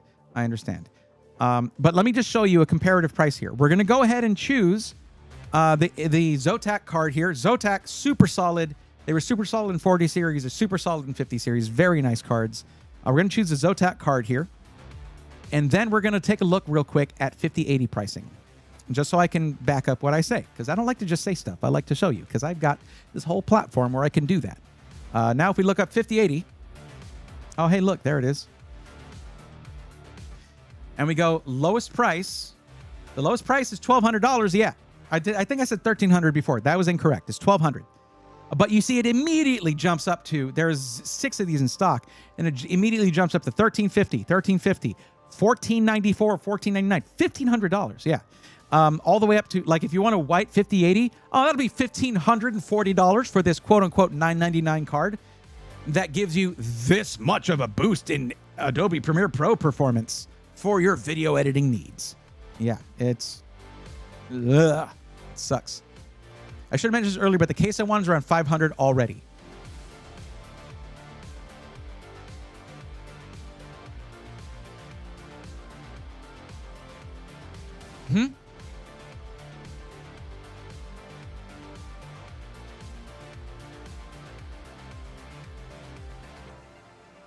You what, mate?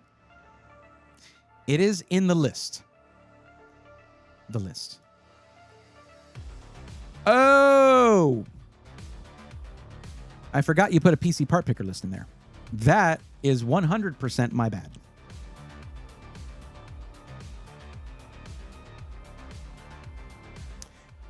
Okay. CO, I'm sorry. I cannot recommend any height Y series case for your build. And I have a very, very good reason why. I love the Y70 case. I DM the designer at times. We just chat. I have a whole hour-long interview video with him. In fact, we're coming out with a 90-minute interview I did at Computex with Rob Teller, lead architect of height. He loves to just sit down and chat. He's a super cool dude. But there's one thing about the Y70, Y40, and Y60 that make them kind of the worst case you can get for a PC meant for streaming, which you chose as one of your use cases here. I've yelled at them about this for the longest time, and I think they're finally coming out with a solution to this problem, but it's going to be a while. The development of this is going to take a while. But I'm going to show you. The problem is here.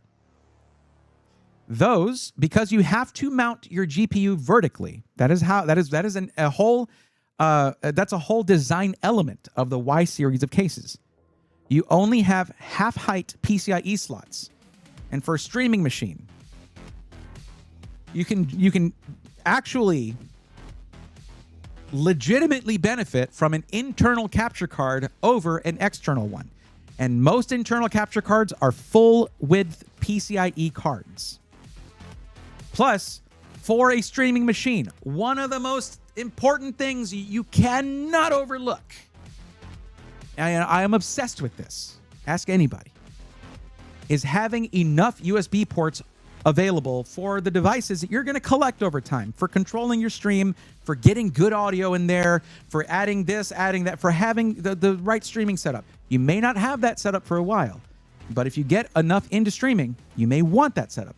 And a lot of those tools can also translate to helping you with video editing, because you can turn those control surfaces from controlling OBS to controlling Premiere Pro or DaVinci Resolve or whatever.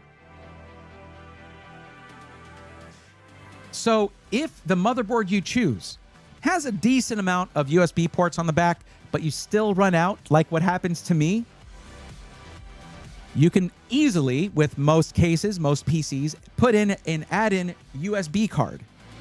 I should have one.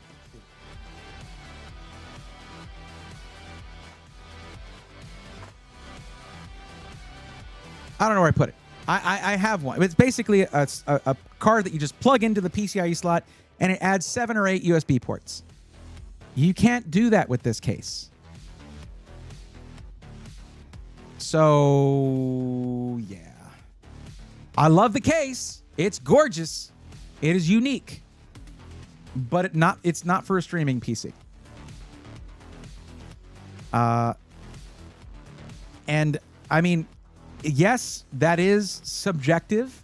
There are streamers who use this thing and are relegated to using like 1 or 2 maybe capture cards that are available.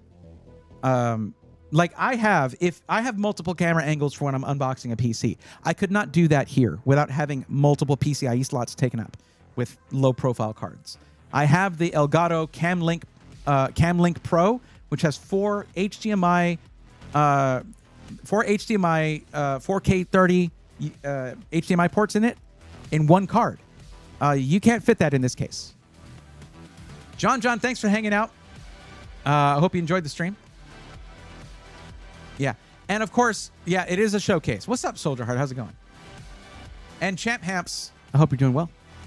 Can I add a 3060 with a small form factor, B550 and 336? I don't have enough context. I mean, I guess probably. The 1660 Super and 3060 have similar minimum PSU requirements. Even I'm not that no way 500 for a case. Even I'm not that crazy, right? Like, I know, but it's not crazy, because if you're going to be a streamer and content creator, having a showcase PC is clutch. Like, it's awesome in your setup. This just ain't the one. For very practical reasons. What camera setup do you use for streaming? Sorry if that gets into the weeds. That's okay. I wouldn't, if you're just trying to stream, you don't want my camera setup, Ty. This camera, without the lens, is $4,000. Because I'm a YouTuber. I have it for B-roll, for A-roll, for I use this camera for everything. But you don't want to have this. Look, this is what the actual full angle is. That's full frame sensor with a wide angle lens, and the total kit altogether is like $6,000. Not for the average streamer. But that's what I use for making videos. So it makes sense for me. Oh no, I just like cameras. Well, it's an FX3, and I've got the G. It's not G Master, but it's the 20mm prime lens, f1.8 G lens. One of the best deals you can get for Sony full frame E-mount. I like it because of the touchscreen. I'm going to take your advice, though, and not get this case. CO, I have this case, and I did a build in it, and I used it for a little bit. I used the touchscreen when I was setting it up. That was it. I never used it again, because you have way better controls for controlling stuff on your PC right in your hands already. It's a cool concept, in theory.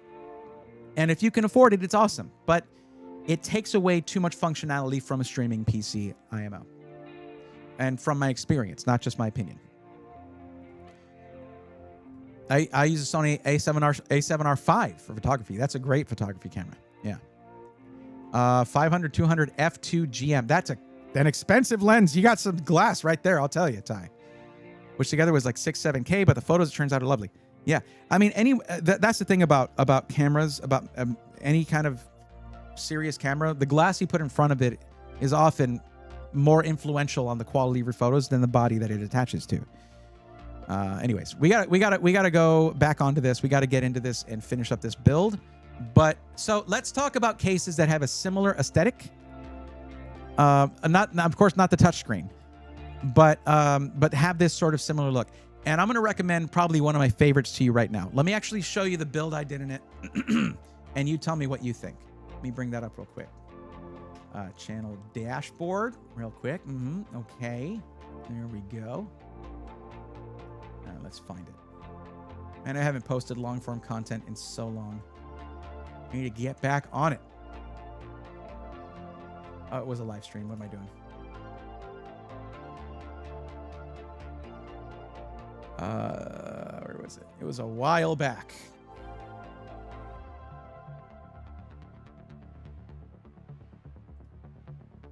This was an 11-hour dual PC build stream. Yeah.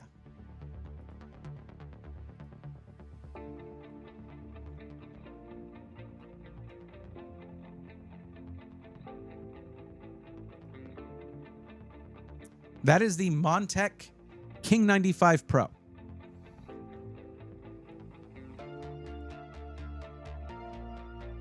Yeah. This was a collab build that I did last Black Friday. I'm hoping we get to do I did get to do another cool thing like this for the next Black Friday. That was a lot of fun. But last Black Friday, we did two PCs specials, two PC collab PCs. There was one that was, I think, $12.99. This one was $19.99. This is a gaming and streaming build. So you see, it has a similar kind of aesthetic to look at that, to the Y70, but full-size PCIe slots. This is the PC I am streaming with right now. But it's not part of my. It would be cool if it was in my background. It's not. I'm just doing what works right now. You know the dimensions? It looks huge. It is smaller than the Y70 Touch. It is smaller than the Y70 Touch. Let's show you. Let's look at that. So Y70 Touch. Let's see here. Dimensions. Are they listed here? Yes. Let's see. You want millimeters or inches? So 18 and a half by 12 and a half by 18 and a half. Okay.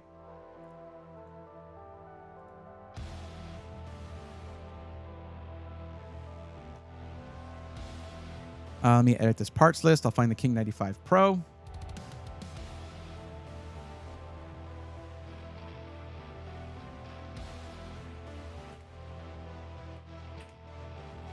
And there it is. $149, by the way. $149. And it comes with fans, which the Y70 does not. Anyway, moving on. That's no big deal. No big deal. No big deal. It's like whatever. You know. Yeah. So this one was 18 and a half by 12 and a half by 18 and a half. This one is 18 and a half or 18.7 by 11 or 12 by 12 inches by 17.4. It is slightly smaller than the Y70. Now, I'm really sorry to inform you of this, but I'm afraid you're going to have to put all that hundreds of dollars of savings in the case and the fans you would have had to buy towards higher performance parts.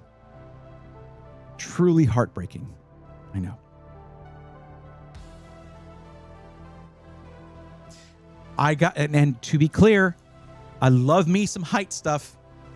They literally sponsored me to go to Computex, but I will still tell you the realness when it comes to their actual stuff and where it has its shortcomings. That's why I feel like I can accept sponsorships here and there, is because I will still tell you what's up. The fishies must be happy with the fish tank. Tame, look up the original, the Y60 when they first showed it off. They actually took it onto, I think it was an Intel stream thing, and they didn't even build a PC. They made it into a fish tank. They're down with the memes. This Susan Man helping so many folks underrated. Oh, thank you, champs. I appreciate that. Thank you. Underrated chat right there. That's what that was. Let's get this done. I'm excited about this build now. Let's do this. So are we doing this at Micro Center? Do you want me to do the Micro Center build, or do you want me to use the PC part picker list? Because I'm going to tell you right now, I'm also not going to be approving of the 14700F for a video editing machine, because you're missing out on one of the best things. First off, it's 14th gen Intel. Can't recommend that. I can recommend the 265K, which is a successor of this, and is actually goated for video editing price to performance. It's kind of insane. I'll show you this like I do. But when you have an F in the name of the processor, that means you're not going to get QuickSync in Adobe Premiere Pro, which is like amazing, and you need that. That is, if it was a gaming PC, sure, you get an F SKU, fine.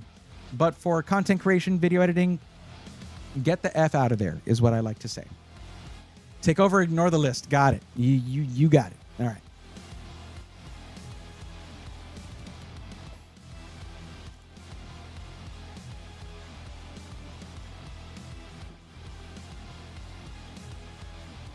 I'm gonna have fun. I'm gonna have some fun with this. Okay. So real quick. Okay. I want to show you something real quick on this. Okay, you see this chart, right? You see the chart? Was I hiding anything by being zoomed in? Let's see. Yeah, it's hiding the names. Can't do that. Okay. Let's talk about the top three. Let's look at the top 3 CPUs for Premiere Pro. Is that the program you're using to edit video, by the way? Or that you're going to use? It's what I use. And it's what a lot of pros use, all that. It's Premiere Pro. It's Adobe sucks in a lot of ways, but it is what it is. So the top 3 CPUs are you use DaVinci Resolve? Okay. Well, we'll move over to that and look at it. But the top 3 CPUs are the Core Ultra 9 285K, the 9950X 3D from AMD, and the Core Ultra 7 265K. Let me list the prices for these. $580, $600+ depending on sales and stuff. So sometimes $670, I think. Right around $280 for the third place right here. Look at the difference in performance between these two. This is almost 3 times the price, man. And look at the performance difference in Premiere Pro. Now let's look at DaVinci. It's probably going to be a little bit different of a story. Yeah, the 265K, like the performance difference it's almost a flat surface, okay? But the 9950X 3D is on top there. Admittedly, it is. It had better be for the price. The 265K is still really good. But for this, you might want a 285K. Now, I'm going to look at something here, and this is an important element. You chose, when I asked you, do you plan on upgrading your CPU over time? You said no. So the fact that AMD goes to all the extra effort to allow you to upgrade CPUs, they support the socket for a long time, doesn't factor into it for you. So you can go with Intel's Core Ultra 285K, no problem. Because here's the reason, and it's a big one, okay? Looking at these two CPUs here, the 285K and the 9950X 3D are like less than 100 points away from each other out of like 12,000 plus scores, okay? That's very close. But when you're streaming, if like me, you run a lot of stuff during your streams, I don't know if that's going to be the case, but it might. You don't know what kind of, if you're just getting started, you don't know what kind of streamer you're going to be. If you've been streaming for a while, you may already know, obviously. But here's the thing. Once you start the Core Ultra 9 285K is a 24-core CPU. That's what it is. It's 24 cores. That's it. With the 9950X 3D, you have 16 cores until you boot up a game. Then you have a 9800X 3D because of core parking. Half of your cores shut down. If that's cool with you, cool. I would not go with a 9950X 3D, the most expensive option on here, because they have the chiplet style architecture, and that means there's latency between them. So they shut one down once you turn on a game because they got to get that gaming supremacy, which really only matters at 1080p. Because at 1440p and 4K, the CPU is way less of an element, a factor when it comes to your frame rate. It's all GPU at that point for most games. Wait, what? Wait, what? Oh, Blick went and gave some memberships around. Hell yeah. That's what I'm talking about. Spread the love. That is awesome. What kind of streamers out there were you able to surprise? That's really cool of you, by the way. I like what you do when you're bored. You're just generous. That's cool. The 9950X3D is on sale for $600 at MC right now. Sorry, let me roll my eyes harder. Oh, wow, that was a lot of effort. Whew. Almost frowned my brain back there. Core Ultra 9 285K is $530. Sheesh. Yes, but Ty, once you, like, if you're streaming and you're running a lot of stuff, losing half your cores could suck once you start up a game. That could be annoying or a problem, like an actual problem. Now, I stream a lot of stuff and I'm running a 9800X3D. That's not that big of a deal, but to me, it's kind of the principle of the thing. If you're going to have all those cores, you should be able to use all those cores. As a random Fortnite stream. Well, I hope that they were thankful as they should have been. I think that, yeah, it's cool of you to do that. The fish tank height Y60 is funny. Wish they would have made it functioning with oil instead. Yeah. I still think the 265K is the best price to performance out of all of these. It is cheaper than every CPU above it, as it should be, but it's also way cheaper than the CPU that it is competing with right here, the 9900X3D. Like, cheaper by a lot. So, you know, we got options.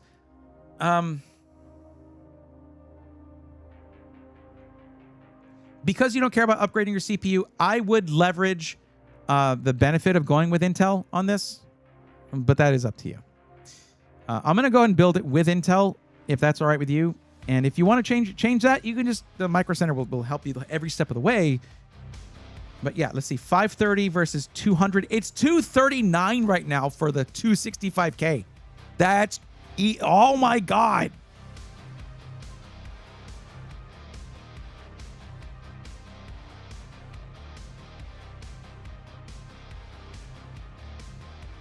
So this one's, no, here, this one's 239 right now. That's crazy. Windows Scheduler needs to get better too. It works better with Intel. AMD just needs to work on scheduling. Then they wouldn't have to worry as much about latency. They could divide up the tasks to where they don't cross over. Anyways, you know what? Okay. To be clear, I don't know better. I'm not smarter than AMD's engineers. They know better than I do. All I can do is look at the results of it and say, that's less than ideal. So I'll ask you, do you want to go with the best price to performance here? Actually, I can see what you said for that. You answered that question. Price to performance is your priority. We still have to pick a motherboard, and that's, I haven't even started yet. The motherboard is like so critical for this build because of what you're using it for. Tammy, why does YouTube need me to click a checkbox under some settings to be eligible to receive gifted memberships? I don't know. That's weird. That is weird.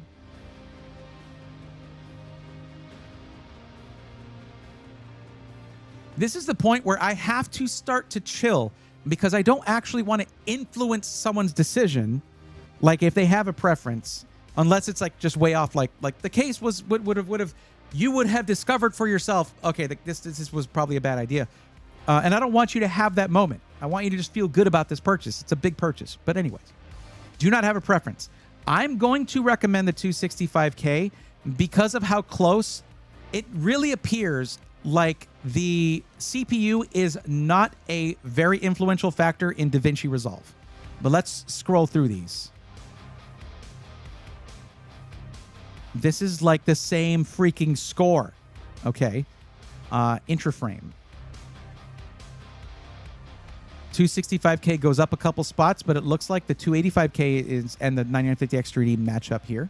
Okay. And this is intraframe. Okay. And then we go to the raw score for scrubbing raw footage, doing that kind of stuff. And it's still top 4.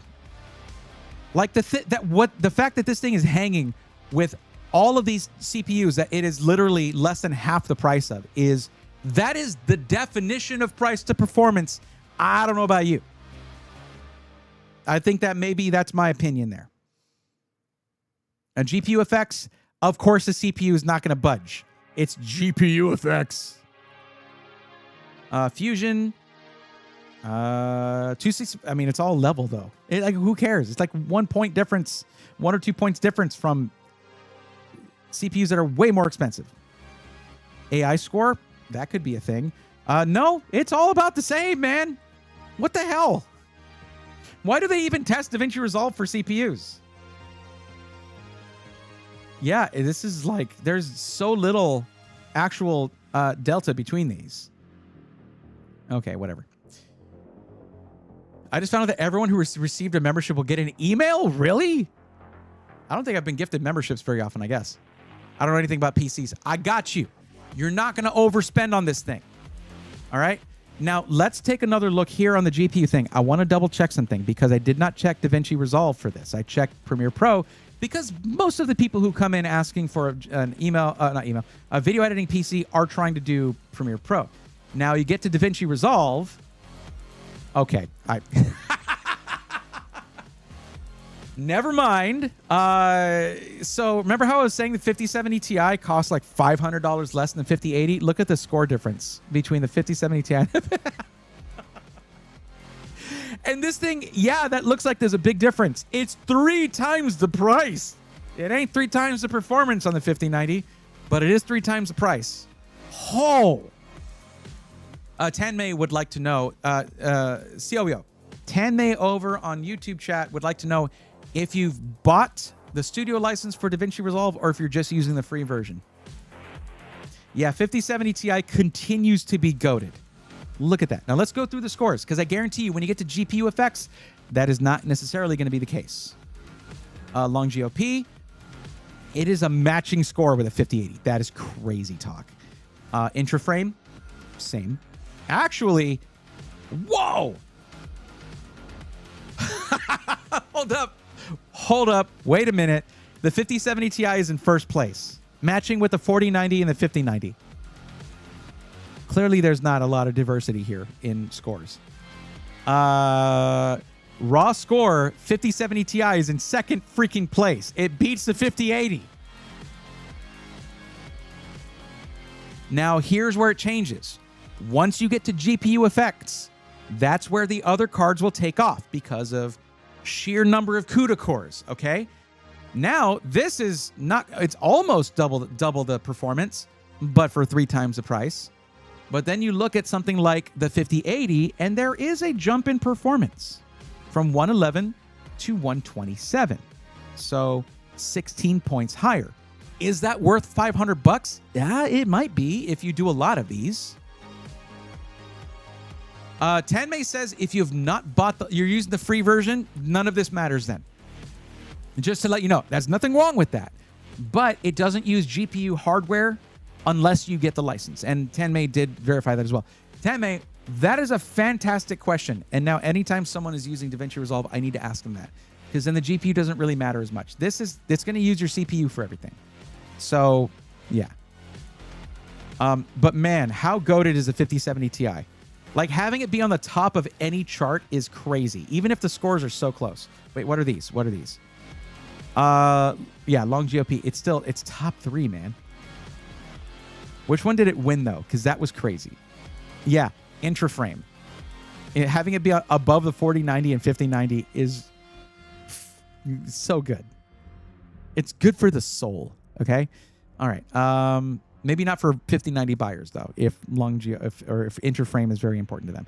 So here's what we're doing.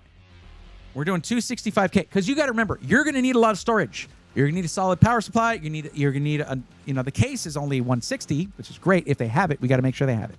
Let's go look at the case really quick just to make sure they have. They usually will have the Montech King 95 Pro, but let's find out. Montech, 19 options. That's a good sign. King 95 Pro, 5 in stock, only 150. Shabam. Oh, they got the new HSO2 Pro. That one's sick too. I haven't built in that yet though. I want to. But I saw that at Computex. But no, the King 95 Pro is it's so sick. It's so sick. Like, you can't go wrong with this thing. 5090 and 4090 being good at things is terrible for us. It means we can't find them in stock. Well, that's the thing is they're in stock everywhere right now. Everywhere. It's crazy. You know what else there's a ton of stock of? 8 gig VRAM GPUs. People are not buying them. And NVIDIA should be getting the message from that, I would hope. But you know what NVIDIA decides to do because of that? They're slowing production to artificially create scarcity and keep their prices high. Basically, NVIDIA. I said thank NVIDIA, by the way. My finger slipped and I hit the censor button. Why does it look like there are no fans in the picture? That is inaccurate. It's just the picture, because if we actually go to the product, I know what you're saying, and that's a good point. But if we actually go to the product and view product details, it'll list out all the fans that are available. So here we go. Bam, bam, bam. Actually, is this the only picture they have for this? Yeah, it is for that one. But if we go to, yeah, it just says King 95 versus King 95 Pro. There's fans in the King 95 Pro. If we go to specs and we go to fans, included fans, 2 140mm RGB LED fans, 4 120mm RGB LED fans. That is 3 reverse flow 120s in the bottom to bring in intake, 1 standard flow 120 in the back for exhaust, and 2 140mm reverse flow intake fans for the side. It shows included right there. The picture is just inaccurate. No. It's very good to make sure, and I applaud you for that. That's not me getting upset that you're asking. Ask whatever questions you need to feel secure in your purchase. It's a big purchase. I understand. Get that license before doing anything, for sure. I'm going to head out. Kaiser Platypus, I do appreciate you hanging out. Getting tired. It's been fun hanging out. Catch you next stream. You got it. Come on, AMD. We need you the most now. I think Intel needs to start going above like the $350 price range and start making some flagship cards. I think we need 24 gig VRAM cards from Intel for consumers. Like, I think they need to insanely bump up their gaming performance to start going after the mid-range more. They need to make themselves a serious contender. And then people need to buy them. I can't really talk there because I don't recommend them often enough, but whatever. Now we have the fun part. You might think that the motherboard is one of the components that is criminally underestimated in importance. Unless it's just a plain gaming build. If you're doing anything other than just gaming, you need more in your motherboard. It is the backbone of your system. You do 2 things you do not cheap out on: power supply and motherboard. And they're the 2 most tempting things to cheap out on. And I'm saying that if you're doing a streaming PC and you get the wrong motherboard, you're in for a bad time. We were doing a white build, right? Yes. So we choose a white motherboard. That helps narrow it down. I don't know why I asked that. I just literally looked up a white King 95 Pro. We're going to stick with ATX only. What? Why is it making me choose more than ATX? It's stupid. And if we do we have color as an option? I don't think so. I think it's one of the annoying things about this. They don't let you just narrow it down by that. But let's see. What were some that I was looking at? I was looking. MSI has a really good one. Intel. There we go. And we want brand. MSI has a really good one for this. I was looking at these. I was scrutinizing these. Let's see if they have it in stock. They don't.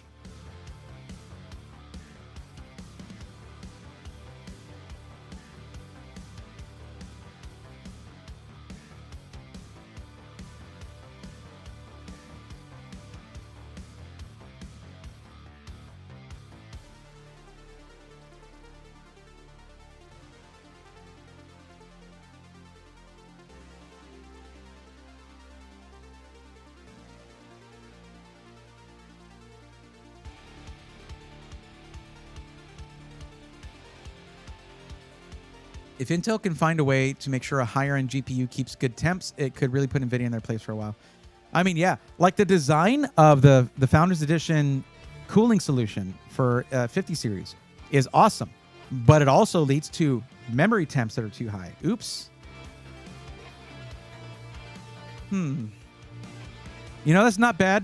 It could be worse, but it could be way better. For a streaming machine, yeah. I mean, this is a gorgeous motherboard. Make no mistake. Like here on these USB 2.0s, what you do is this: mouse, keyboard, Stream Deck, like a Elgato Stream Deck only needs USB 2.0. maybe a headset, like a gaming headset or whatever you're using. But let me look at these motherboards. Like for a white build, it just doesn't get much better than that. But the I/O could really... Gigabyte used to be the GOAT when it came to rear I/O. 5 gig Ethernet is nice. Dual Thunderbolt 4 is nice. And this isn't bad. I mean, you look at this. You've got 10 USB Type A ports. And it becomes 12 USB ports if you look at the dual Thunderbolt 4. Wi-Fi 7, this is not bad. Don't get me wrong. It's just... There's something that feels like it could be better. They need more USB, a couple more USB-Cs, and it would be up there with like some of the Asus boards and stuff on the higher end. Asus really sucks with I/O on their lower end boards, but once you start getting to the higher end, it gets pretty crazy. So let's take a look at that real quick. No, that's too high. Apex, yeah. Yeah, see, we can't go for an Insano motherboard. Wait, we need Z890. Okay. Like, let's look at this Asus ROG Strix Z890. Like, they only give you one PCIe slot on this thing.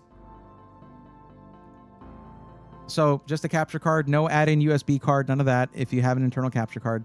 Oh, hey, hold on. There we go. Look, I obsess about the motherboard, so you don't have to, okay? Don't worry about it. I'm sure this is the most thrilling part of the stream, Chad, I know. You know what? Not bad, again, but... Yeah, so you got 10 gig USB-C, dual Thunderbolt 4, 5 10 gig USB Type A's, but look at how much empty space is here. Z890 has enough throughput to have enough bandwidth to have more USB ports than this. At least a couple 2.0s just for your mouse and keyboard to get those out of your fast ports here.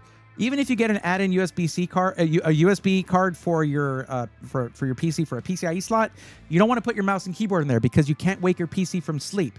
Your PCIe slots go to sleep when your PC goes to sleep. So your peripherals can't wake your PC. This is getting into the weeds. I know. I'm sorry. Okay.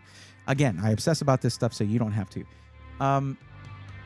This isn't bad, but like what I'm talking about is this. You put in an internal capture card. That's it. There's no place to put in anything else in case you want to. Decent storage options. I think this thing has 4 or 5 M.2 sockets on it. It looks good. White PCB for the motherboard. It brings together that white build sort of aesthetic. And our price is... what was it? I did a lot of yelling in this stream.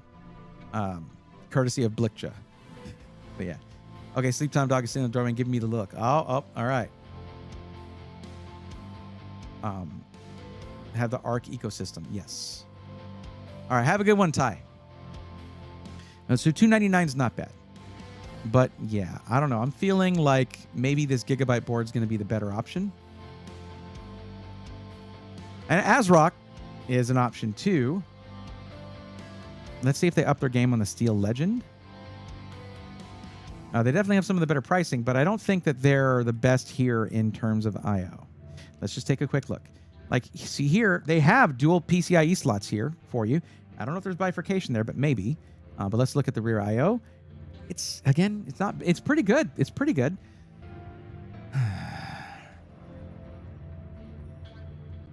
I wish I could show you guys. Oh, I mean, I can. I absolutely can. Show you guys what I mean when I think about like really good I/O. But I think that this is, and I could do that. Like, let's see what the Tai Chi is running here. I'm trying to keep the price reasonable on this, but so that's better right there.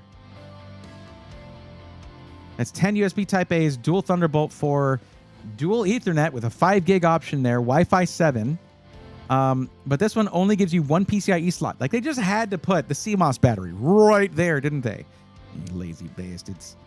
So yeah, that kind of rules it out for me for a streaming PC IMO. Plus, it's also a white PC, so this aesthetic doesn't match. This is why the motherboard is like something I pay so much attention to.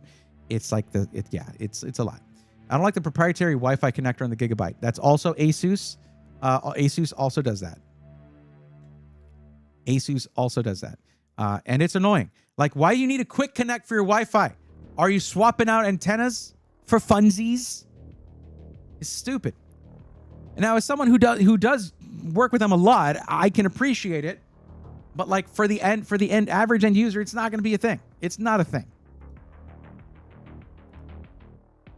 Make sure I'm on the right LGA 1851. I need to make sure I'm looking at the right motherboards here. I think Gigabyte's going to be the winner here. As for what is in stock and ready to go right now, the Aero G was interesting in some of the options they went with in their I/O. Just interesting.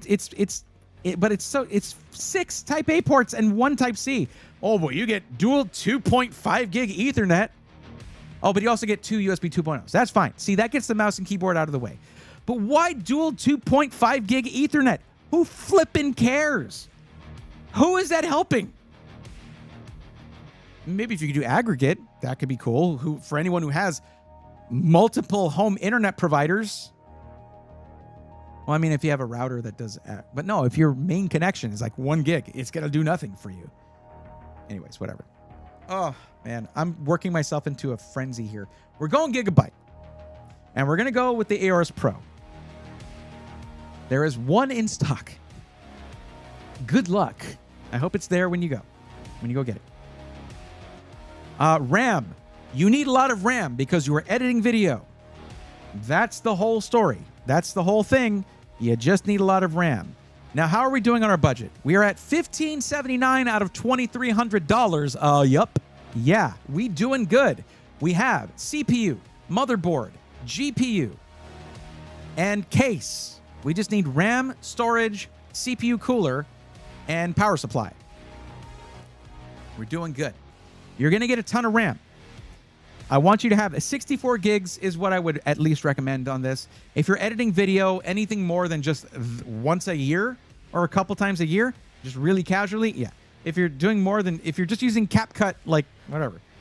But no, you're using an actual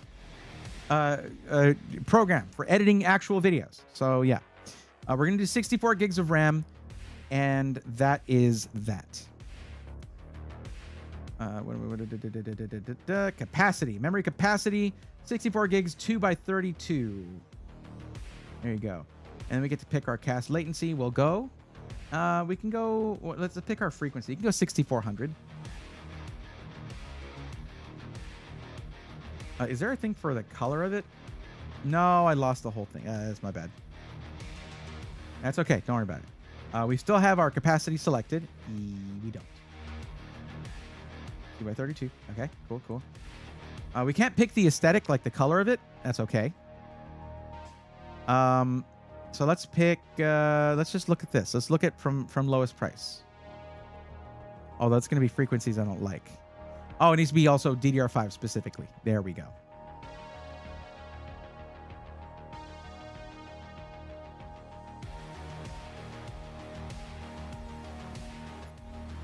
Okay, cast latency.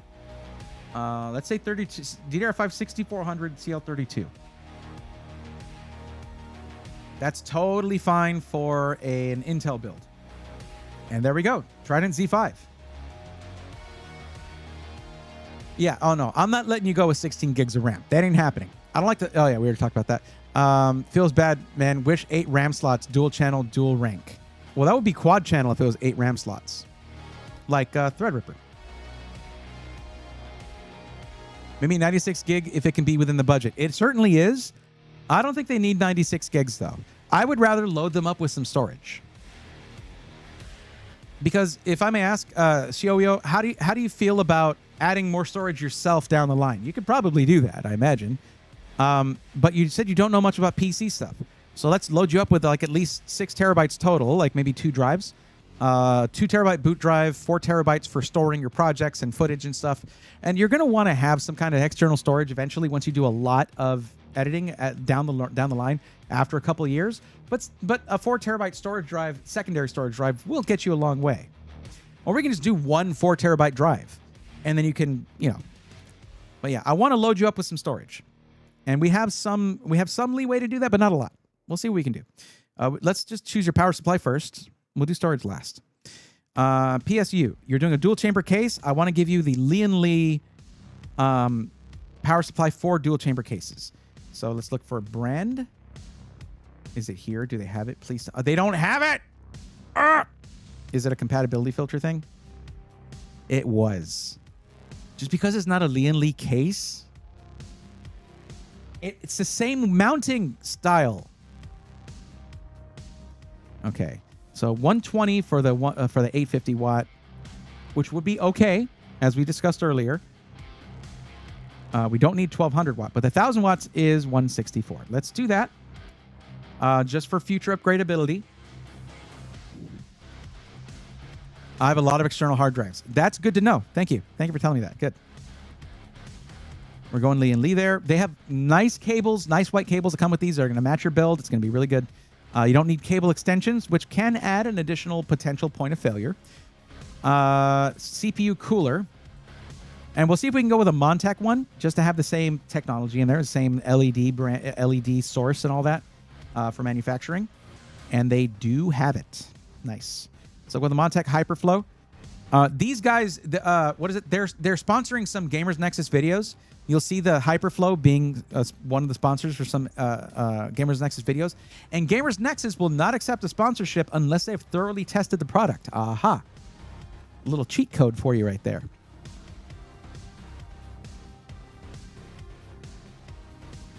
And now we do storage. And we have $235 for storage.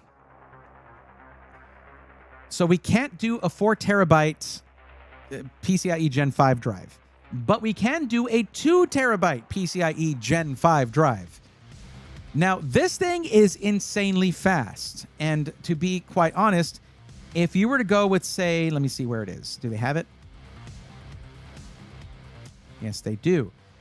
You can just about afford a 4 terabyte PCIe Gen 4 drive.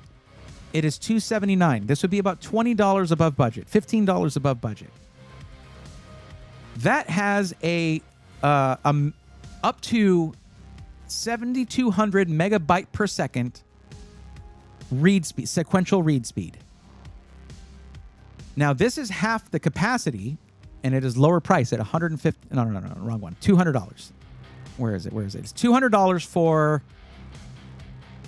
this one right here, for the Samsung 9100 Pro 2 terabyte.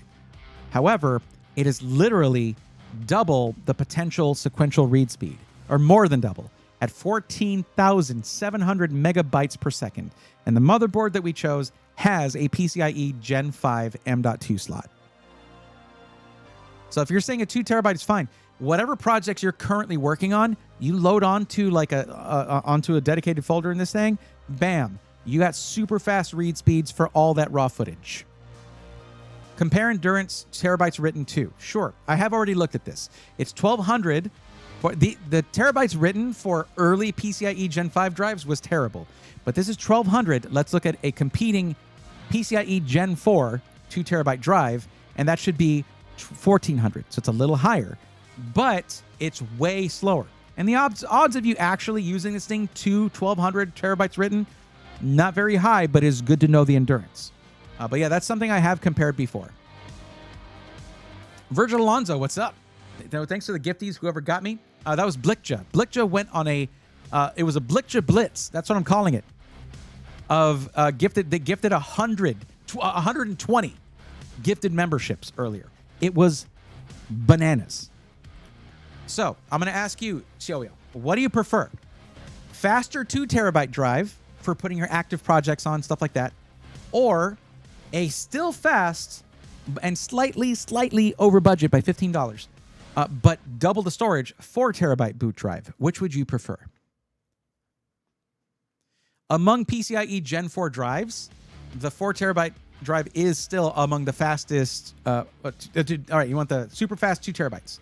You got it. So I wanted to give you that option. All right. It doesn't get any snappier than this. And it's $100 off right now. So, yeah. Yeah, so we're at $22.64. And the build is done. Yeah, see, if we had gone with the 96 terabytes, we would have had to cut into either getting the faster storage or getting the higher volume storage. 10 May. I thought, was it you that mentioned 96 gigs? Who mentioned that? I don't remember.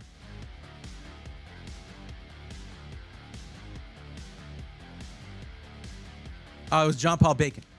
Yeah. It was like right there. I didn't even have to scroll up. What is a heat sink? A heat sink is something that will dissipate heat from something that's producing it. So you don't need that because the heat sink option is like an air cooling option. We went with a liquid cooler. That is what you kind of need for any dual chamber case that uses side intake. Side intake kind of relies on the cooling capacity of an AIO and the indirect cooling effect, where it uses the exchange of air rather than just pure airflow through the device itself. That was not the best way to explain that, like ever. Now, here's another thing, and we do need to talk about this, okay? So they're going to build this thing for you. And if you want to get a retail copy of Windows, it'll cost you about $120. So what you do instead is you will tell them, hey, please build this for me and install Windows 11 Home, but do not activate it. I don't want to spend $120 on that. And then if you can leave it unactivated if you want. Functionally, you can kind of still do everything. You just have the little watermark on the bottom right of your main monitor. Here's a trick. If you have more than one monitor, set your secondary monitor as the main one, and then the watermark moves over there. There you go. However, you can also get an OEM license for Windows 11 Home. That is like $25 instead of $120. There you go. 96 gigs makes sense if you're dealing with AI or big data stuff. Video editing, for video editing, 64 gigs is good. As someone who has used 64 gigs for video editing for many years, I can agree with that. I only moved to 96 gigs more recently when someone from Kingston just happened to gift that to me. And I understand that is a very privileged perspective, but I was fine either way. Understand, actually. Awesome. Will this VOD be saved? Absolutely. It'll last in perpetuity. As long as YouTube exists, the YouTube VOD will stay. So, I mean, if it couldn't hurt, subscribe to the YouTube channel. There will be a series later teaching you how to make simple upgrades to your PC, including adding super fast M.2 storage, which you have the option to do because this motherboard has, wait for it. Let me see. Which one was it? We went with the Gigabyte. Well, it has like 4 M.2 slots overall. 4 or 5. It was 4, I think. Anyway, that was a lot. Anyway, now the other thing is this. Later on, this is my last build tonight, but later on I'm going to do another Micro Center build. This one will go away. I'm going to give you a link to it, and what you need to do is click on this link. Oh, you already subscribed? Hell yeah, thank you. Click on this link to go to the build, and then you want to either add this to cart. You can't really do that because there's some in-store only parts, but you want to do that, or you want to go to save this build right here. And that will prompt you to either, create a Micro Center account or log into your Micro Center account if you already have one. And if you're already logged in, it'll just save the build. Now, you might need to go in store in order to put in the order for the PC to be built. It doesn't seem like it's allowing me to add the same day Pro Assembly for some reason. Everything is in stock. I mean, there's only one of the motherboards in stock, so maybe there's an issue with that. I don't know. But yeah, everything else, I mean, it's all in stock. There's nothing I'd added that was not in stock, so yeah. Oh, hold on a second. Well, no, that's fine. But yeah, there you go. There's your build. Oh yeah, one thing. If you want this fan on the back, you can't get it with the RGB. That's our buddy RGB. It's BEE, by the way. RGB, our mascot. That was added on by me for our custom build, for our collab builds. But if you want the rear fan to match these fans, I do need to add it in. So I'm gonna. No, I don't actually. No, it is included. It is included. My bad. I was thinking about other brands that don't do that. No, you're good. You're good. So can I verify with you, CO? Did you save the build? We took a long time on this one. It is now an hour and a half past the time I normally end stream. It is saved. Awesome. Awesome. There's really no reason for me to save these links, but I just want to point out once again, every build I did was Micro Center tonight.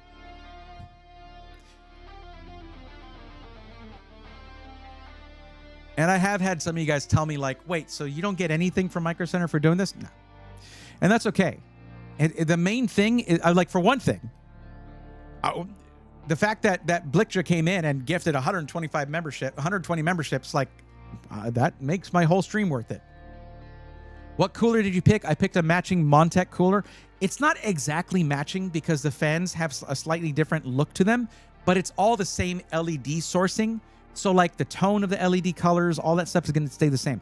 There are times where you get mixed and matched LED components where that can actually cause an issue where the same hex code or RGB values will give you slightly different colors. This is all the same LED sourcing, so that's kind of an important thing.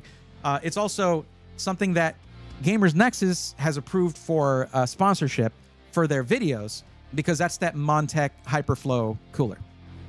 They've had that as a sponsored spot in a couple of videos, and they will not use any product that they have not. They will not feature any product that they have not thoroughly tested. They talked about that for a long time in a specific video. Man, what a stream. That was a crazy stream. But this is what happens when I go way over. A lot of y'all are used to my schedule. We only have 14 people left on Twitch, but 27 on YouTube. So I'm going to ask my YouTube viewers for a favor. I usually have like 35 or so people to raid other channels with at the end of the stream. It's one of my favorite things to do because anytime I know how tiring streaming can be. Like you can't be like switched on like this for hours and hours without being totally exhausted at the end. So I like to find someone who's been streaming for a while and bring in a raid of a good number of people. Now, just the people who are on Twitch hanging out, that's awesome. And 16 now actually is great. But if everybody who's watching on YouTube went to the description and clicked on that Twitch link and moved on over, we would have like 40 people to raid with, 40 or 45 people to raid with, and that would be super sick. So if you don't have to stick around for long. If you just say one nice thing or say hi or whatever, then dip. I get it. But that initial dopamine rush for that streamer when they see a bigger raid come in is really cool. Like it's good for them. It's a good moment to sort of revitalize them in the stream. They get to be happy. Makes me look good. I'm kidding. I'll raid with whatever. It's fine. But it's a good dopamine hit for them, and it sort of gets them hyped up to continue having fun with their stream, and maybe you get to find a new favorite streamer. Tammy, I appreciate that. Thank you. But okay, I do see that number going up a little bit. Thank you guys so much. I really do appreciate that. Oh, okay.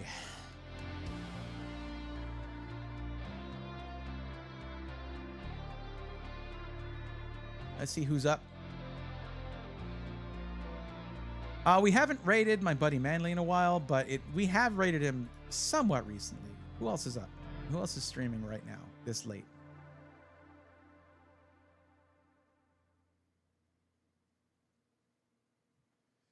Let's see. I feel like I should maybe have you guys choose sometime out of the list of people I have here. But here's what I'm going to do. I'm going to see who else is streaming in the science and technology category. I never do this, but let's do that. Let's see who else is streaming in science and tech.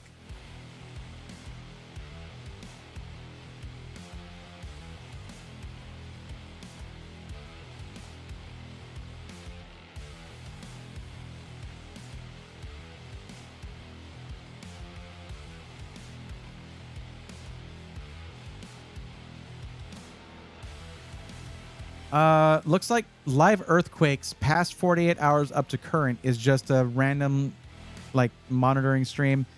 Looks like we have it's not showing me a lot of science and technology stuff like I was hoping for.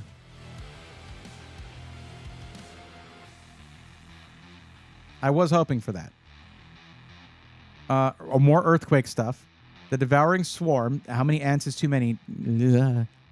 Infinite astrophotography 24/7. Cosmic Curiosity TV has one viewer. Or do we want to watch a gaming stream? Like that's fine too. I don't mind.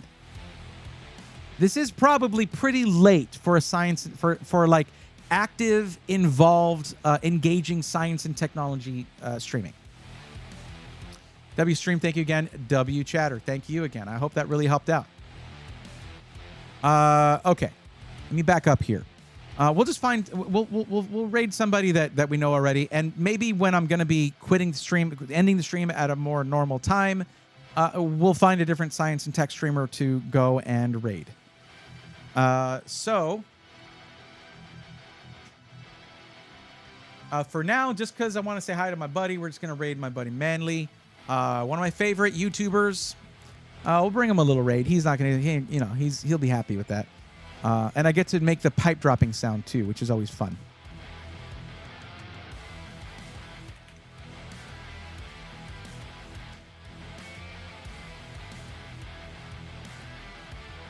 Thank you for those of you who came over from YouTube to hang out and go with us for the raid. I appreciate it. We're going to go raid Manly Reviews. Great YouTube channel. I'm telling you, you got to drop a sub over there and go watch some of his hilarious video game essays. He's probably covered one of your favorites in the most funny way possible. Really funny dude. Remember this, I generally don't cuss on stream. Other people do, and that's fine. But if you're sensitive to that, raids might not be for you, because nothing really inspires the cussing as quite as much as, unless it's like a Fodian type game, than getting raided. So there you go. But let's do that. Thank you so much, guys, for hanging out. I will catch y'all on Thursday. It might be an unboxing stream. That might be on Friday or Saturday instead. We will find out. Keep an eye on the announcements channel on the Discord to find out. Until then, take care.